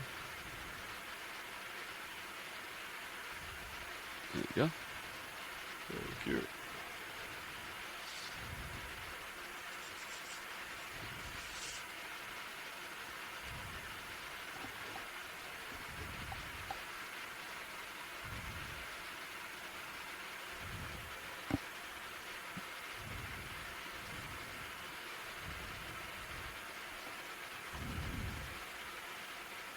Nice. Excellent job, pilots. Thank you so much. No problem. Sorry about that. I think that one being bigger was actually even more appreciated. Understood. All right. I'm stewed. Let's get out of this spot. Okay, I'm going to come back a little bit as I take off. Okay. Then we'll reacquire the wall. Sounds great.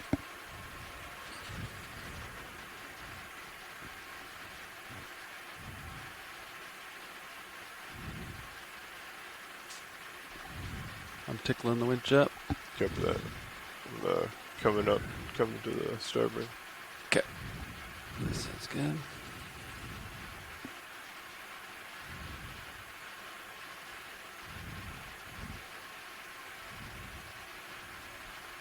I'm just going to look up to get a view here. Yeah. Still 20 meters out from me. Copy that.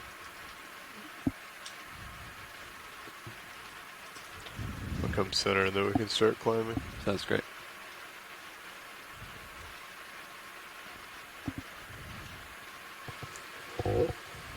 So if you just joined us here today, we are on dive 10 of the NOAA Ocean Exploration Expedition, North Starting to come Atlantic up. Stepping Stones, and we were just collecting a rock sample from the base of a cliff area. We are currently on Beach here. Yakutat Seamount, and we are Yeah, at overhead, 1,863 meters. So the goal of today's dive was to look at a couple of different environments and transition zones, to look for different geological features and the biology that is living on them. So it looks like we're just at the very base of this cliff, and we'll start to rise and up onto a ridge feature. We're actually diving today in between two major peaks of Yakutat Seamount, which is on the very far eastern end of the Corner Rise Seamount area. So far today, the biology has been very low diversity and very low densities of biological organisms. We've seen a small handful of deep-sea corals and sponges, but an awful lot of this dead coral rubble, so fossilized coral rubble that was alive many tens of thousands of years ago. Can I catch this? Looks like there's something falling in the water column video. Going pretty fast. I think it's a little brittle star, a sea star, a little brittle star. Let's keep coming up. There it- Large, there- see it. Pull one. There it See goes. the reflections I'm getting here. Just want to see what that is. And as we cross into this transition zone of kind of the steep cliff face, we expect to see a different fauna than some of what we've been seeing before. And already in just some of the views looking up, we have seen some larger sponges. Now these are really interesting. Very deep stripes going up the side of this cliff here.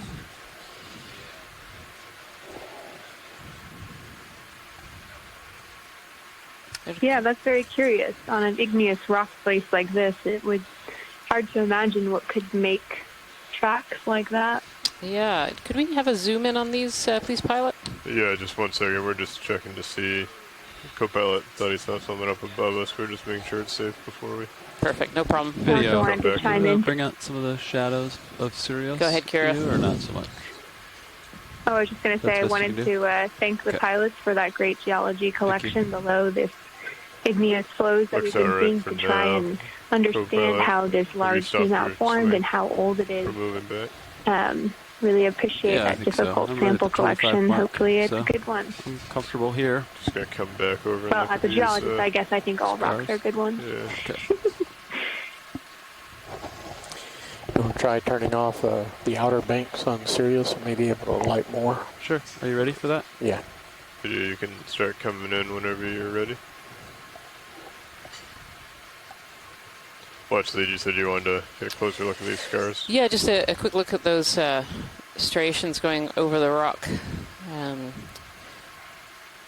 Thanks, Ron. Yeah, the Sirius view has a pretty good view of what those lines came from, where they came from.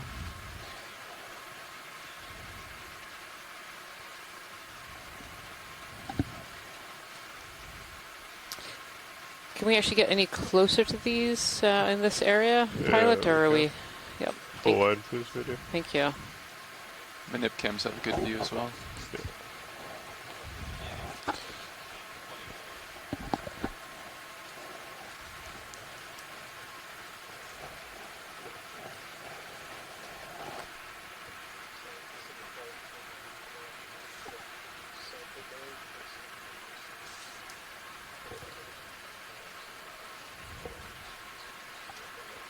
You want to come in and Yeah, get this video? gives you a really good view here.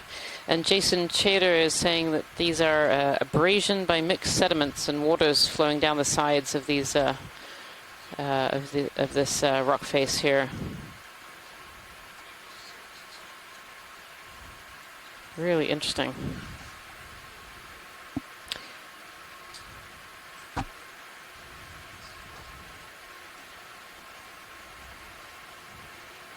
Bring your lower swing arms back to The the brown to me stowed and looks outboard like position. broken surfaces, maybe, I think I had a broad inboard.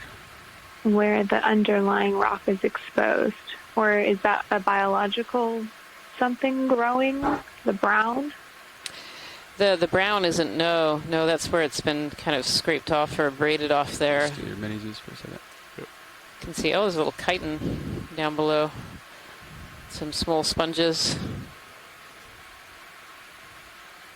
I'm just going to be slowly rising up video. Yeah, Jason Chater is saying these are kind of mini channels and mini chutes. It's tempting too. Yeah, it's interesting zooming in and seeing those freshly abraded surfaces means that, I don't know, it shows me that maybe that might not be igneous rock. It's possible this could also be carbonate, like we were seeing yesterday, a large platform. Lost the main channel. So every little mark gives us another clue as to what might be making up these large features. It definitely does, and you can really see those stripes if you go into your live feed number 3 right now. Videos put on the different camera angles. There's a lot of cameras placed on D2 that are looking in all different directions that help the pilots to be able to fly. And we have some really good views there of all of these scrapes going down the side of this this rock here. Hydraulics disabled. Keep going. Copy, thanks. It's quite the feature. We can continue on our way up, pilot. Thank you. Copy that. Video in my full wide. You are? Or give us a turn side to side to show the sheerness of it. So Jason Chater is saying how you can see that they're kind of bifurcated at the tops and come down into a single at the bottom. I think there were a couple of those earlier. And these are kind of water flowing with sediments kind of scraping channels in the rocks here on this very flat face. Not deployed or anything. You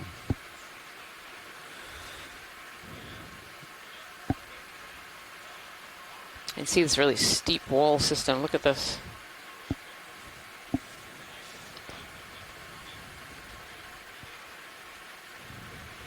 That's a pretty significant Great view downturn from as well. Sirius.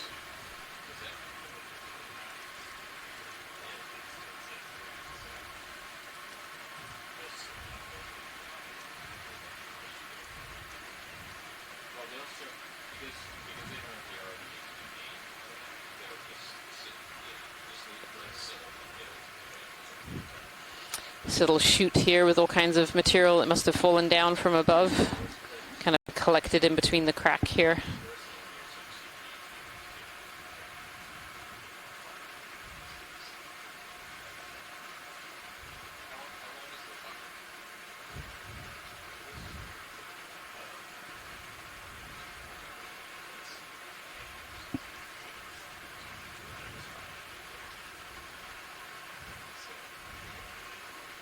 If you want to come in, there seems to be a bluish thing here. Yeah, here along this crack feature, you can see sort of a larger version of those smaller lines where you have material falling in a nice deep star here. A slime star.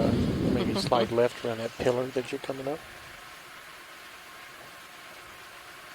Yeah, and so Jason Chater is saying, you know, those lines that we were seeing earlier are these lines that are braided by a mixture of seawater and sediments.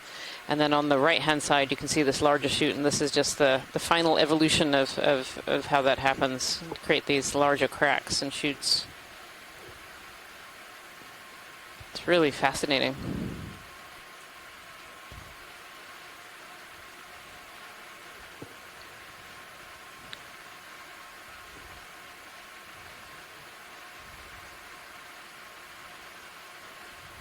Do you guys feel safe enough to redeploy the upper arms? I'd like to keep them in.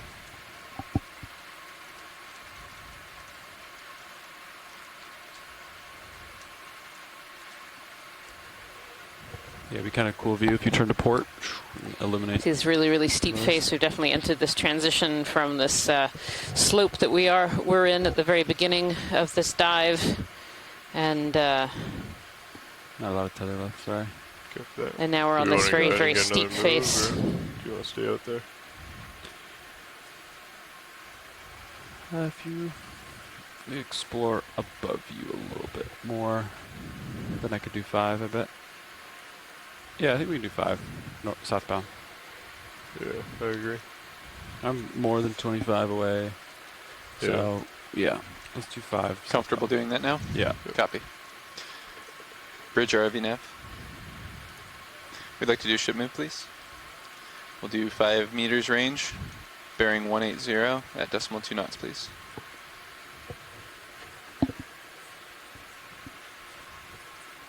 You got it. Good copy. Thank you.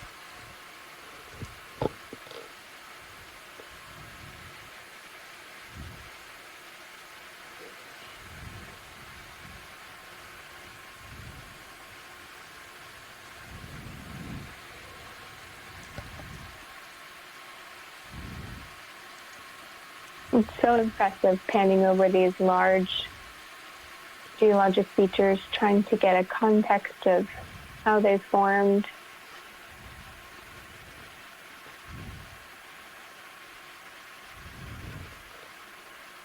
A couple of stars in the view.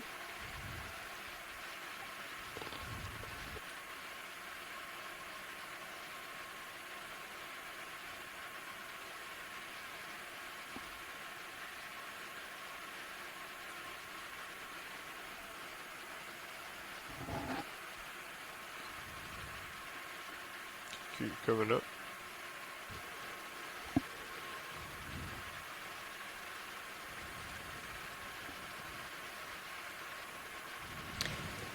Can see a little ledge of these fossil corals covered in crinoids and brittle stars. But it's really curious. Again, we're just not seeing a lot of a larger fauna here like we did on some of the slopes, on the very steep faces that we saw yesterday as we were that little bit shallower.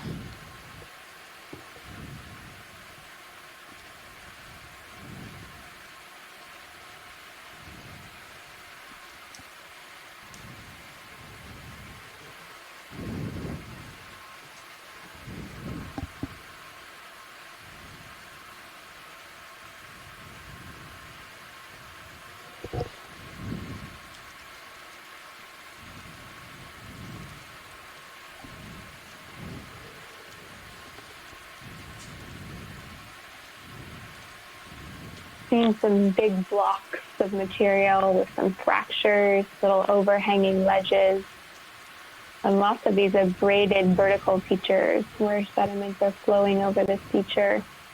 The fact that it's more easily eroded might indicate that this wall is actually carbonate. It's not so similar to what we saw the last 2 days, but definitely possible at this depth.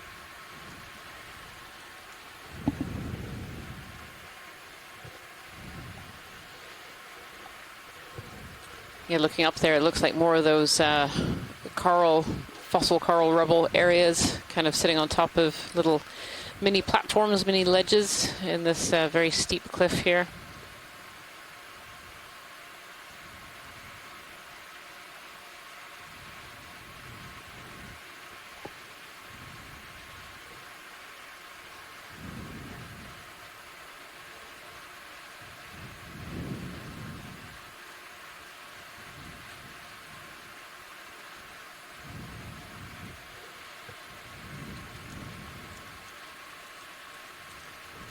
I'm seeing here some more of that coral rubble built up on some of the biogenic sediment and some almost flake-like textures of the rock to the left on the screen. Or the ton of tether, right? It does seem like a really different texture there.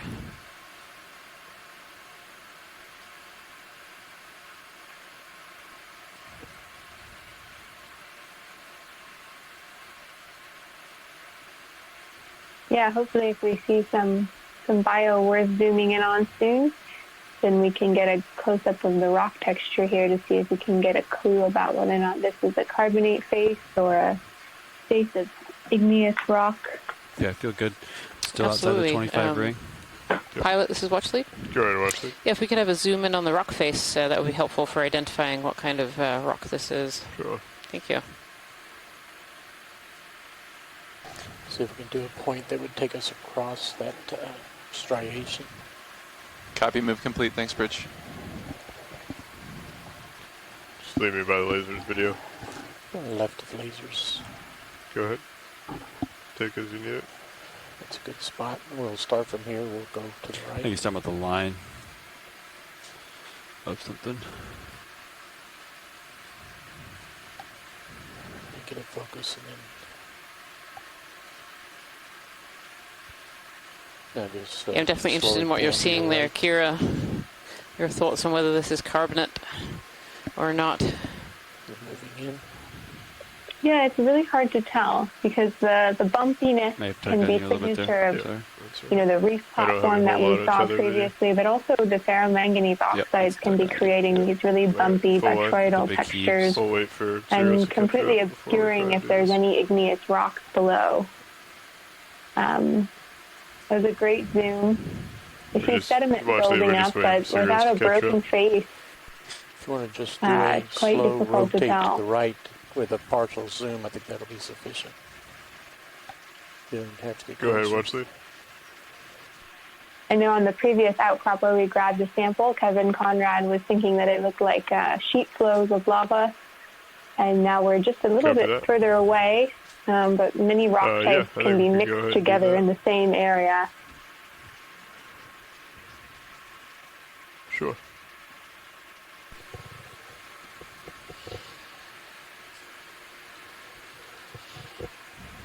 Yeah, and at this depth, it could definitely Watchley, be either basalt or carbonate. Off the wall, And the morphology we're seeing here can be and then move over very towards smooth, waypoint and 2. yesterday we were bottom, describing those and start smooth from there. features as being at the carbonate wall being shaped by waves at times in ocean history when the seamount was much shallower.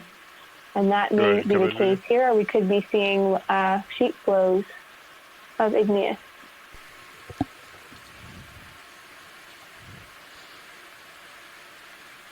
And here we can see some sort of brown exposures,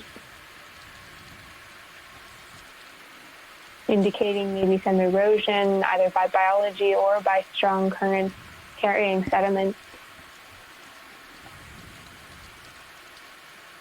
This texture with all of the holes, it does remind me more of carbonate, a lot more similar to the features we were seeing the past 2 days. You can get holes or vesicles in basalt as well. And this is a shallow depth where we also noted we saw some collapsed pillows a bit deeper down in the dive. Yeah, it's really interesting. This does very much remind me of the type of substrate we've been looking at for the last couple of days that was carbonate. Thank you so much, Pilot. Sort of looks scraped off. Full wide, please, video. Yeah, I agree. These regions where it looks a bit eroded or scraped, either by biology or some physical processes of sediment or current flow. You can see where it looks like sediment has been flowing down this region. You have those vertical features we saw on a smaller scale before, as well as Probably get 5 more meters those southbound. brown surfaces showing some erosion, looking kind of like a waterfall if you use your imagination. So Bridge it definitely seems like for how easily eroded this area is, it's possibly Range 5 carbonate meters, rock that we're bearing looking at on 180 this at decimal wall. 2 knots, please. Large yellow sponge above you. Yeah, as we look up there, up the wall, you can see it dotted with possibly little sponges and Good copy. crinoids. Definitely smaller fauna, though. We're not seeing any of the big coral species that we were seeing even on the wall yesterday. Like some worms up there. Just a really different dynamic environment, I think, than we were in yesterday.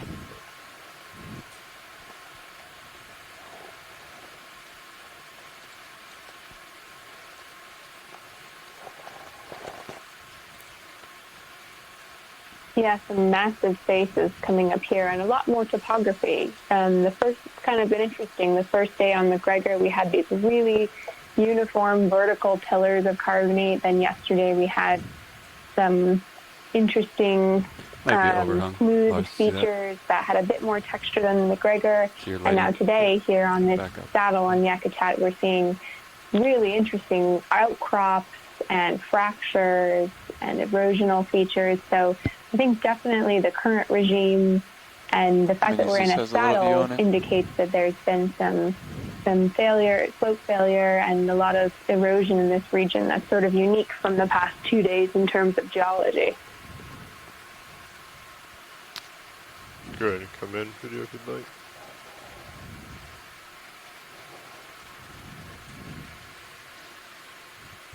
This is potentially a Hertwiggia sponge from Chris Kelly.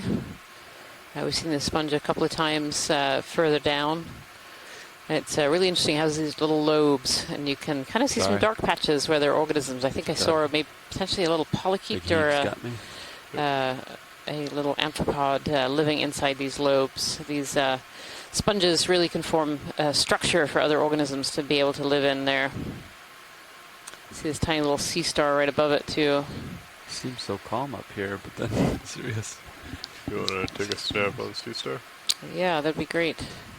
Just for a quick one as we continue. I'm not seeing it. Come in.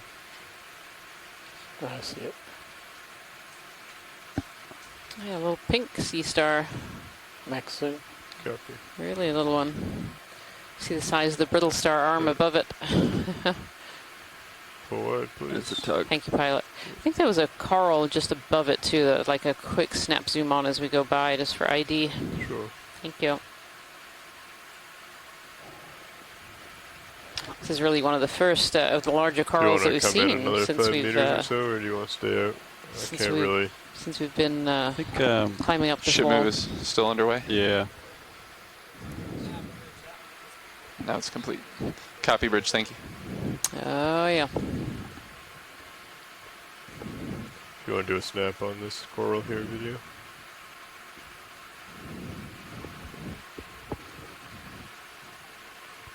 This looks like a primnoid of some kind. Oh, a crab. Oh, one of these carry crabs. We saw a carry crab yesterday carrying a large piece of a sponge across the seafloor. Slight tilt up. Yeah, this is a primnoid, potentially a primnoa. Excellent. Copy. Yeah, I wish I could give you more tether lives, but that was fine. I'm like right at the 25 ring, which is perfect. So I think crinoid sitting on its top surface, including one that's lost a fair number of arms on the left-hand side there. On the move.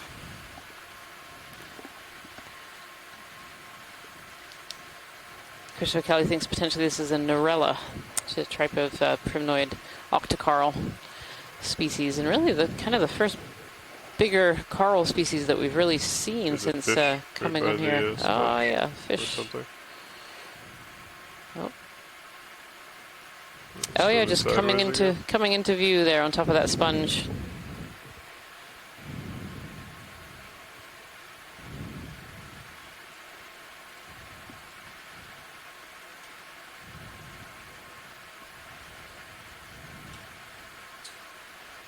Kind of hiding behind the sponge. I don't think it's going to come out. Thank you so much, pilot. How much more time do they want to spend on this feature before we transitioned? Probably 10 to 15 minutes. Oh, okay. I think it was 24 when they asked for 20 minutes. Okay.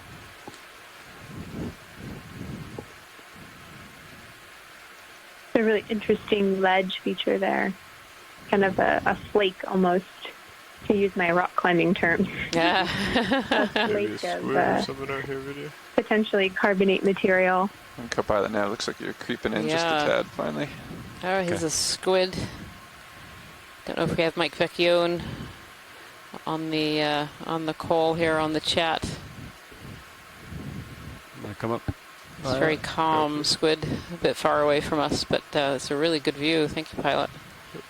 Pilot's clear when video is. Serious view looks really good. Nice. It is quite beautiful. Alright, so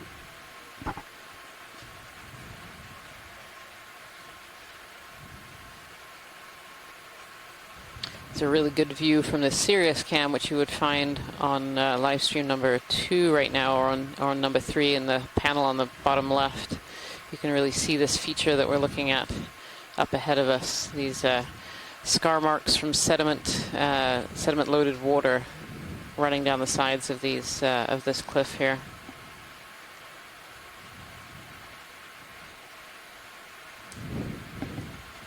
you like flying in auto heading? Normally no. I forgot to take it out after that sample. It's updated this year, so it's pretty snappy. A really nice vertical feature with, again, we're seeing a lot more channels and fractures, and we can see where there's more of these abraded areas where sediment has flown over this area.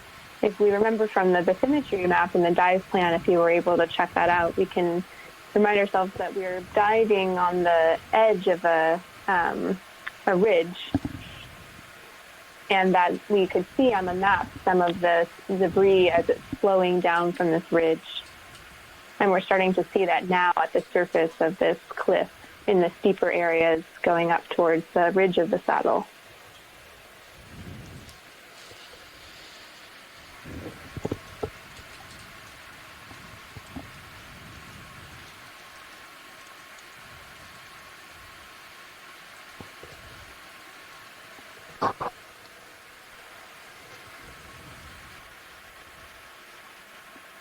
Blue View has a little insight off to your left there.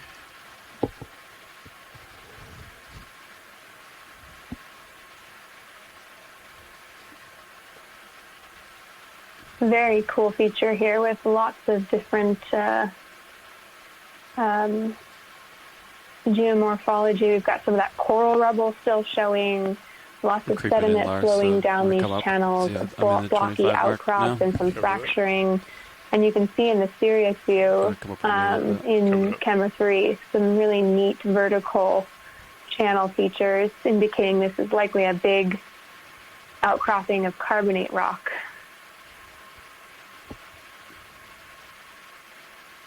Yeah, those channels look way more pronounced than the ones we were seeing earlier. You can really see some depth to them compared to what we were observing a little earlier. It's really fascinating. Starting to get back to my 25-meter line, which is great.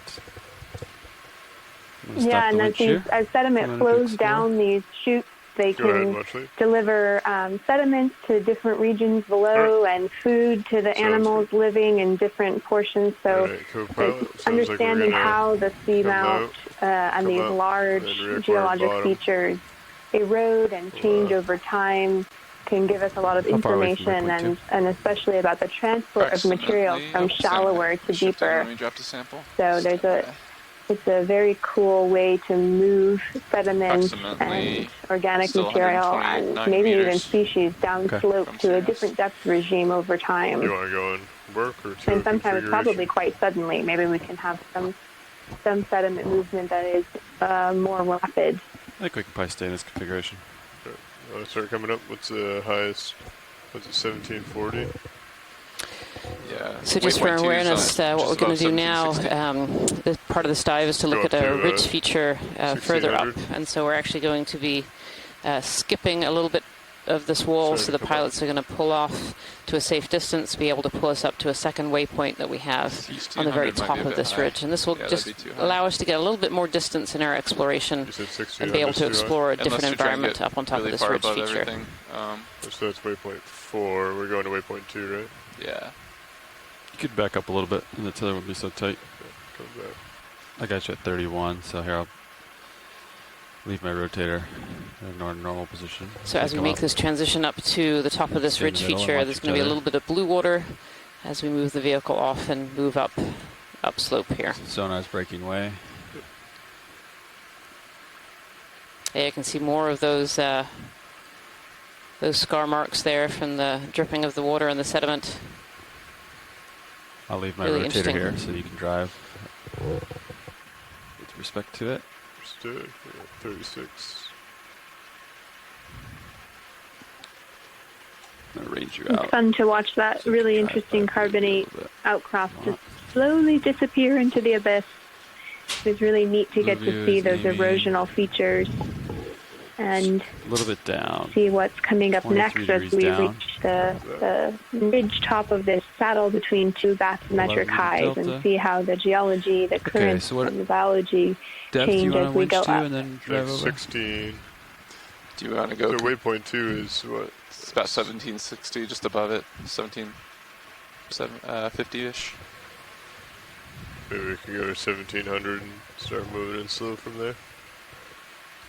Or do Okay. you want to go higher? That's fine. If you have a blue view, I think it's plenty fine. It's not as steep there. Want to haul in a little quicker? Yep. So we'll go to 1700, move down to right above waypoint 2 or so, Sounds good to me. and then drop down. Copy that.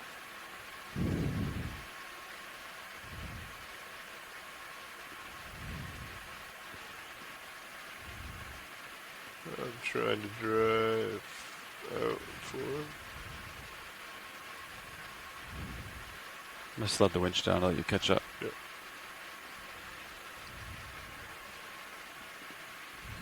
I'm off the stick. Winch, I'll stop until you can catch up. Copy.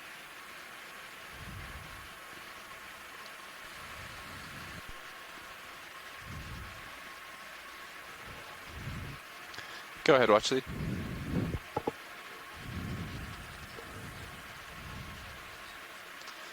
Sure. Sure, stand by. I can only get 70% on my verts right now. While still trying to push out. The Z-bias is fighting you. If you disable your Alright. Z-bias, then it should let you do what you need to do. Copy. Good call. I've been asked to give an estimate of this move. You're going up at about 10 meters per minute or so. Is that correct? Yeah, it's a good average. Okay. We'll go. Passing 1800, we're going to go to 1700, so that's 10 minutes. Then we'll need a ship move.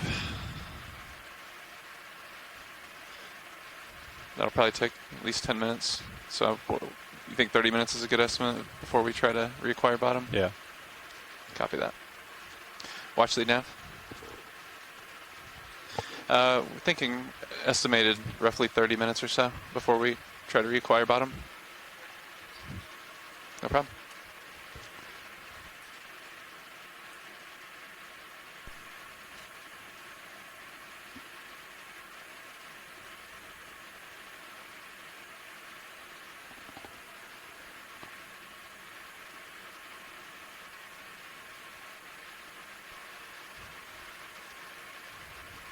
And watch lead nav.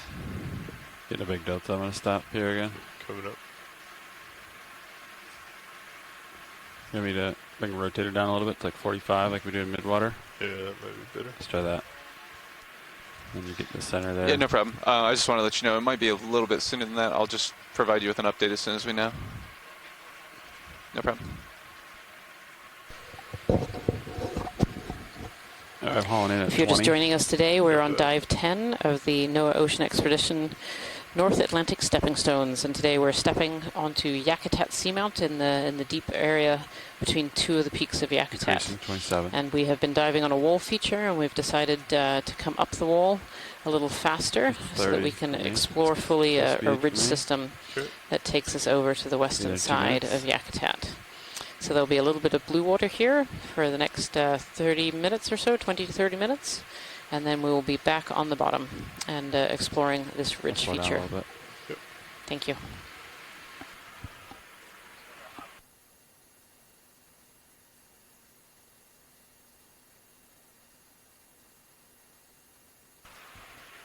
All right.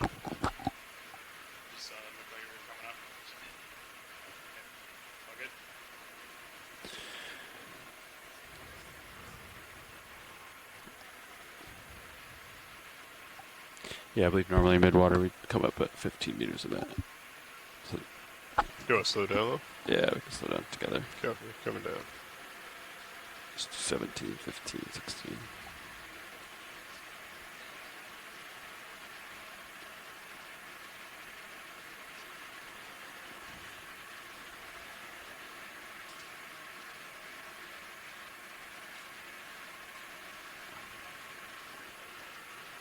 I think we probably could get the move going. 1750. Yeah. Copy that. Do you have an estimate of how far we'd like to move the vehicles? Sirius is currently showing about 80 meters to waypoint 2. Sounds good. Yeah, we can do 80. Copy that. Decimal 2, okay? Yep. Yep.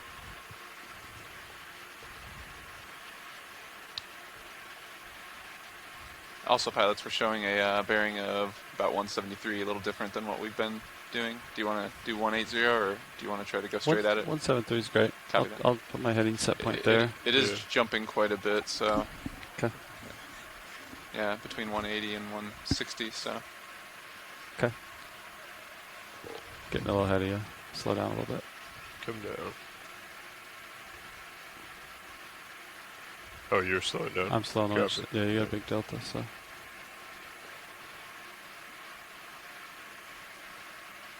Yeah, the distance is quite erratic as well.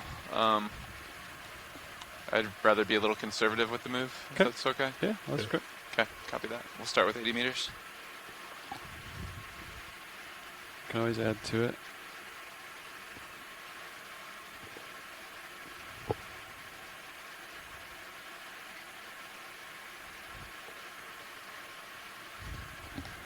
Okay, I'm back on it. 15. Bridge ROV next. Copy that. We'd like to begin a ship move, please. We're going to do range 80 meters, 80 meters, bearing 175 degrees at decimal 2 knots.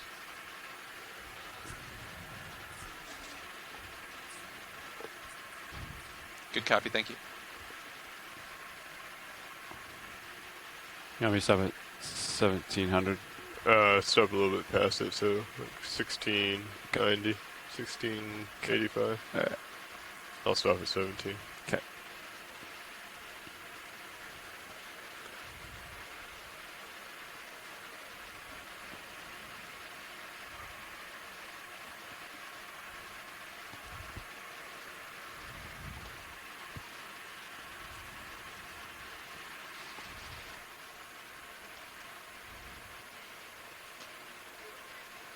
And that ship move will take approximately 13 minutes, pilots. Okay.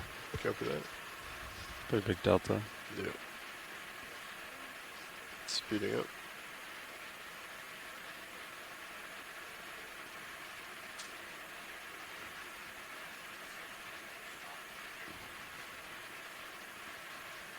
Okay, 20 more meters and then I'll come to a stop. Okay.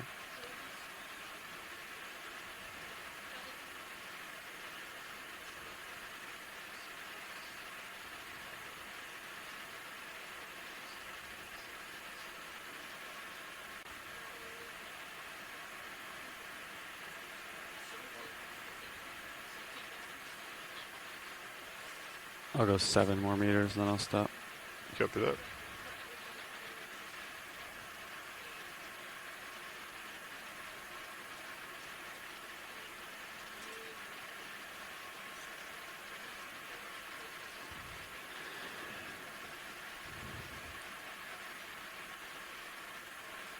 Okay. 10 more for me. 1690. I'm stopped. I'll leave my auto headings in and my rotators in. So you just gotta push ahead a little bit as we come ahead. Yep. I'll go into auto depth. Okay. Push ahead as well.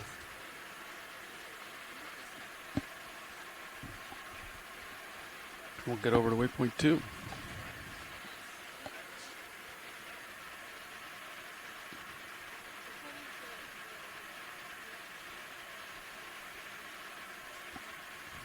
Alright, auto depth at 1700. Might come up just a little more. Give you just a little more delta here. Copy. And so 173 is what you did there? I went ahead with a 175. 175. Yeah. And that looks like that's tracking pretty well. Copy that. I'll swing my head over to 175.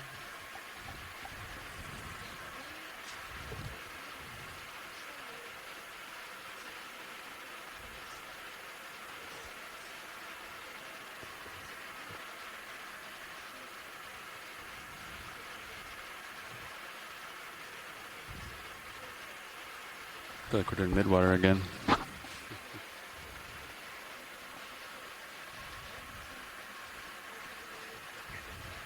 Got your mini Zeus and Blue looking between your toes, kind of, if you notice. Yep. Looking down. Should be able to start seeing anything as it comes towards us. Yep. So at 1700, we're expecting, what, 16 or 1750? Yeah.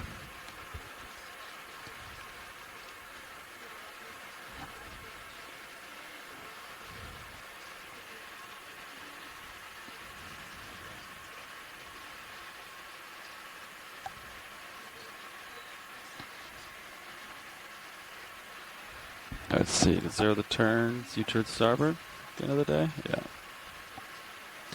Got it.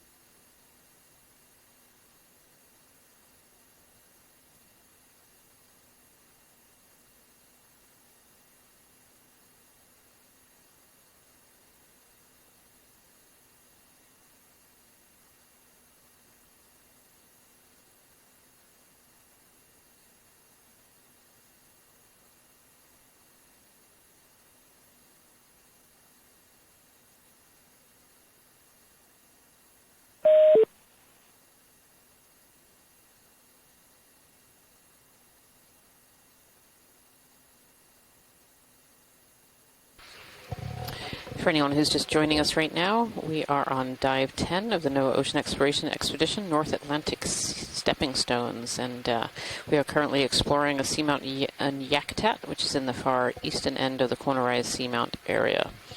We are currently traversing up a wall. We left a point on a wall to do a slightly quicker rise up onto a ridge system, so we'd be able to have a good hour exploring the top of the ridge before the end of this dive. So there'll be a little bit more blue water here, but we should be on the bottom relatively soon.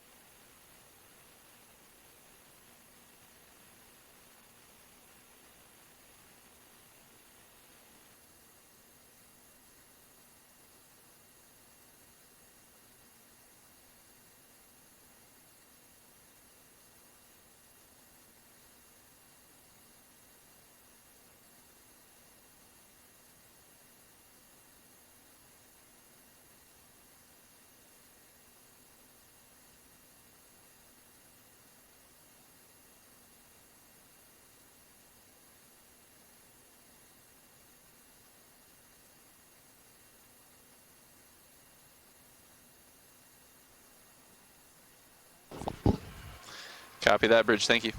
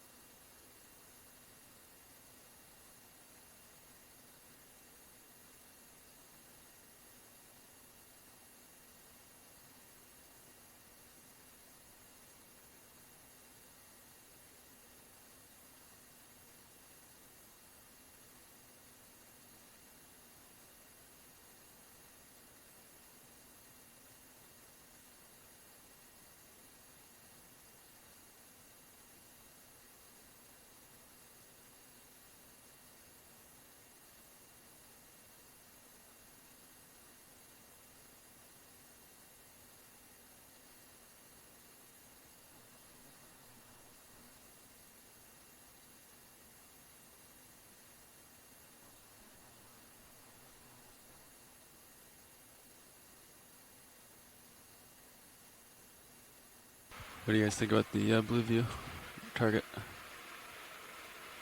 Is it?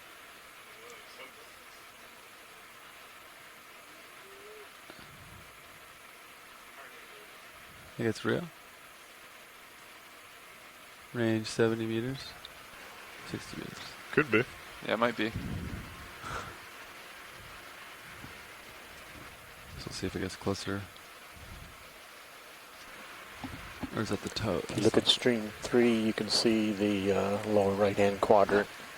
The sonars, it looks like the blue view is starting to pick up something in front of us. Maybe a reflection roll. About 30 meters, possibly. Yeah, we're still debating on whether that's a hard target or not. Layback from the A-frame to Sirius, approximately 50 meters. Alright, copy that. What do you think?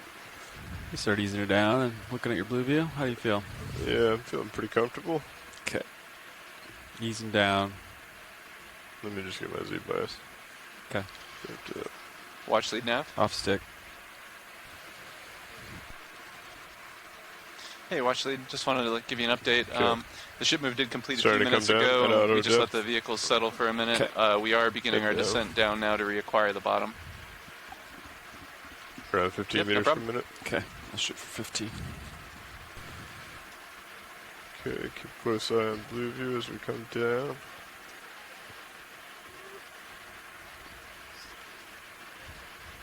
I'll watch the old tether. Yep, I'll push out a little bit and stay centered on your screen. Okay. I'm looking at a 167. Our head has come over a little bit, but it does seem to be. I'll get us a little more lined up with this target that's definitely coming in.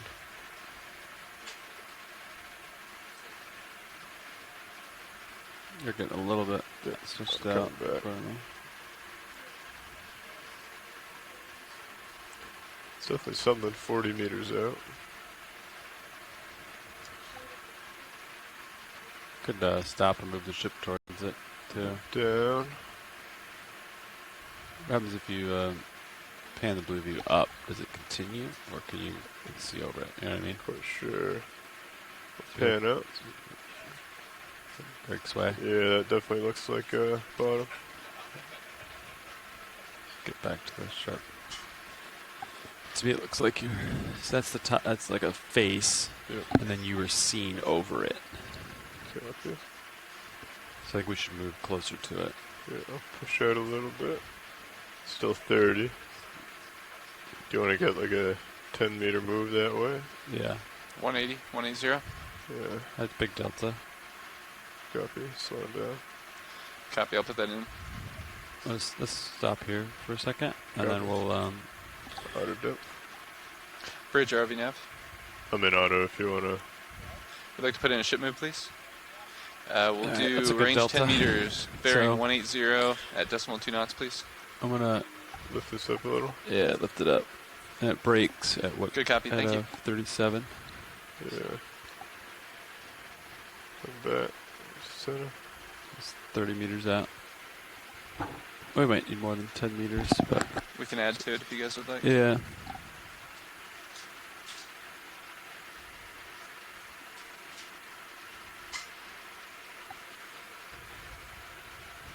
Is that what DTC's that line is? I don't know if it's real or not. 37. 30, right at. It looks like soft though, right? Because it's kind of stretched out. Is that what that indicates? On blue view? Not sure. So this is straight down, which is pretty tight. As you come out, I think you're right. I think it's like the very top of the feature. Yeah, that's what I'm thinking. So that Yeah, right there you can kind of see it gives way. a good edge. Yeah, so that's the knuckle.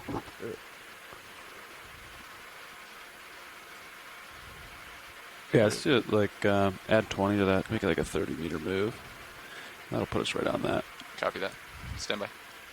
Bridge RV nav. Would it be possible to add an additional 20 meters to that move? Same bearing, same speed, please. Yeah, originally it was 10, so we'd like to make the total 30 meters. You got it. Oh, actually, oh, never mind. I guess me every time. Thanks. Those lens flares? Yeah, I always think that they're sponges. Could potentially be. No, it's... Except for the lens flares? Yeah. All of it? Okay. And you can shake your heading around too to Yeah. just see that. Yeah. Yeah, there you go. Actually, that one up top might not be. Maybe a floater. But the bottom ones definitely are. Actually, that does look like all that stuff there. I think that's sponges. Okay. So we are pretty close. Yeah, it's 30 meters out. Yeah. I would check out with the blue view.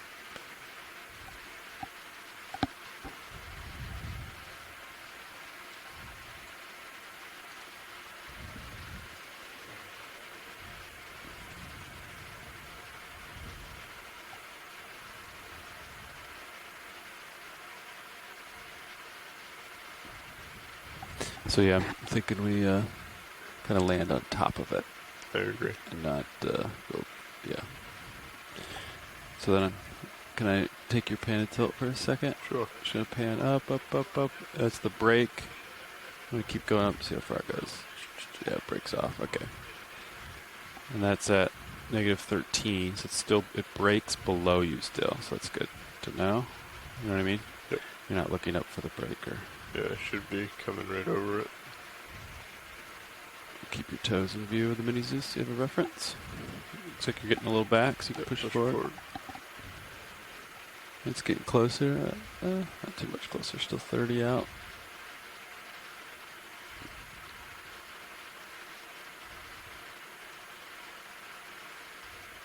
Okay, looks like it broke the 30. I'm going to turn my head just slightly to get it lined up. Okay.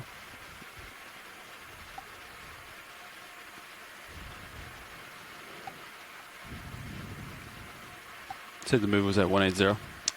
Yes, sir. I'm going to keep my heading at 180 then, Lars. Copy that. So we don't get off kilter.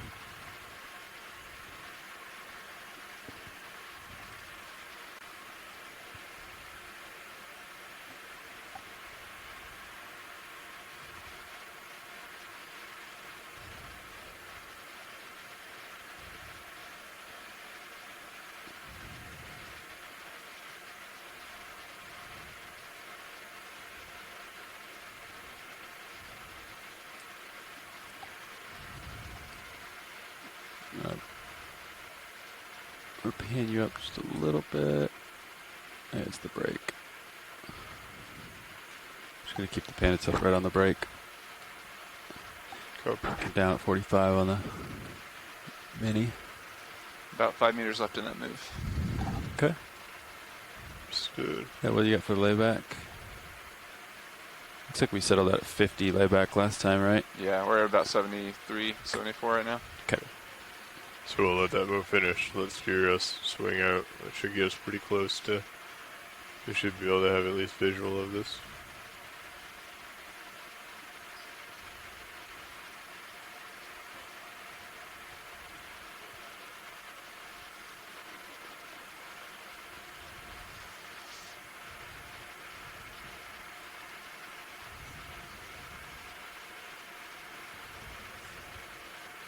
Definitely looks like it's starting to come into view.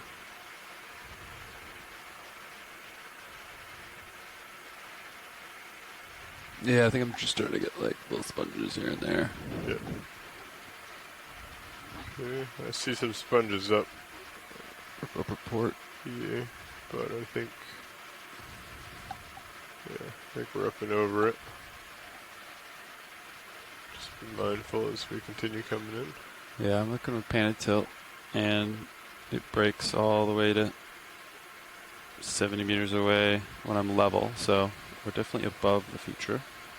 I'm going to pan down to the If you're brake watching again, this dive 10 of the North Atlantic Stepping Stones expedition, we just made a jump up the wall to come up to the wall a little faster so we could go up the ridge. And we're just seeing the bottom now, so I'm going to give the pilots time here to reacquire the bottom and get settled, and then we'll start our exploration of this Might need ridge. like 10 more meters. What do you think, Lars?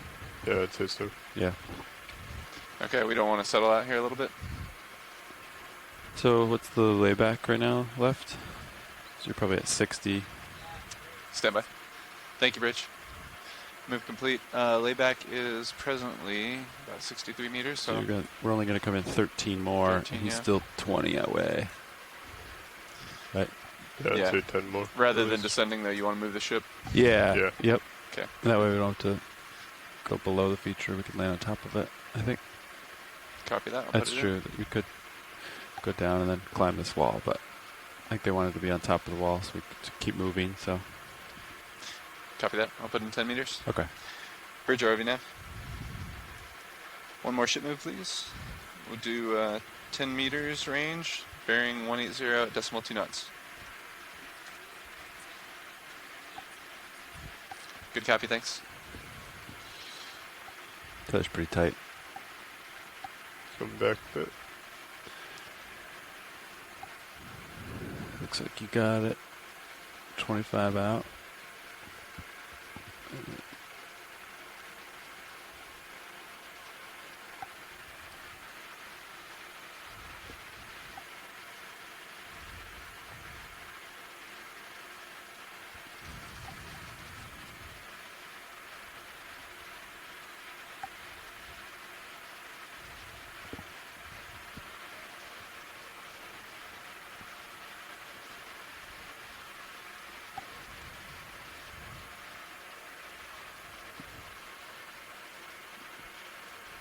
This goes to show you how much more powerful the blue view is than the old scanning.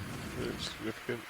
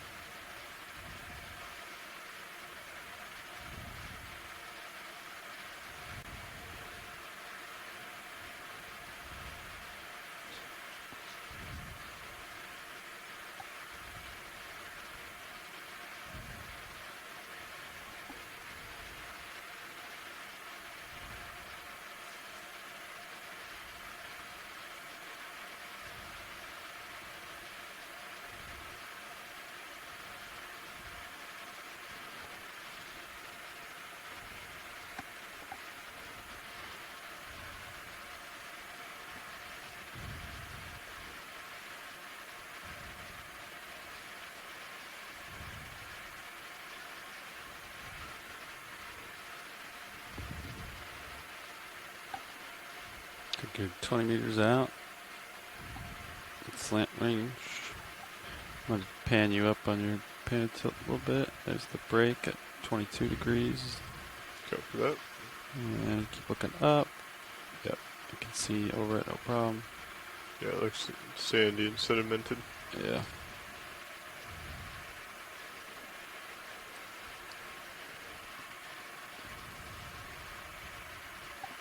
Right, there seems to be some long lines.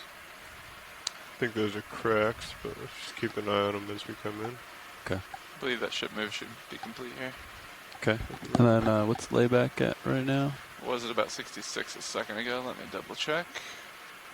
Yep, 63 now. It's like maybe 10 more meters. Oops, serious swing. Copy, Bridge, thank you.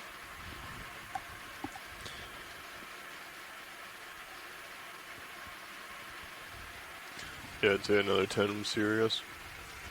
Okay. Yeah, sounds good.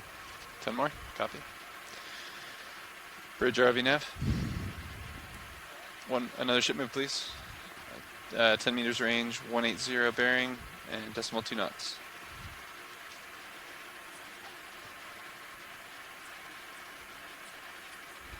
Good copy, thanks.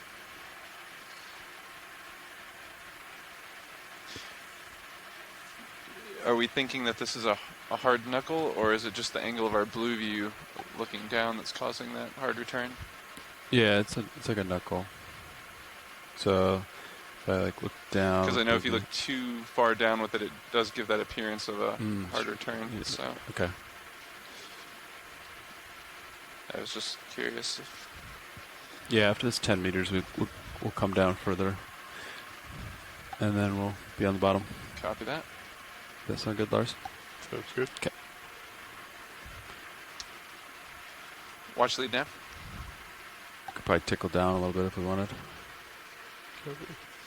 Hey, watch lead. Just wanted to update you. Even with the We've 10 been meters in, adding a couple little this way? small incremental ship moves just to get closer. Maybe in a couple of minutes. So we do have a view of the bottom, but we're trying to approach it slowly. Hopefully we'll be descending shortly.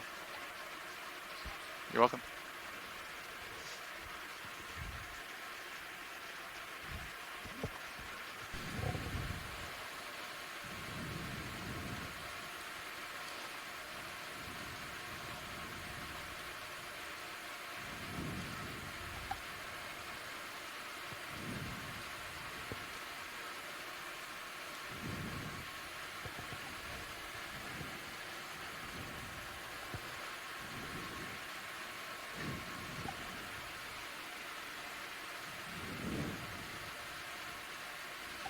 I think this doesn't say anything because it bounces off and doesn't come back. You know what I mean? Oh, there it is. It's kind of odd. It does start to slope that way, so you might be seeing. Oh, I see what you're saying. A little bit of the ridge there, yeah. Might just be falling off in that direction. Mm-hmm.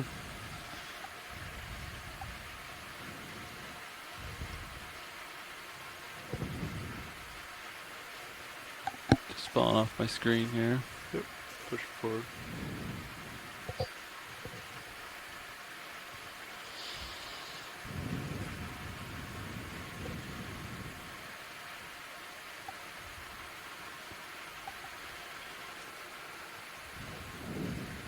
Alright.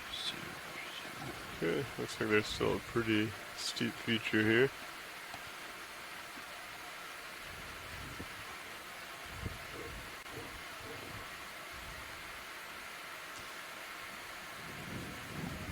Our subsequent ship moves will probably start to change bearing towards waypoint 3 here. Yep, that sounds good. Yeah, maybe after this move, Lars, we can turn a little bit to port, and that would center up with this, and center up with waypoint 3, kind of. Yep.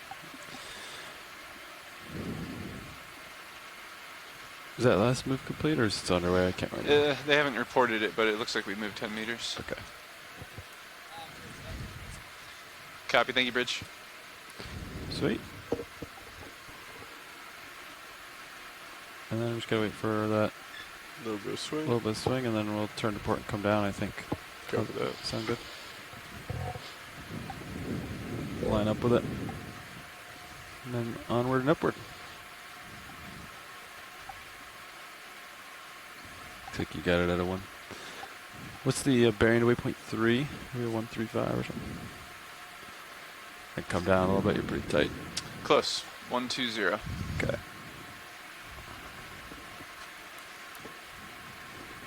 I'm gonna come down a little bit for you, Lars. Copy that.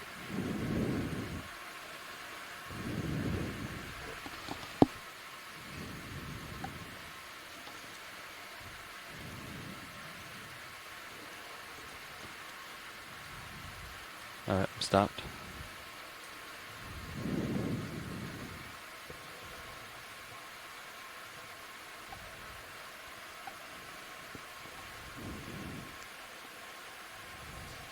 Looks like layback's probably getting pretty close to done. Approximately 57 meters out. Great. Just jumped a little closer. Copy that. 52. And Amir, so you ready to? I think we can acquire bottom at this time. You guys are good with it? Yep. Sounds good. Alright. Let's head down. Watch lead nav. We've, I think we've settled up on our ship moves here. We're going to begin our descent now. No problem.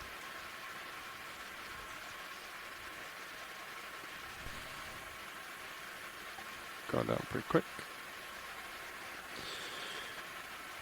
Okay, so let's see.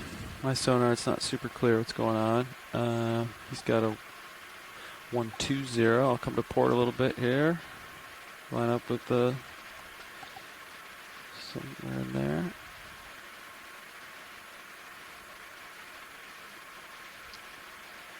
Yeah, it's be advised it's varying slightly. Copilot's showing 130 now. Okay. I'm gonna stop here.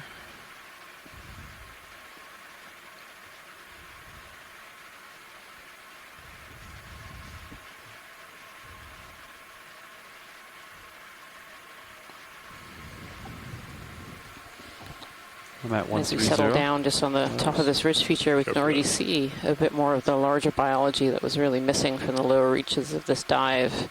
It's really big Roselid vase sponge, and I can see a couple of corals here on the right-hand side already. And this other sponge, potential coral here on the left. Just a very different environment from the one that we just left on that very steep wall. Yeah. Okay. Lower swing arms.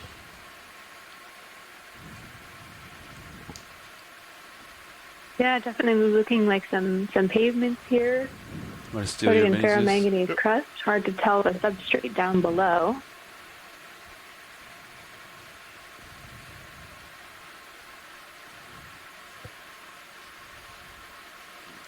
Snappy. Copy. Yeah, and we can definitely see as we were landing there as well, you could see that the seafloor is kind of dotted with these larger bright white sponges that really come up in the darkness. You know, as we start to land near a feature, white is a color that really stands out to the lights down here. And so as we were landing, we could see kind of dotted all over this ridge feature these large sponges.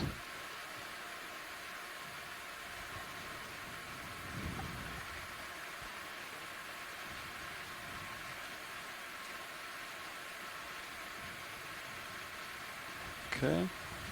Go for uppers. Go ahead.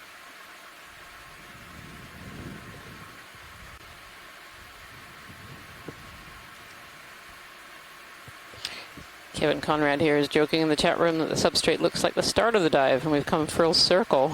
It does look a little bit like the start of the dive, but with a big difference that there's much more life on this substrate, on this pavement than we were seeing at the beginning.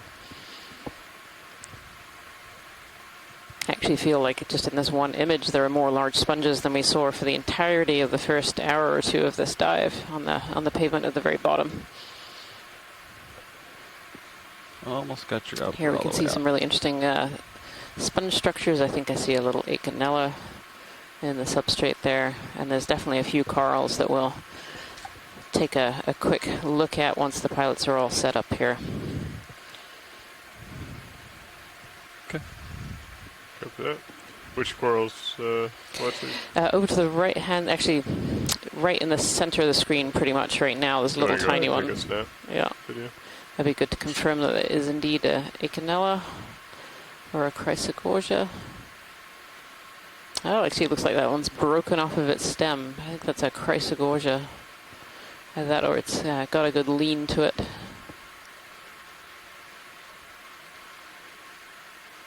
Yep, thank you, pilot. And then right over to the right-hand side, there was a very big pink colony. Yep, full wide view. Sorry. You can really see that pavement that we've landed in here as well. Thank you for reminding me. Sorry, you said off to the right? Yep, right off to the right. There's it'll come into view as you kind of pan over here. Is that a good position, Nav? Yeah, it's looking pretty good. Great. Thanks. Yep, thank you.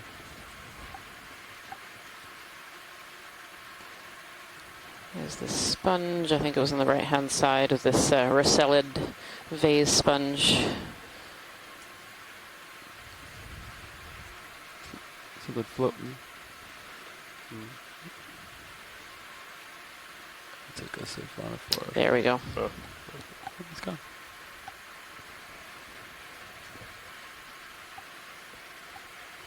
Just a quick snap zoom for ID, and then I think we can continue our transect here up on this ridge. Just a video if you want to do a quick one as I push forward. This coral community seems to be loaded with, look at all these brittle stars in here. absolutely loaded. And this is another primnoid. It's a type of octocoral, these colonal corals, and this is absolutely loaded with these brittle stars. My goodness. I'm not even sure I could count how many of this are. Some crinoids in there too. These brittle stars and crinoids are getting up into the water column to feed, using this coral as their host. Beautiful. Thank you so much, Pilot. That's great. Pilot's clear when video is. Nice to get a super tight stable. Yep, go ahead. You want me to come up so you get some black? Oh, beautiful. Polyps? Really Yes, great shots of the polyps there. I'll hold there. You can just But I see would the really like if arms there was of these time brittle for me to stars sit all facing waving it, but into I the don't know current, how time constraints I are. think we're looking to keep moving. waiting for food to come along that they can pick out of the water column, out of this primnoid octocoral. Yeah, what was the bearing to waypoint 3? It's very much like a primnoa to Right me, now, but let me reacquire that. Stand by. definitely interested what some of our 130. experts on the Awesome. line think of that one. And layback settled at about 55-ish. Copy. Yeah, this seems how look how we came over a little bit. There's another small piece of the same coral as well as we go by here.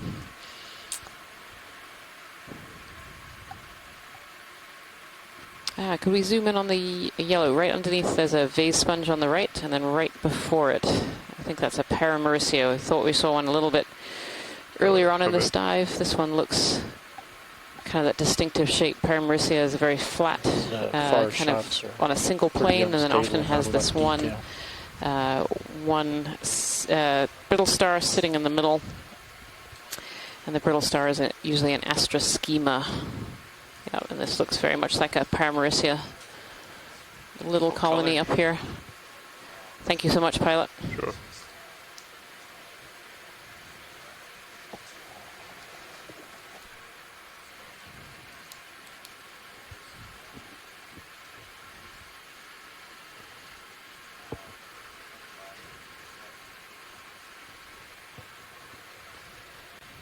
Some kind of large fractures in the pavement up here on the top of this ridge.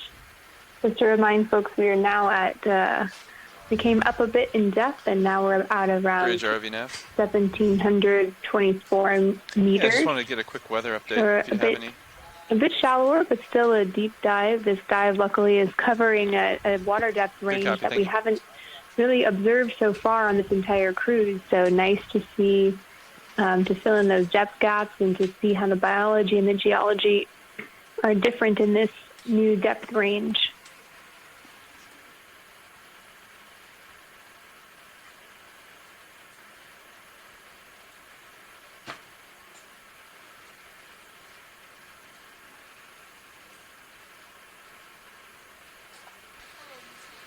Yeah, kind of as we're flying close here, you can see all these little sponges growing up from this platform.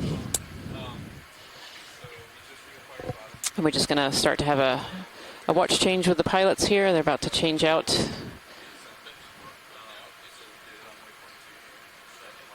You can see, I think over on the left there's another one of these Primnoa absolutely covered in brittle stars, along with these Rosellid vase sponges as well. Beautiful.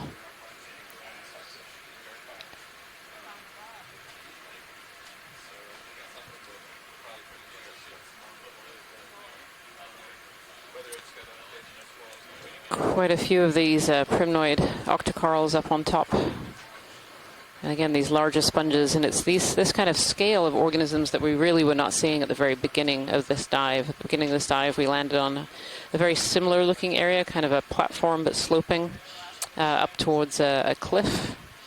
And as we got close to the cliff, we got into an area with a lot of coral rubble where there was some very obvious anthropogenic marks from dredges or trawls. And so an area just a bit too mobile for this large fauna to land and settle and grow. But up here, where you can see it's just a platform, a very, very solid surface, we're getting many more of these larger organisms growing.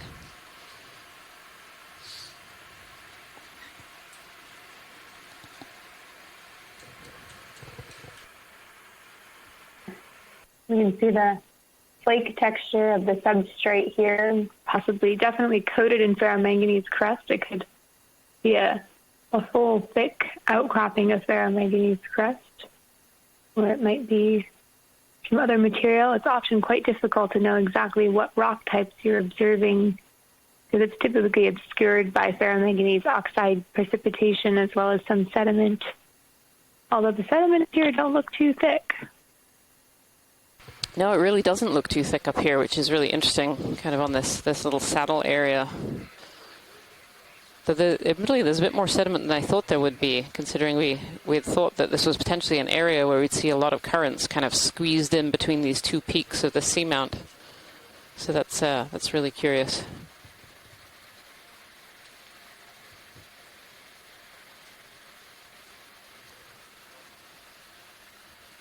Yeah, perhaps allowing some to accumulate, but not enough with the fast movement of the current between the two features. Yeah. See another Paramerissia colony over to our right, and these large vase sponges. There's a conversation ongoing in the chat room about the vase sponges and whether they actually can harbor organisms inside, and they definitely can. You know, a lot of these sponges really do provide habitat for other organisms. And these big vases often have little, they can have sea stars and brittle stars, usually kind of on their outside, but inside they can actually harbor things like amphipods and small crustaceans that often live inside them. Can you line up my swing arms so that they're parallel? Yes, so bring them down. No, the upper ones. The upper ones, bring them in. Like parallel to the brow. Yeah, exactly. Bring Understood. them Uppers, copy. Yeah. Can do.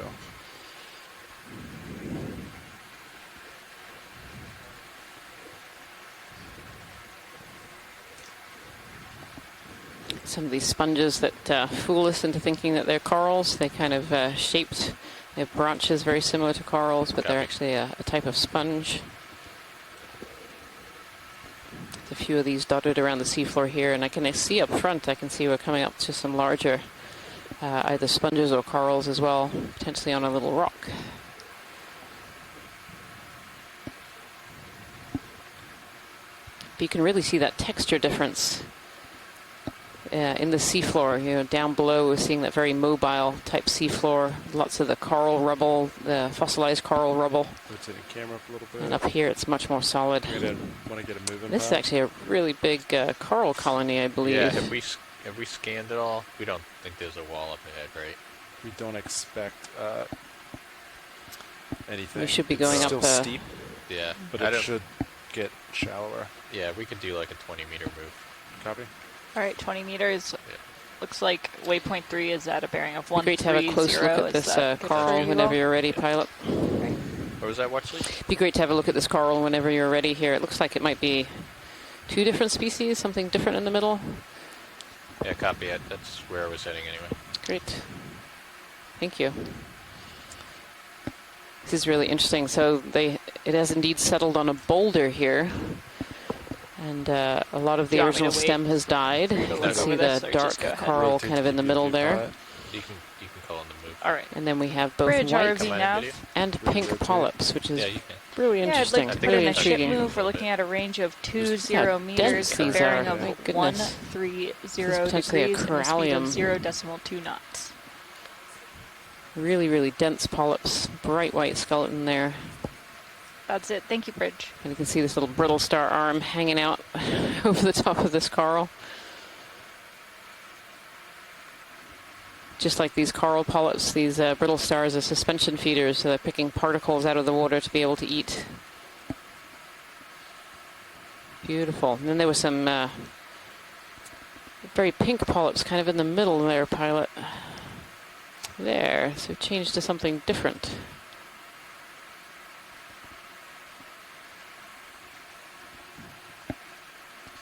Coming in.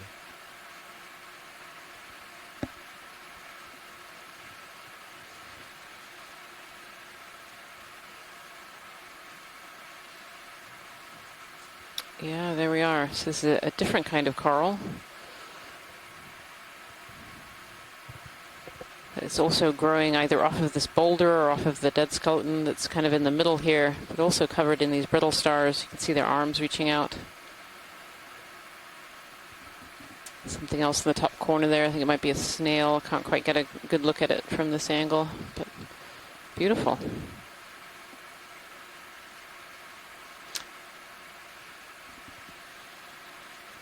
Yeah, another primnoid of some kind. And then more of this dense white on the left here. Really interesting structure on this boulder. Spin around it when you get more. Almost looks like it might have kind of fallen over or sunk down. That might Sorry, go ahead, Kira. Yeah. Copy. No, that's okay. I agree. It's got a lot of texture to it, lots of bumps and crevices. It looks almost more like the coral rubble that we saw down below, but definitely in a big chunk. But it could also be just an erratic boulder, a drop stone that's been placed here in the middle of this very smooth pavement. Definitely providing nice habitat and covered in a thin coating of iron and manganese oxides, making it that black color. Yeah, definitely. An absolutely fantastic habitat, apparently, for these species of coral that have absolutely thrived on here. They're huge. As we circle around the side of this coral here. Beautiful.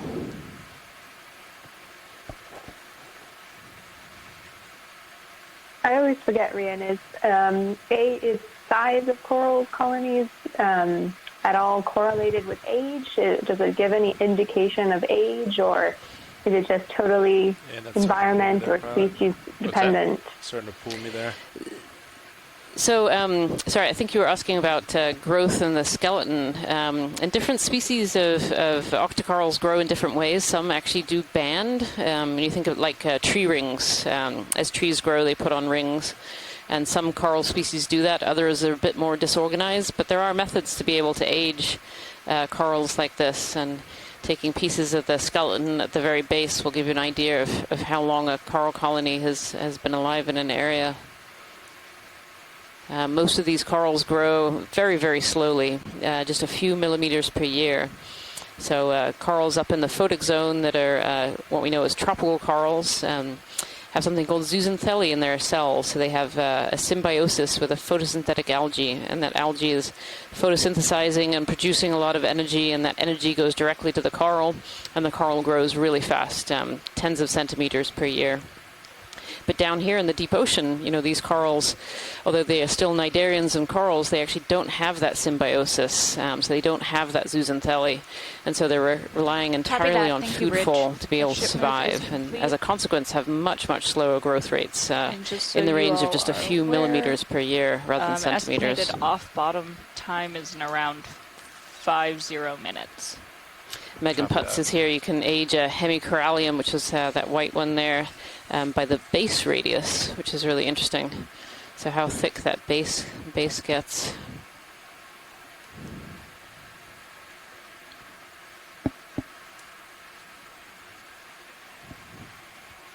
Thank you for that explanation. Super interesting.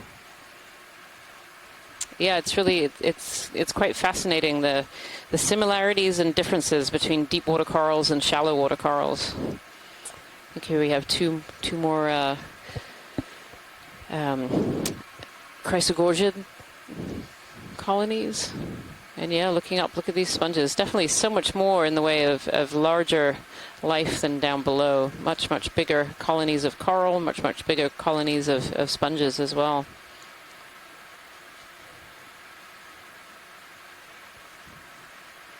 And all these absolutely, and a much more dense rock face. Sorry, go ahead.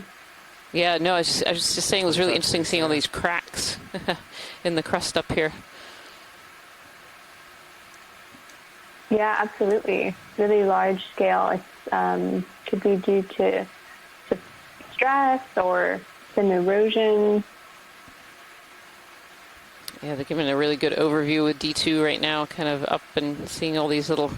They almost look like little stress fractures. I don't know if that's true, but just like where it's been cracked.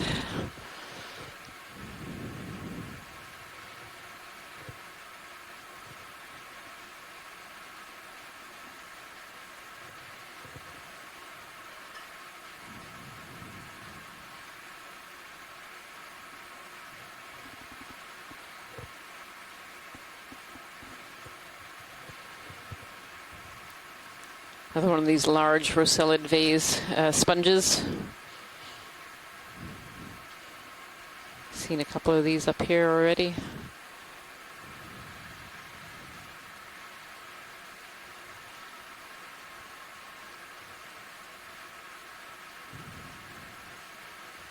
It's like a large red crinoid stretched out on the seafloor there. Potentially right next to another little Paramaricia. I mean, that's a huge crinoid. So those lasers on the seafloor, those are harmless lasers. We use them for scaling organisms and geological features on the seafloor. They are 10 centimeters apart. So you can see that's a Paramaricia colony in the front, and then this giant crinoid.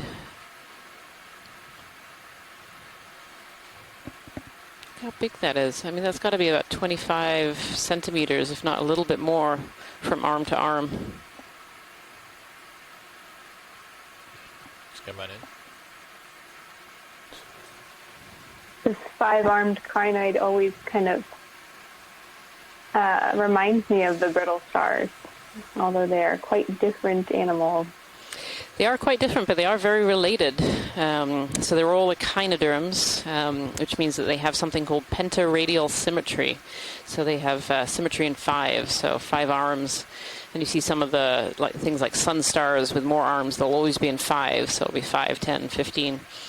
And these crinoids, you can actually see really well. They have these little, almost like little legs underneath, and that's what helps them grasp onto whatever surface they're on. This one's hanging out on the seafloor, but usually we see them up on rock cliffs or up on corals and sponges, trying to get a little bit more food up in the water column. And Christopher Mars chimed in here that this is a Pentameticrinus. Pentameticrinus. Really quite beautiful.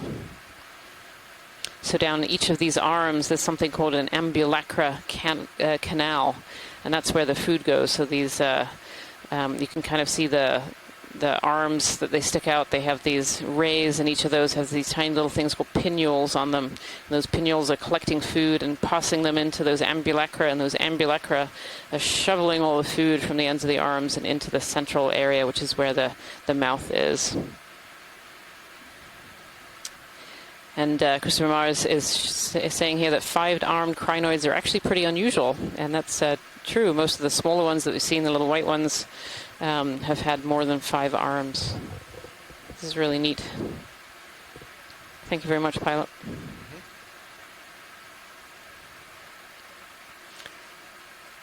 All right, when you're good, video.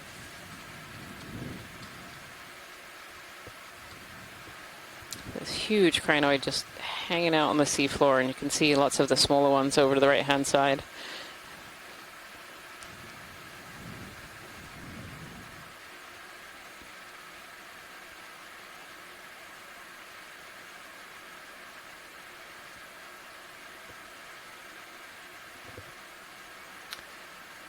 So, Pilot, this is Watch Lead. Head. So we're on the search for a rock. Potentially, potentially by one of these cracks, there might be a loose rock.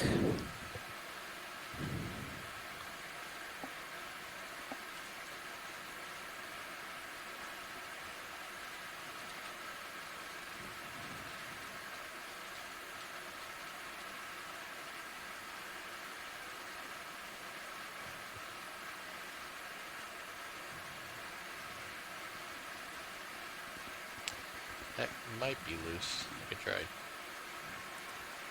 This large one on the left? Yeah, I'm going to try bumping it with my toe. Okay. I don't think it's loose, but... it looks a bit solid to me, but it'd be interesting to see what the test yields. Yep, it's solid.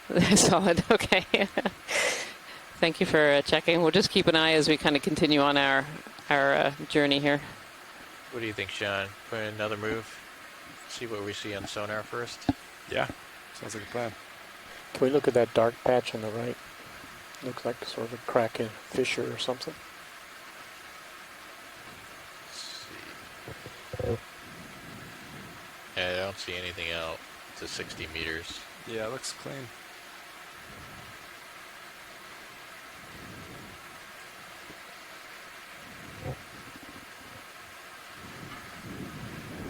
Probably put another move in. Yeah. You want 30 meters? Yeah, let's do it. All right. 30 meters, 130. Sounds good. All right, let's do a quick zoom here, Roland. Bridge, RV nav. It's interesting as we see these wider cracks that it's filled with this Hi, coral I'd like rubble to put in material ship that move. we're We're seeing looking at a down range below of as well. 30 meters, bearing 130 degrees, and a speed Really of curious. 0.2 knots. Yeah, I'm wondering if were placed there in situ, Copy like that. they Thank used you, to be Bridge. growing there, or these cracks are good places for rubble material to be transported and accumulated, or even swept in by currents over time, since we saw that it's quite light, quite mobile when we were able to stir it around with the ROV arm. Yeah, really interesting. And there's, similar to down below, we're seeing a lot of life, smaller organisms in amongst this rubble. There are a whole bunch of stalked crinoids in there, and I saw some brittle stars and some little sponges. All kinds of things living in this rubble. All right, it's coming up. Thank you so much, pilot.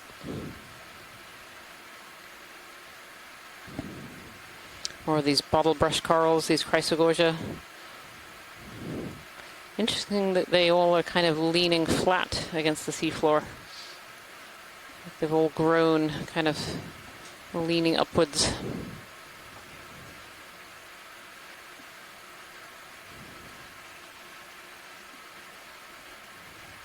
Pushing past the skids.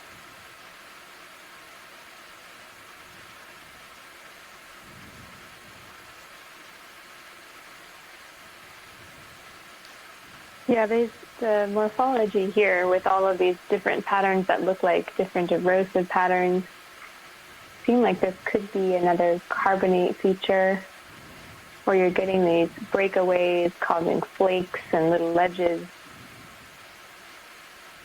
And then it's smoothed in places where it's very high current energy.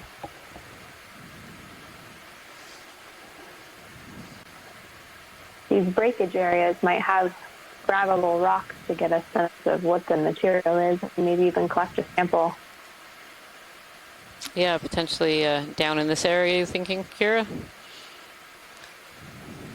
Yeah, I think it's hard to tell, but it looks like some might be loose.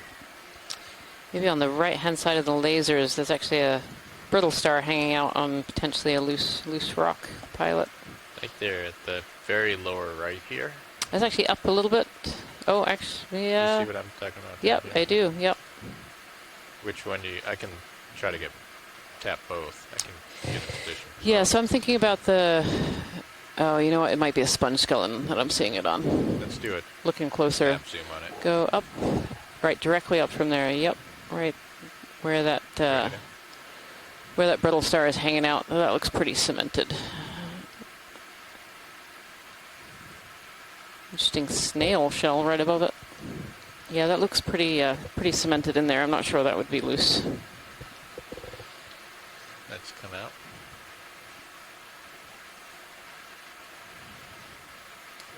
This other one is, I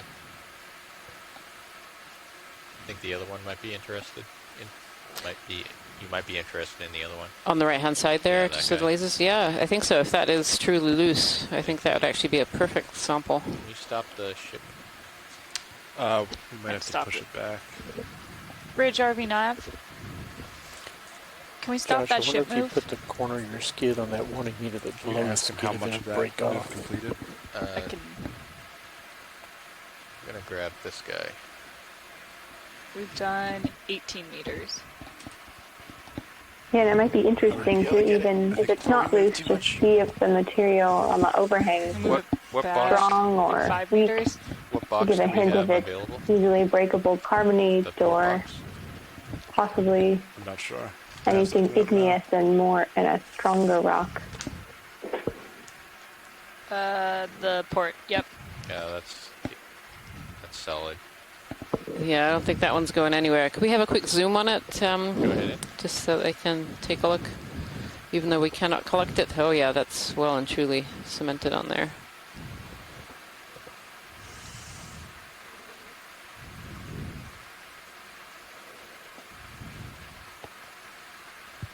Thank you so much, pilot.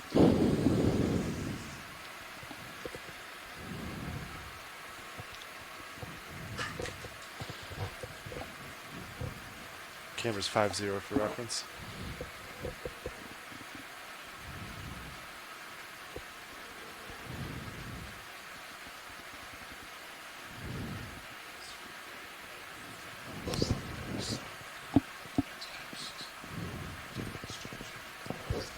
Yeah, I think that's.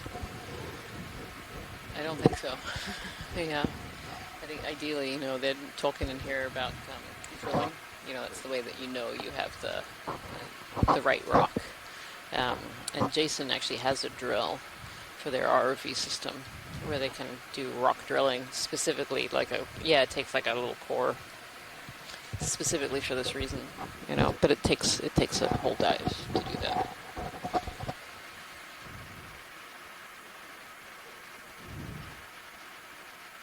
Let's do a quick zoom here. That loose.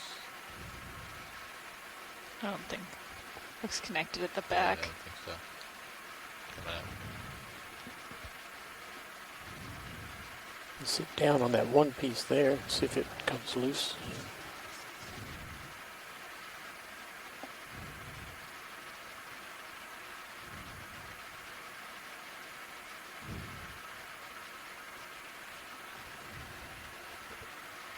Something real big all the way over there. I was going to say, this coral rubble is following us everywhere. Quite an area of this coral rubble. Way in the back.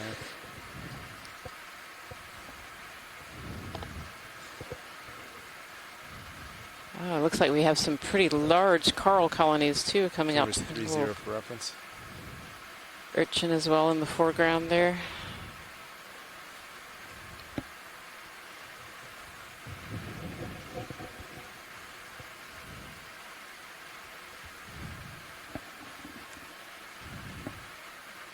This coral colony in the foreground is actually quite interesting because it's Clear ahead. You want mostly 15 skeleton meters to that's there. died away, but it has kind of this live outer rim. Interesting. Scan here. You can see how big that is. So those lasers are 10 centimeters apart, and that coral colony is really large. Yeah, I don't see anything. Right. 15 meters, 130 degrees. Sounds good to me. Okay. Bridge ROV nav. Yeah, I'd like to put in a ship move. We're looking at a range Almost looks of like this particular 15 coral meters, colony is a bit bearing of displaced. 130 degrees, It's kind of and a leaning speed over of and touching the 0.2 sediment. knots. Oh, I think we see a little black coral sticking up in front of it too. Roger that. Thank you, Bridge. Parantipathes. Paragorgia as well.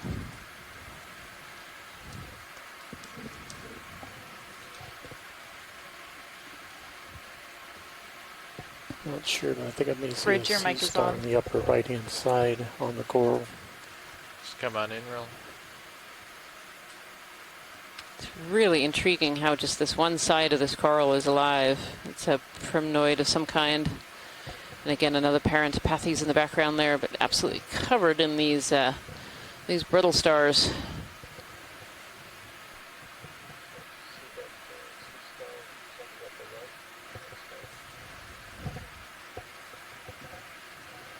Yeah, there's a little sea star arm sticking out. Oh, and a little fish. Leave those myctophids.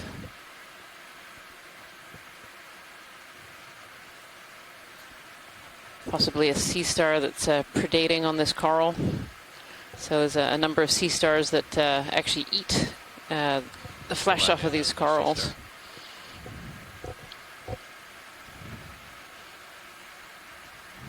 Yeah, you can see it's hanging out on the branches there. It's really interesting because the dead branches of this coral look like it potentially is a corallium, but this growing on top of it here is a primnoid of some kind.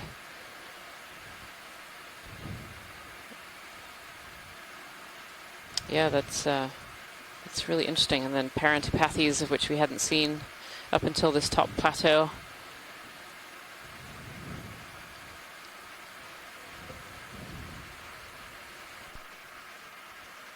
Go ahead.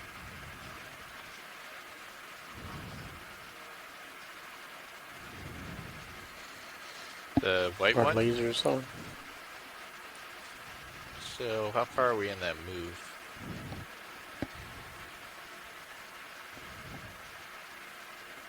Uh, 11 out of 15 meters. Okay. Yeah, I think I can get this side of it pretty well. Looking at it from the other side, because of the slope, will be a bit challenging. And there's a sponge over there too.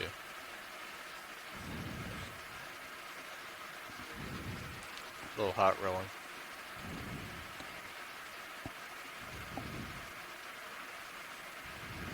Can we get lasers on? Looking at this beautiful coral colony here, I think this is potentially a corallium, covered in these brittle stars, bright pink. And these corals are what we call ecosystem engineers. So they actually basically engineer the ecosystem, so they're making habitat for other species to be able to live. And you can really see it in this one picture here with all these brittle stars. Almost too many to count, really. Ship move is They'll have very long arms, and they're using this coral to get up into the water column to be able to capture food. But there are a lot of other organisms, too, that would use these coral colonies as well, from small worms and crustaceans that are living really deep within the tissues that are almost invisible, to even things like mobile fish. So fish might come and either lay eggs or use this as an opportunity to feed around these corals as well. So these corals and sponges as well are really important to the deep ocean. They create these little biodiversity hotspots in these areas where other species come and live. Really beautiful.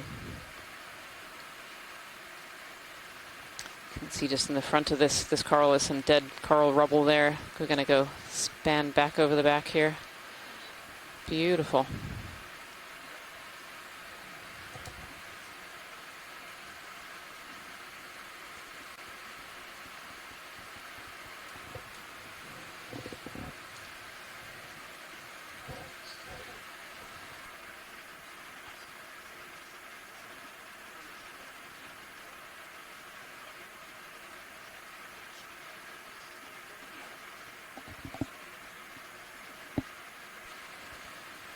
Yeah, just beautiful here.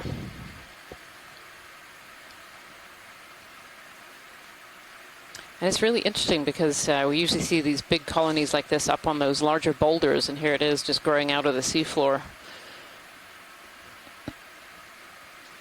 And yet it's got to really quite an impressive size. Beautiful. Thank you so much, pilots. Oh, a little fish in the background there, too. I think it's swimming off in the wrong direction, sadly. Let's do a snap on the fish, Colin. That turn might pull me, pilot. Be advised. See another macurid, maybe? Those large eyes and the rat tail.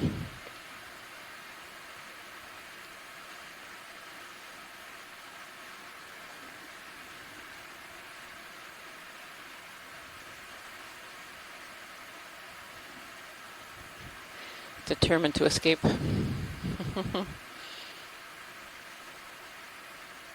Oh, really nice. Yep, that will definitely help with the identification of this the species of fish, seeing that head end.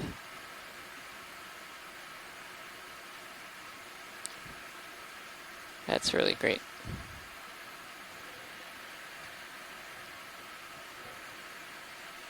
Thank you so much, pilots. We can continue on our way.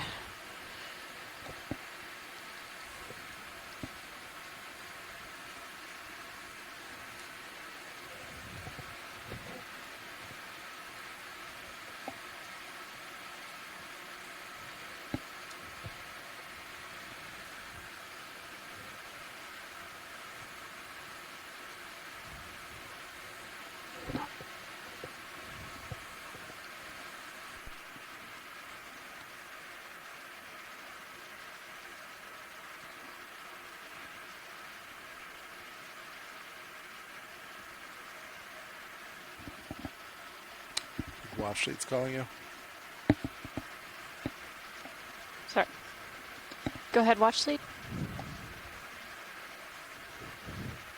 You can see some we're looking interesting at pock probably marks, setting up to kind get of. off bottom Pock mark is around, kind of a loaded term in geology, TC but 1928 little or local 1528. small, eroded circular features probably put in against another a move. generally very homogeneous, smoothed I don't see anything platform out there. 50 meters. pavement texture up sounds here good. on these rocks. What distance Still up you in want? the air as Do to another what 30. type of rock the substrate is.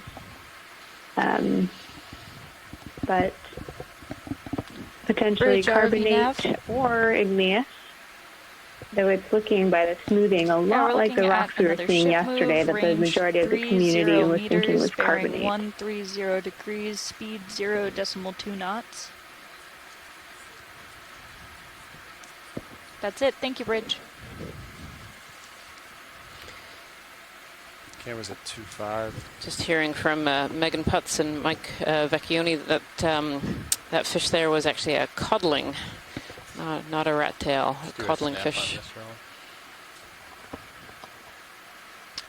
Looking for loose rocks. I think that looks pretty loose. I don't know if it's the type of rock you want.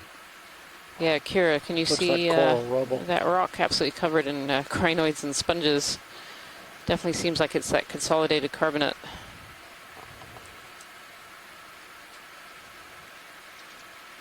Yeah, it's hard. Yeah, it definitely looks kind of like carbonate or coral rubble that's cemented together.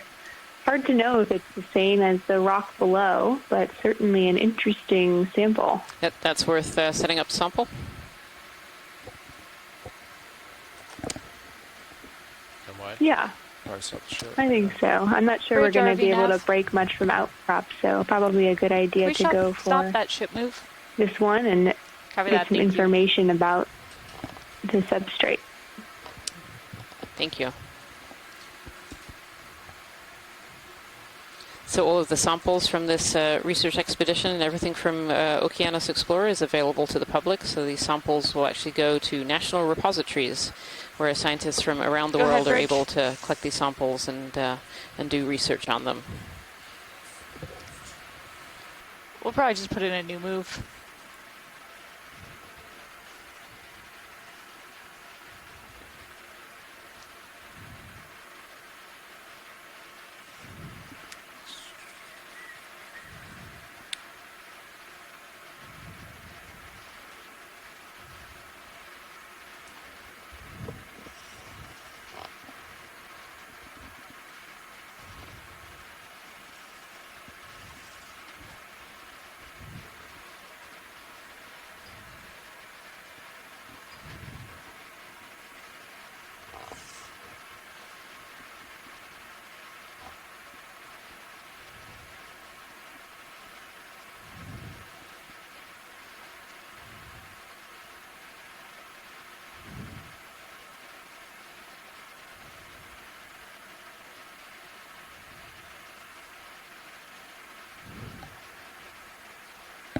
Zoom in on this roll.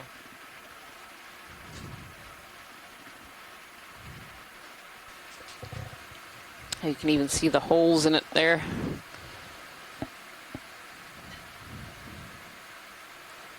Yeah, definitely some cemented coral rubble. Yep. Right, so we want this. Yes, I think so. Going out. Thank you.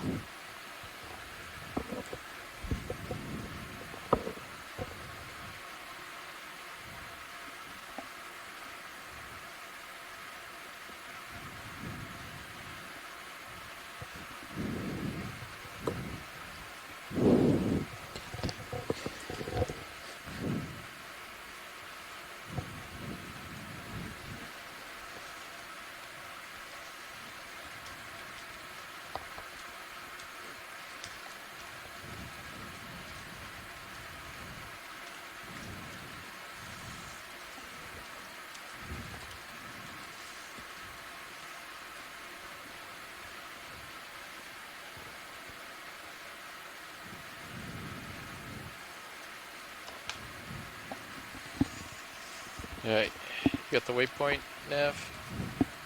Yeah, I can put in a move to the... No, you got the sample waypoint? Oh, you mean? yes. Yeah, okay. And I stop that move if we want to... Yeah, we can put in another move. We got about 4 meters through that one, so do we want to do 25 meters, another 30 You can meters? do another 30. All right. Bridge RV Nav. Hi, could we put in a ship move? We're looking at a range of 30 meters, bearing 130 degrees, speed 0.2 knots.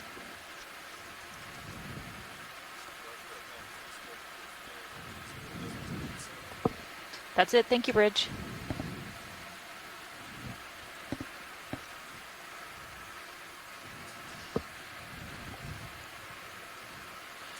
Some more of this primnode coral that we've been seeing kind of dotted around on this top ridge plateau. If you're just joining us, we have just under 20 minutes or so left of this dive. This is dive 10 of the NOAA Ocean Exploration Expedition, North Atlantic Stepping Stones. And today we've been exploring Yakutat Seamount a little deeper down in the saddle area between two peaks of this most easterly seamount of the cornerized seamount chain.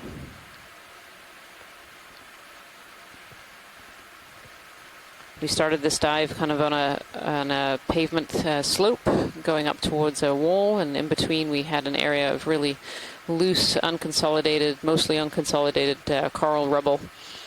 Came up to a wall system, went up the wall a little bit, took a jump all the way to the top so we could explore this ridge. And I've got up onto this ridge system, which is much more pavement and much more covered in deep sea corals and sponges at much larger sizes than we were seeing at the beginning of this dive. Look at those ophiuroids. Beautiful.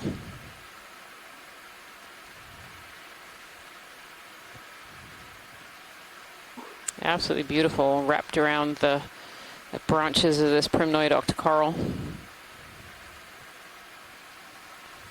Primnoids are a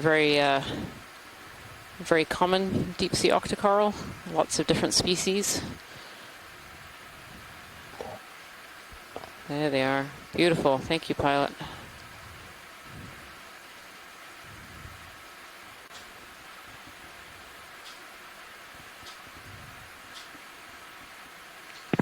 When you're good, Rowan.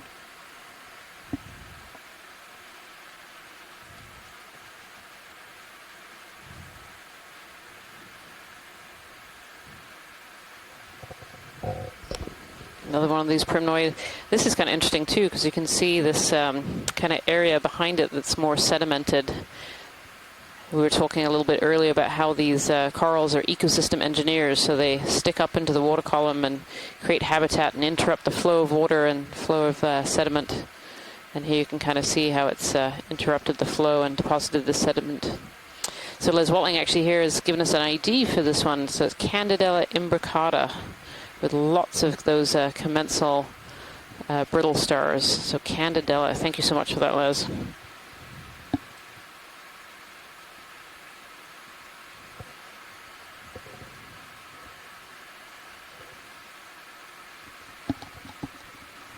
I've seen some really spectacular Candidellas as we've got up onto this this ridge system.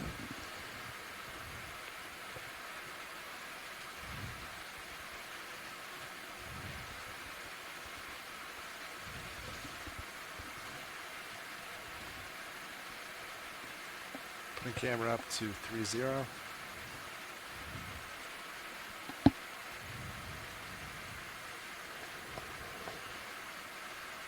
Another one of these little kind of cracks in the seafloor there that's all filled with pieces of fossilized coral. And certainly if we see another rock sample that really sticks out, it'd be worth thinking about collecting that in the last few minutes here of our dive. But so far, all the rock samples have been very firmly attached to the seafloor during this dive. It's been quite hard to be able to collect those rock samples. Yeah, another one of these big crinoids, 5-armed crinoids that are a little rare, stretched out on the seafloor there. This is a really interesting little exposed platform here.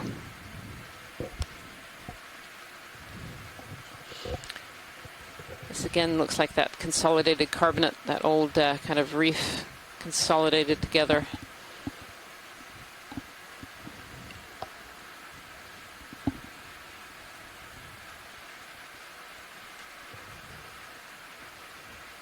And Jason Chater saying it actually kind of looks like everything around that little platform there has been eroded away.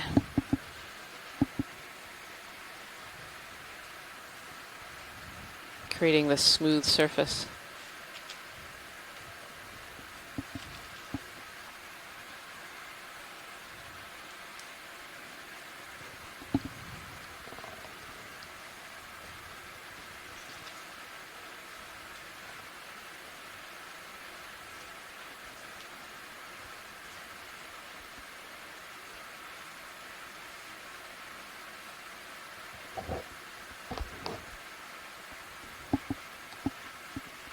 It's very cool That's the about way that all the you're released right there, the probably. erosion in this area is leaving behind these Is that little move still going, or ledges are they and done?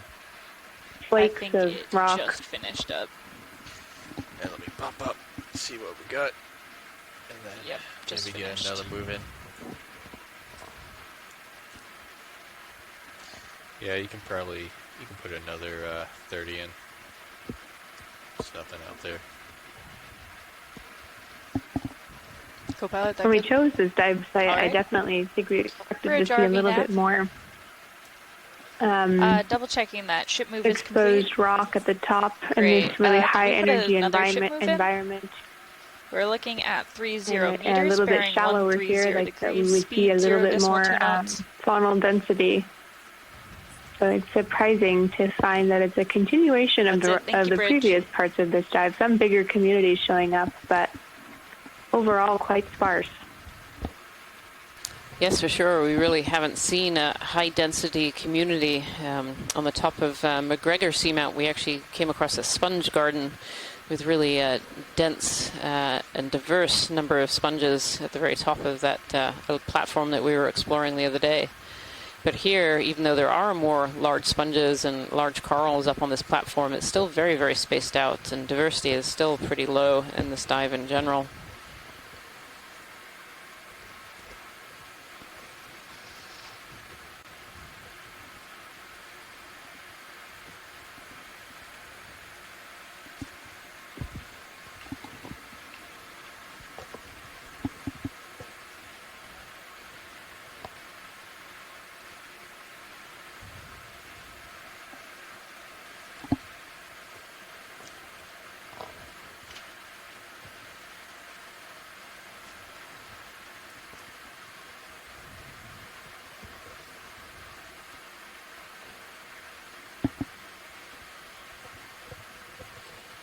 Good to see another one of these large, potentially this Candidella in the background here, forming these big, big colonies that we're seeing up here, along with these short, squat little bottle brush corals.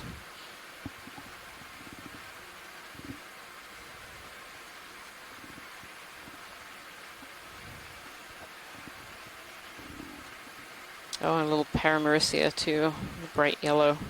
All very quite short. Paramaricia is not a very, doesn't tend to grow in very large forms, but all the ones here are actually really quite small.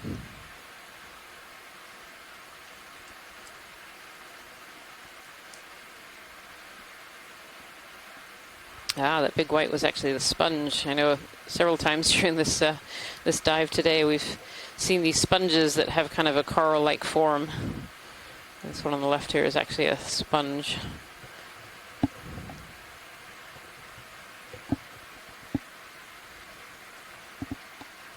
Oh, could we zoom in on the little red? Kind of the right of the lasers now. Come on in, roll. Thank you. Oh no, well this one is something a little different.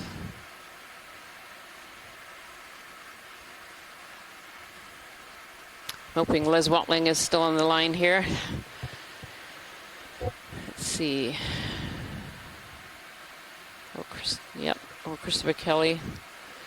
What they think this particular coral might be.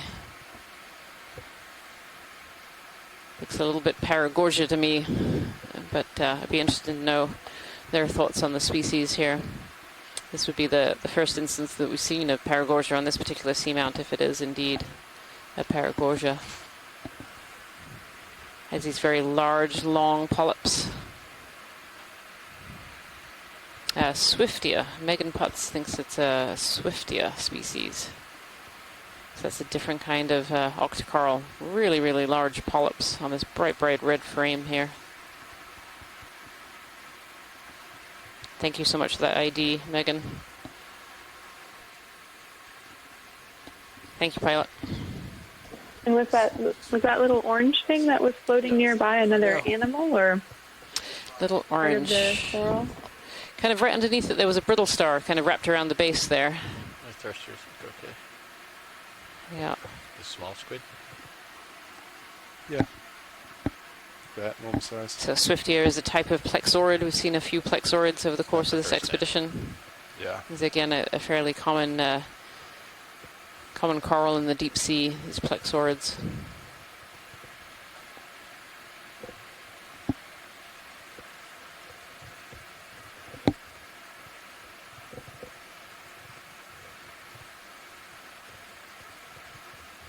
Yeah, what's that dark square? Kind of dead center.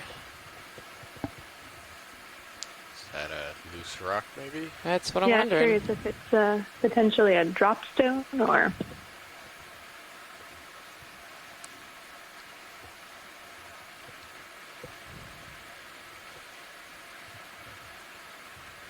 Do a quick zoom.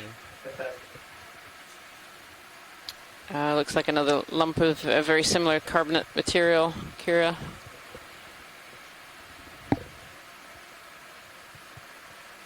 Yeah, looks like a piece that has been transported there and sort of set down on this more smooth surface. This zoom on the rock below also shows some of those features that look more like boreholes or maybe just a really varied texture, indicating this indeed might also be part of a bigger carbonate cap structure in a different large-scale morphology than the two platforms we dove on the previous days, but still that same kind of Copy that. carbonate Thank you, Rick. material. Ship move is complete. Copy nav. Yeah, interesting. Little Serianthid there, a little sea star right above it too, and an urchin as well. 15 minutes before we should start ascent. Can we zoom in It's on not the sea including- star? Are we too far over? Or are we? Then we Time can get to back set to up. it. Thank you. We won't need a lot of time to set up. Come on in, Roland.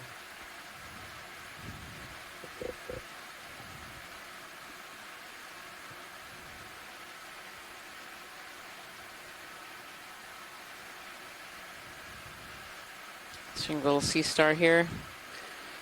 Interested in Chris Ma's opinion of what this might be.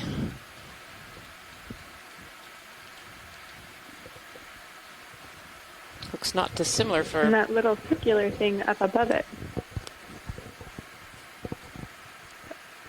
I actually see down below it there's like a little little polychaete worm, kind of by the bottom foot there. Not quite sure what was up above it. Sorry, Kira. But right below it there is a little polychaete. Oh, yeah. Yes, Christopher Moss says this is potentially a low faster. It's very similar to one that we've picked up earlier during this dive as well. I believe that was potentially a type of low fasta. Nice, thank you so much, pilot. Hey, come on out. Lasers. Oh yeah, a little sponge right above it, Kira. A small little white sponge.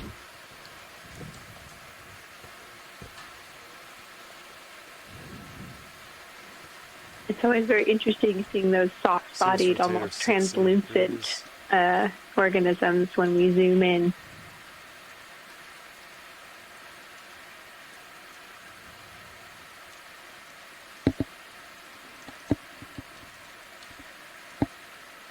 Chris Ma also noticing that the urchin that we saw looked like an Okeanos. Yeah, looks like there's another one here too. A few of these urchins.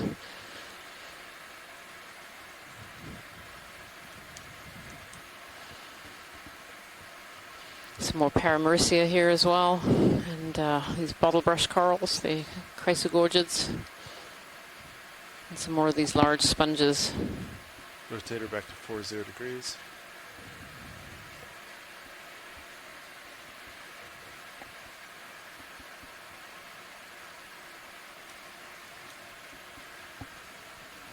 And some more of this With Candidella. these large, Yeah, go ahead, Kara. Sorry about that. Just going to say, with these large fracture features and some of these sediment erosional pathways where the sediment has built up, it's definitely giving us a clue that we are going over a carbonate cap on this saddle region, meaning that when this seamount was a bit shallower, when it was first formed, it accumulated a lot of carbonate sediments, coral, rubble, biogenic debris that's now been cemented and likely showing at this. Now it's been eroded over time in this saddle between two bathymetric highs. So even though it looks like it would be a lot different on the map from what we've been looking at previously, we're looking at similar depositional environments in the long history of this seamount feature. Partial. Yeah, this coral rubble kind of cemented together here. It's really interesting. It's very interesting how there's some of these kind of lighter brown on top of the black. That really suggests that it's been transported and turned over. Because the corals that have been buried in the sediment don't accumulate that ferromanganese patina as much as ones that are exposed, and so that seems like there's been a little bit of turnover there.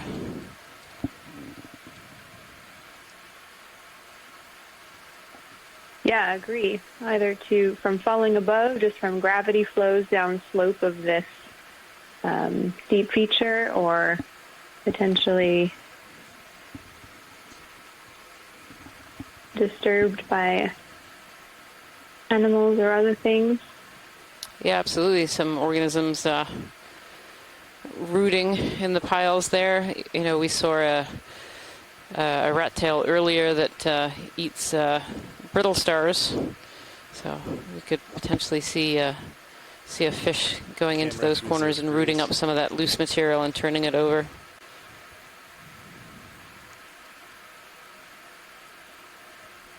And these large sponges on this ridge system. This ridge has definitely been very different from the beginning of this dive. This has been a very diverse dive in terms of different geology and certainly in the biology.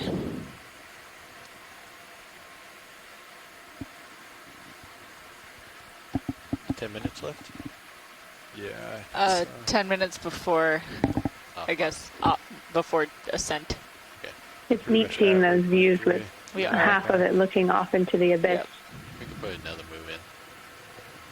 It reminds me of when you're rock climbing and you're looking at the face in front of you, and then every once in a while you stop and look back and realize you're at the top of the cliff. Our little ROV is transcending this sloped feature you can see in camera 2 or in the lower left corner of camera 3, just reminding us that we're hanging on the edge of a feature with a lot of seawater on each other side of us. Another move in. Okay. Do we want to do 130, or do we want to like shift it to kind of go up this? Hold on 1 second. Oh, a loose rock.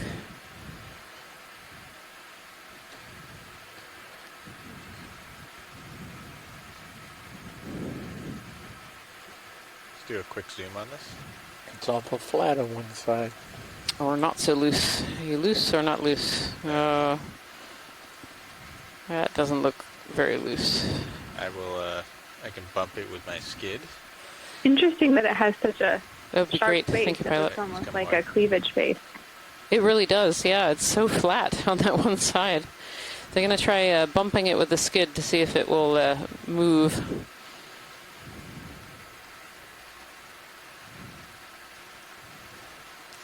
I'm seeing shadow underneath of it. Oh, it's loose. Oh, it's loose. Well, let's set up and collect that one. And that can go into any of the bio boxes. They're all open. You want it in a bio box? Well, they're open space. They're open spaces. The bio boxes are open. Do you think this will fit in a bio box, Sean? Yes, Okay. definitely.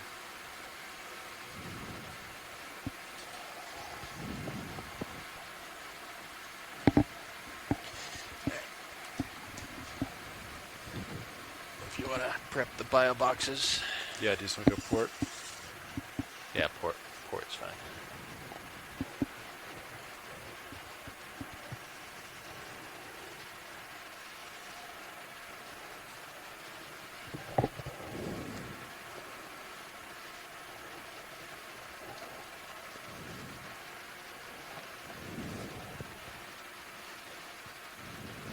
want to do a zoom rolling?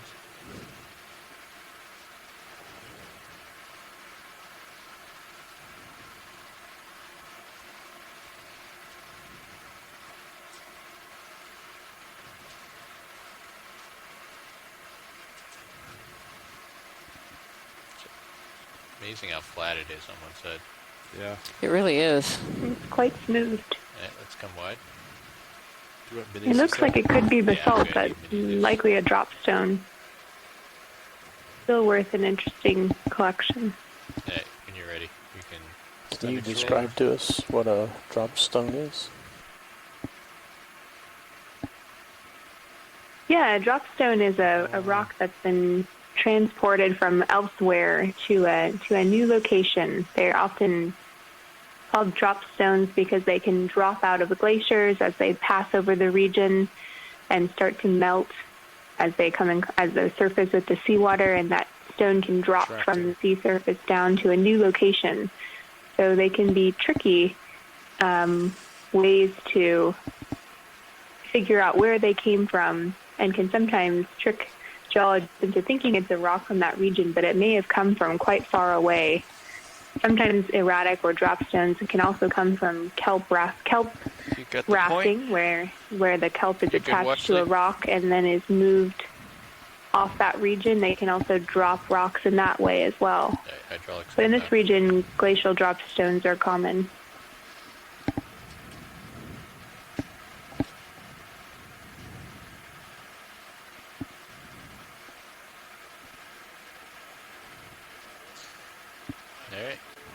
Alright. Maybe put in a 10-meter move.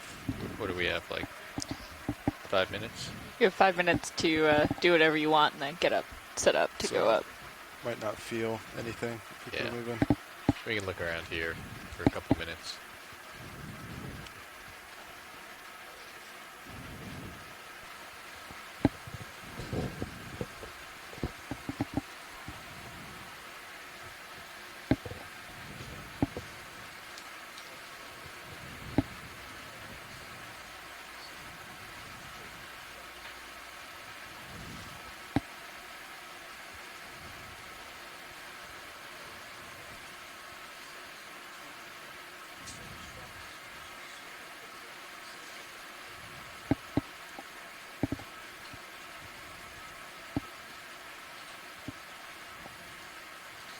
Come on in on this roll.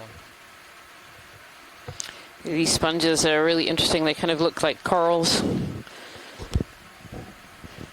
Kind of have that structure. It can be very deceiving from a distance. And here's the sponge with these crinoids sitting on top of it. And these sponges are filter feeders, so they have lots of pores on the outside of their surface, and the water comes in.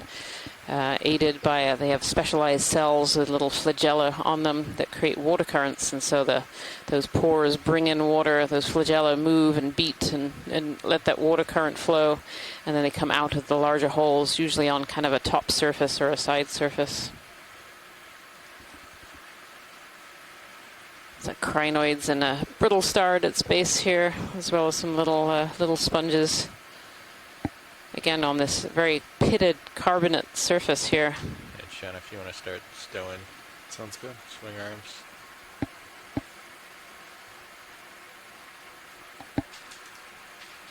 Beautiful.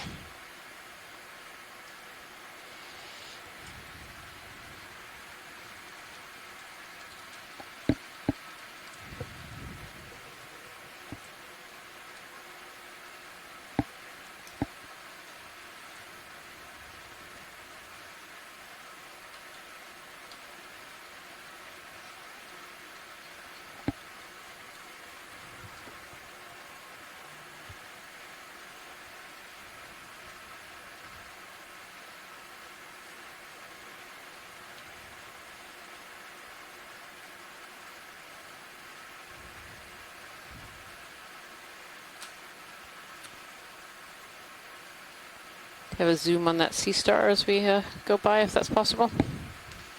Absolutely.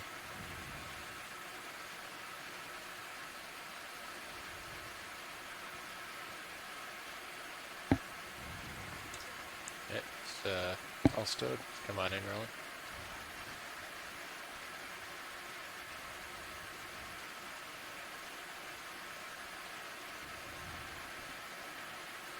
This one's a little different from other sea stars that we've seen today. The sea stars that we've seen today have been in the low faster, but this one, I'll wait for Chris Morrow to comment in the chat room here, but this one definitely looks a little different from those that we've seen earlier. Very distinct banding around the outer perimeter.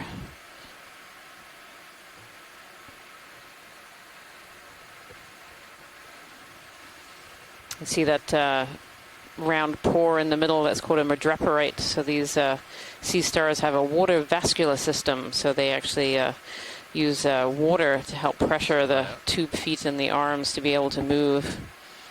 I think it's a goniasterid from Christopher Marr, mediaster or serimaster.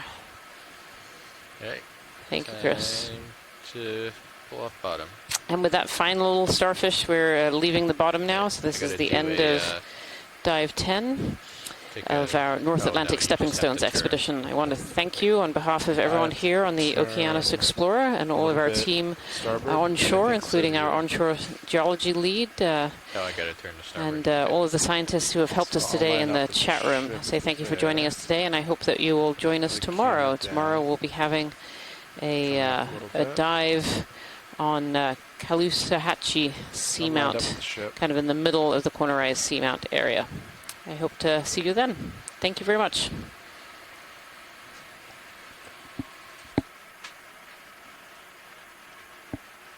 Camera going down.